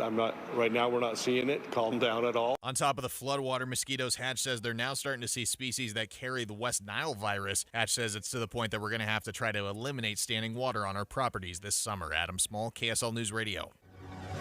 A man is in police custody following a stabbing near 1800 South Redwood Road. Police say Cody Myers died after being taken to the hospital. Salt Lake City Police spokesperson Brent Weisberg says within about a half an hour, officers caught up with a man matching the description of the suspect. We had a very good suspect description, and one of our officers was very alert, saw someone who matched that description, and was able to call out and get for additional officers. Weisberg says Todd Kingston was taken into custody without any problems. Salt Lake City just had the warmest May ever recorded. KSL meteorologist Kevin Eubank says we broke the nearly century-old record by almost half a degree. It's not just a half a degree above normal. It's actually about 5 degrees above normal. It's a half a degree above the old record. So Salt Lake City had a warm month of May. Kevin says all but 4 of the days were in the 70s and 80s, and that, he says, was actually ideal for bringing down our snowpack. Record-breaking wildfires are smoldering through Nova Scotia, Canada. Crews say they're far from contained. Officials are issuing an evacuation order for thousands of people and making air quality warnings as far south as Virginia. I spoke to one of our firefighters who said, you can stamp on an ember, it won't go out. You can stamp on it and step back, and it reignites. You've got to apply water. It's so very, very dry. Halifax Regional Fire and Emergency Deputy Chief David Meldrum says his crews are working to battle flames using planes and tankers, but the dry and windy weather is making things a lot worse. Some Michigan schools are closed for the rest of the week because of excessive heat. The Grand Rapids School District made the decision because 8 schools do not have air conditioning. Temperatures in the area are already hitting the 90s, and the heat wave is expected to continue. KSL's top national stories this hour. President Joe Biden is congratulating the Senate for passing the debt ceiling bill. Senate Majority Leader Chuck Schumer is touting the accomplishment now that the debt ceiling will be extended through January of 2025. Democrats did a very good job taking the worst parts of the Republican plan off the table. The bill puts a cap on non-defense spending, protects veterans' medical care, and expands work requirements for adults on food stamps. A St. George police officer who died from COVID-19 2 years ago is being honored in Washington, D.C. The St. George News reports that Officer Adam Ashworth's name was added to the National Law Enforcement Officers Memorial. He's one of 6 officers from southwestern Utah on that memorial, which honors more than 23,000 law enforcement personnel that have died in the line of duty since the 1700s. First look traffic on this Friday morning, and here is Heather Kelly. And we've got a bad crash on Redwood Road in West Jordan. It's at 7400 South, blocking lanes both northbound and southbound. You only have one right lane open in both directions, and that's causing huge delays as you move between 70th and 7800 South, so you're going to want to avoid that area. Heather Kelly in the KSL Traffic Center. This will get your attention. Salt Lake County wants to help you pay for your internet. The program provides a $30 benefit for high-speed broadband and a $50 benefit for devices with participating providers, and potentially potentially more for those living on tribal land. Salt Lake City announced a $170,000 federal grant to help Utahns enroll in the Affordable Connectivity Program, or ACP. Salt Lake County Department of Housing and Regional Development Technology Specialist Adam Fordham says getting those with internet benefits is harder than without an internet. If it requires a computer to access all of our services, well, then we got to get people computers to do that with. Fordham says if you're enrolled in services like SNAP, WIC, Medicaid, and school lunch aid and programs like those, getting the benefits of ACP should be easy. Tom Harrelson, KSL News Radio. Some shaking in northern Nevada when an earthquake hit near Reno. Robert Sanders with the U.S. Geological Survey says there was an aftershock that hit nearby soon after the first quake. At this time, we haven't seen any reports of damage come in from the local communities.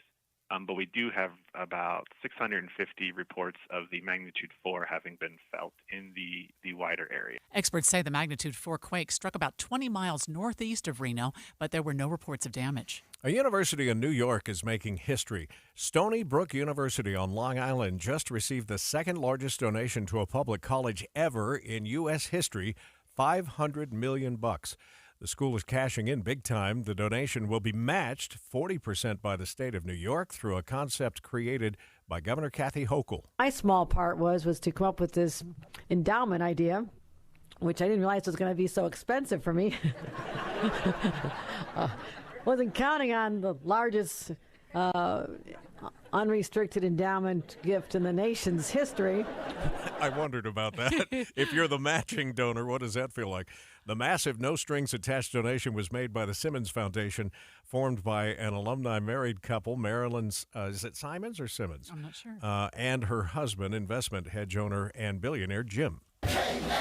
The Denver Nuggets won their first ever NBA Finals game last night, beating the Miami Heat 104-93 in Game 1. Former MVP Nikola Jokic and Jamal Murray combined for 53 points in the win. Game 2 is back in Denver on Sunday night. Yeah, the Nuggets are just bigger at almost every position than the Heat. And, of course, the Heat had that 7-game battle to get there, so they're probably a little worn out. We got a crash affecting northbound and southbound traffic on Redwood Road in West Jordan this hour. We'll double-check that with the rest of your traffic and weather together. Start your day with all news in the morning. Then hear Dave and Dejanovic talk about the biggest stories from 9 to noon. Ron DeSantis, he's a solid number 2. The coach once told me, if you're not first, you're last. Breaking news, important talk, all morning on KSL News Radio. Time for today's edition of Growing Your Wealth, presented by Madrona Financial. Here's Brian Evans. There's been a lot of talk amongst people about the stock market and how volatile it is and how scary it can be at times. And I understand that entirely. There's a lot of chatter out there about how, get out of the stock market. Get into, maybe it's precious metals, maybe it's into CDs or certain kinds of annuities. I wanted to spend some time chatting about that because I think that we have to make sure that in our financial plan, we understand that there is a place for all different kinds of asset classes. There's a place for paying off your mortgage. There's a place for having liquid cash on hand. There's a place for stocks and bonds. There's a place for certain kinds of annuities. Not every kind of annuity. The kinds of annuities that pay you a guaranteed lifetime cash flow. There's a place for that. There might be a place for a safe investment annuity. There might be a place for rental real estate. There might be a place for precious metals. These are things we have to look at individually as they relate to your entire plan, though. So when we're doing a financial plan, we want to solve for things in order. I've talked before about solving for cash flow in retirement. You got to solve for security. You got to solve for liquidity, and finally growth of assets. In the growth of assets, let's not ignore the fact that we've had a lot of problems in the world, whether it's Brexit or 9/11 or 2008, but the one common theme is the stock market eventually survives these and goes up higher than it ever was before. So when you're considering your retirement plan, make sure you don't avoid the stock market due to fear. And that was Growing Your Wealth with Brian Evans, Madrona Financial. Investments, retirement, taxes, and legacy. MadronaFinancial.com. Even the mightiest of trees can be blown over if they don't have strong enough roots. The same is true with your investment plan. Can your plan withstand a financial storm? Go to MadronaFinancial.com and click on the Get Started button to request your Rooted Wealth Analysis. You can also click on the chat button and ask us anything. We have a searchable library with answers to your questions. Visit MadronaFinancial.com. We got some breaking news just into the KSL newsroom. The Justice Department is closing the probe into the possible mishandling of classified documents found at former Vice President Mike Pence's Indiana home. Federal officials say they will not be filing any charges against the former VP. The move comes ahead of Pence's planned announcement of the 2024 presidential run next week. 8:39 now. Traffic and weather together every 10 minutes on the 9s, brought to you by Granite Credit Union, helping members since 1935. And back to you, Heather. Well, Amanda, we've got a new crash northbound I-15 in downtown Salt Lake. This is right around 1700 South, blocking the HOV lane and both shoulders, both the right and left shoulders. So traffic feels like it's being funneled. It's slowing down significantly and backing up toward 3300 South in South Salt Lake. And we're still dealing with the crash in West Jordan. It's on Redwood Road. Both northbound and southbound have 2 lanes blocked in both directions right around 7400 South. So you've got pretty big delays between 70th and 7800 South. You want to avoid that area. Jason. Still a fairly quiet commute if you are on I-15 up in Weber and Davis counties. Southbound and northbound, for that matter, are both rolling clear in both directions. No problems up in any of the canyons. Weber, Ogden, and Sardine Canyon are all at regular speeds as well. Eric? I-80 through Parley's Canyon looks good. If you're exiting at Kimball Junction to go south on 224, you're going to have no problems getting into Park City. However, if you're entering Park City from the east side using US 40, we got southbound slowing on 40, approaching the exit to go west on 248. That's Kearns Boulevard. I-15 Utah County northbound southbound is looking good. Time to replace your roof? Intermountain West contractors can finish most roofs in one day. Use Radio 1000 and get $1,000 off a roof replacement now. IWCroofing.com. Eric Butler in the KSL Traffic Center. There's a chance for a few scattered showers around this morning, and then this afternoon we go back to pop-up thunderstorms again. Expect a high of 76 degrees, a little bit below average. Showers taper tonight, a low of 57 with a chance for more storms tomorrow. From the KSL Weather Center, I'm Kristen Van Dyke. A few sprinkles here and there this morning, 63 degrees. So we found out yesterday the Bible has been taken off of shelves in the Davis County schools in some grades. We'll talk more with the district spokesperson coming up on KSL News Radio. Stay with us at 102.7 FM and 1160 AM. And thanks for waking up with Tim and Amanda as we help get you to the weekend today on KSL News Radio, your all-day companion for news. This hour of Utah's Morning News brought to you by Frazzle. And Sam Owens is back with us in studio. We've established what a Frazzle is. And maybe we shouldn't just be talking about a free Frazzle Friday and make that a plural thing, because you're going to do this all month. Every Friday in June. That's right. Yep. That's crazy. We are crazy. That's the thing. So are you trying to take over the Slurpee universe? Good question. Well, yeah, it's a great question. You know, we have a ton of respect for 7-Eleven and Slurpee. It's a great brand, but you know, this is Utah. This is our backyard here, and we got some diehard fans, and so we wanted to give them not just something one day. We wanted to give them something they could get every Friday in June and just blow this thing up. Yeah. So we're excited about what's going to happen. It's going to get warm soon, and that'll be a nice refresher every day. What is your hope here, other than breaking the bank? What's your hope? Just in building the brand a little bit? That's right. Yeah. By the end of this, everyone's going to know what a Frazzle is. And, you know, we found there's a lot, you know, I do marketing for the company, so there's a ton we can do for marketing, but nothing is more effective than people just trying the product. Just tasting That's it. Just taste it. So it's like, look, just try it and see what you think. And we found that time and time again, if people just try it, that's it. They come back to it. So while you're headed out this afternoon to run errands, or, you know, maybe you're picking the kids up from the last day of school, or just going home from work, stop by where, Sam? That's right. You can go to any Maverick, Holiday Oil, Top Stop, a lot of places. I'm going to be with KSL from noon to 2 with Holiday Oil right there in Lehigh on Thanksgiving Way on the 2100 North exit. Just look for the big blow-up Frazzle cup. You can see it right off the freeway. We're going to be giving away car washes, of course, Frazzles, and we'll be there with you guys. So come looking taste forward to it. Yeah, that's one of the benefits of being a Frazzle fan is you can find them in a lot of different places. That's right. There's probably one right around the corner. Oh, there is. Just go freefrazzlefriday.com. It'll show you exactly where you can get one. Perfect. Yep. Freefrazzlefriday.com. Calling all Utah locals. See the Southwest by rail on board Rocky Mountaineer. They've extended their latest offer until June 30th. Save up to $1,200 per couple. Visit RockyMountaineer.com to book. KSL News Time, 8:44. The three things you need to know this hour. First, in response to a tragedy that saw a Cottonwood Heights student take their own life, the Granite School District has opened a teen resource centre to help students in similar situations. On KSL News Radio's Hugo Ricard-Bell. Second spring runoff has brought some much-needed relief to Utah's lakes and reservoirs, but it also provided a lot more breeding ground for mosquitoes. third, let's see what's left of the drive with traffic and weather together. We've got stop-and-go traffic northbound I-15 between 33rd South and the 13th South exit in downtown Salt Lake. That's due to a crash blocking the HOV lane. And Redwood Road is pretty congested as well, both directions between 70th and 7800 South and West Jordan. Heather Kelly in the KSL Traffic Center. Another day with more showers and storms, highs in the mid-70s. From the KSL Weather Center, I'm Kristen Van Dyke. And right now, let's see where we are. 63 degrees downtown. Let's take a look at our top national stories.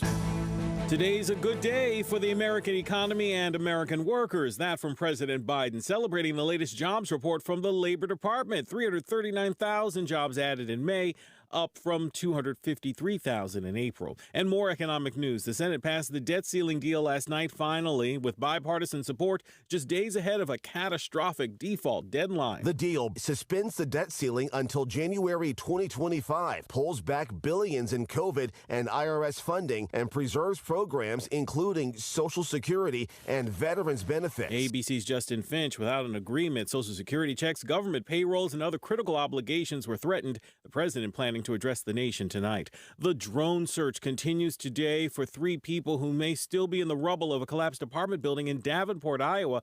Authorities say everyone else has been accounted for, including 2 others who were just located elsewhere. The scene now shifting from rescue to recovery. I'm Derek Dennis, ABC News. As we've reported, the Bible has been taken off some Davis County school shelves. Joining us live on the KSL Newsline is Davis School District spokesperson Chris Williams. Oh, we don't have Chris yet. Oh, shoot.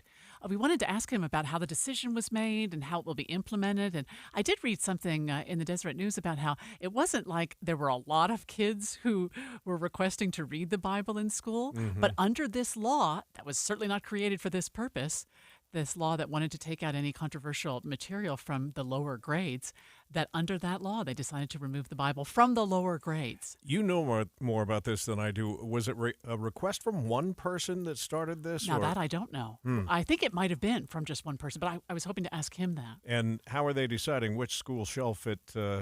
They decided that everything below high school, so I think it's elementary and middle schools where you won't have access to it because some of the stories are violent or whatever else was included in the bill that might be objectionable for younger people, but it would still be available in high schools. Is this something that then ends up in a court of law somewhere? I guess if someone appeals it, they would be. If there's an appeal of that decision, perhaps it would, yeah. I really wish we would be able to get the spokesperson for the Davis School District on the line with us here. This is something that's been floating around, I think, in the news for at least a month that I can remember. Mm-hmm. And now it's just taking place is the reason it's making headlines today. Because when the law came out that allowed parents to challenge books that for pornographic reasons, or I think violence might have been included in that, they could challenge that. Well, under that new law, a parent challenged the Bible for having controversial content inside. And that's how this came to be. Well, it's certainly going to get a lot of water cooler talk, I'm sure. Sure, yeah. And we'll have to wait and see what it means as far as the legality of it all or what kind of pushback there might be. But we may have to wait to connect with Davis School District spokesperson Chris Williams at a later date. Oh, yeah, because he's not here. Now, I was just going to share with you, we got a text on this subject. Oh, yeah. The Davis School District needs to go through kids' phones for social media videos and games and movies that'd be much worse. No argument there. Yeah. It's just they can't control everything that's in the phone. They can control what's in the library. As you might imagine, there's going to be some pretty strong feelings on both sides of this Absolutely. Today, and that's why we wanted to talk about it. 8:49, if you're on the roads this morning, let's get a look at traffic and weather together. It's brought to you by Granite Credit Union, helping members since 1935. How are we looking, Heather? Well, we've got more emergency vehicles pulling up to the scene of this crash, northbound I-15. It's actually right near the top of the on-ramp from 1300 South. So it's now blocking 2 left lanes of traffic and also the 2 shoulders, one on the right and one on the left. And so traffic only has a few lanes to get through there. They feel like they're being funneled. It's backed up all the way to 3300 South in South Salt Lake. So that's going to take you a lot of extra time that you're not prepared for getting into downtown Salt Lake. Just be patient there. And then we still have a pretty serious crash in West Jordan. It's on Redwood Road at 7400 South. Only one only one right lane of travel is getting through both northbound and southbound, and you have pretty big delays between 70th and 7800 South both directions. Jason.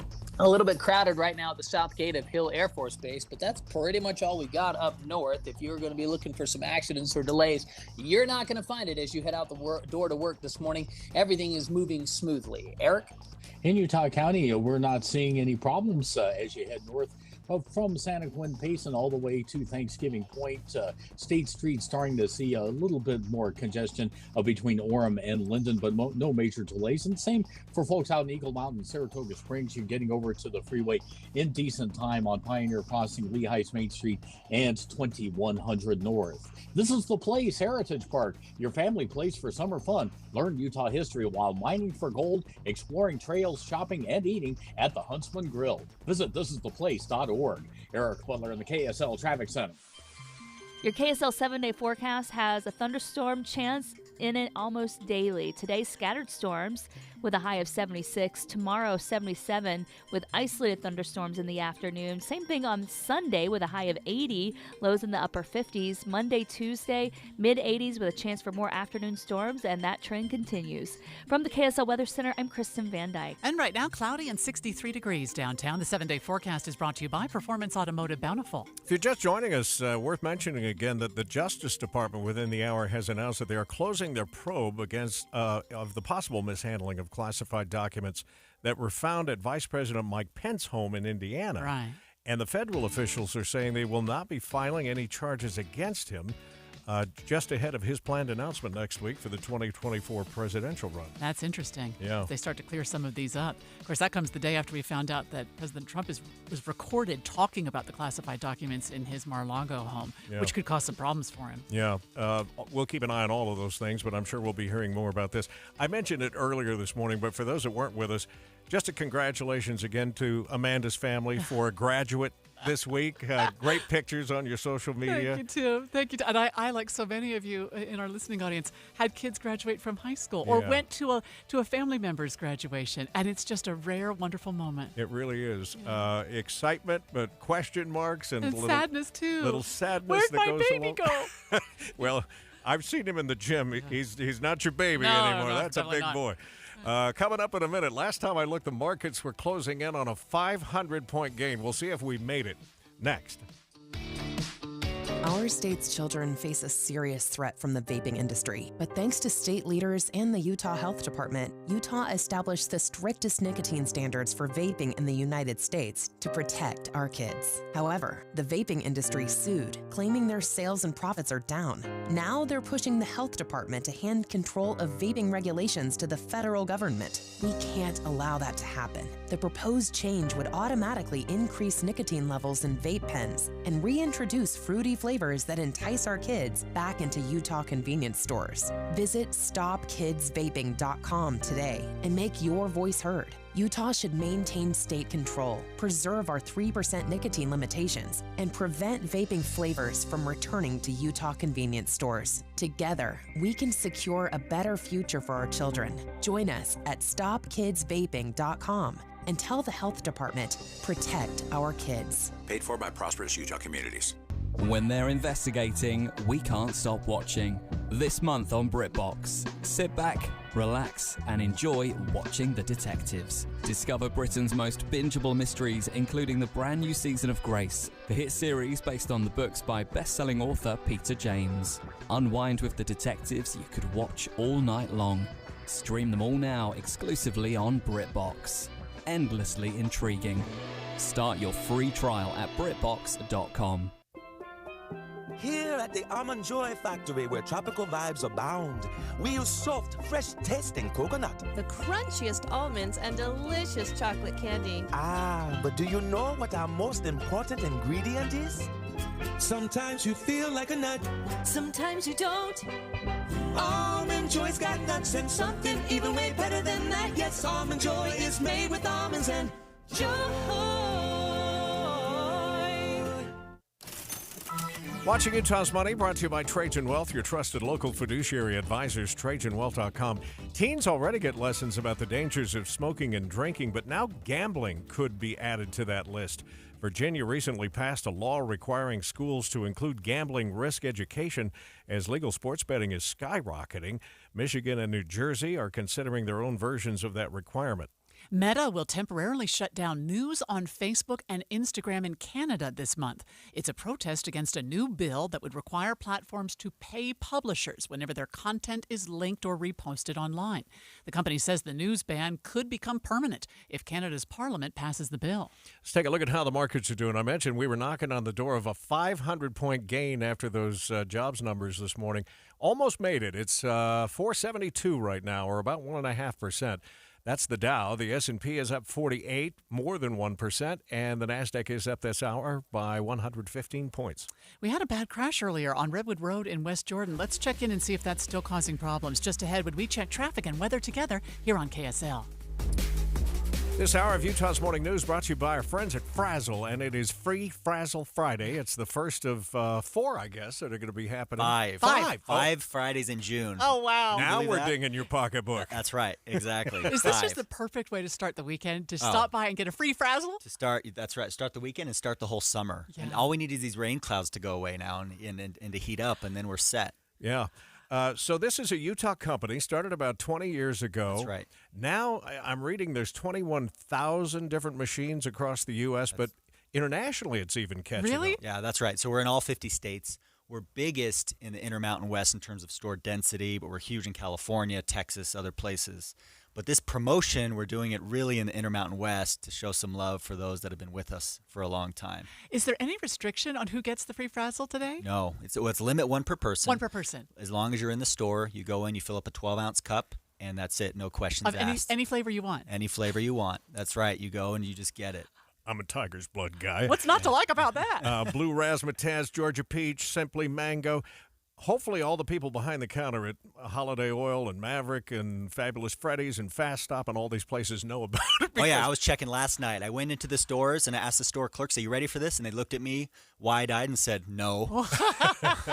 Because it's going to drive traffic. Oh, yeah. Big It's going to get time. people in the store. It's going to be crazy, Now, but a lot of fun. You and I will be at the Holiday Oil at Thanksgiving Point, right? That's right. The 2100 North exit. Look for the big blow-up red cup. That's where we're at. We're giving away some car washes and some other things. It'll be a great time. Did I see you're sponsoring the Utah Valley Marathon We tomorrow? are. Tomorrow we'll be there. Oh. Yep, and if there's no clouds, we should have actually an airplane banner flying Free Frazzle Friday over the whole marathon. Wow, you have pulled out all the stuff. Yeah, That's right. I love That's it. right. I just love it. All right, here's a way to find out more about it. Of course, you can just stop in if you know a Frazzle machine that's close by home, or just go to freefrazzlefriday.com. Sam, thanks. Thank you. At KSL News Radio, we have a 30-year legacy of honoring Utah teachers, but we can't do it without your help. Please tell us about an important teacher in your life on the KSL Teacher Tribute Wall, presented by Cypress Credit Union. Each month, one lucky teacher wins a $500 gift card from Cypress Credit Union, a $250 gift card to Harmon's, plus season tickets to Hale Center Theater. Say thanks to your teacher today at kslnewsradio.com/teacher from Cypress Credit Union and KSL News Radio. Over the years, you've brought them into your home. You were prescribed opioids after the C-section and after Dad's back injury. They helped when you were in pain, and you held on to them just in case. But did you know holding on to unused opioids puts your family at risk? Trouble with opioids can start at home with unused medicines such as pills, patches, and syrups. You can remove the risk and protect your family. Find out how at www.fda.gov/drug disposal.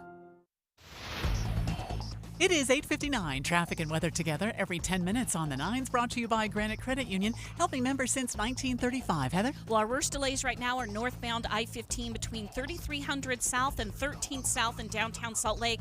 That is due to a crash blocking 2 left lanes, and all traffic was stopped for a few minutes to move some other vehicles from the right to the left side of the freeway.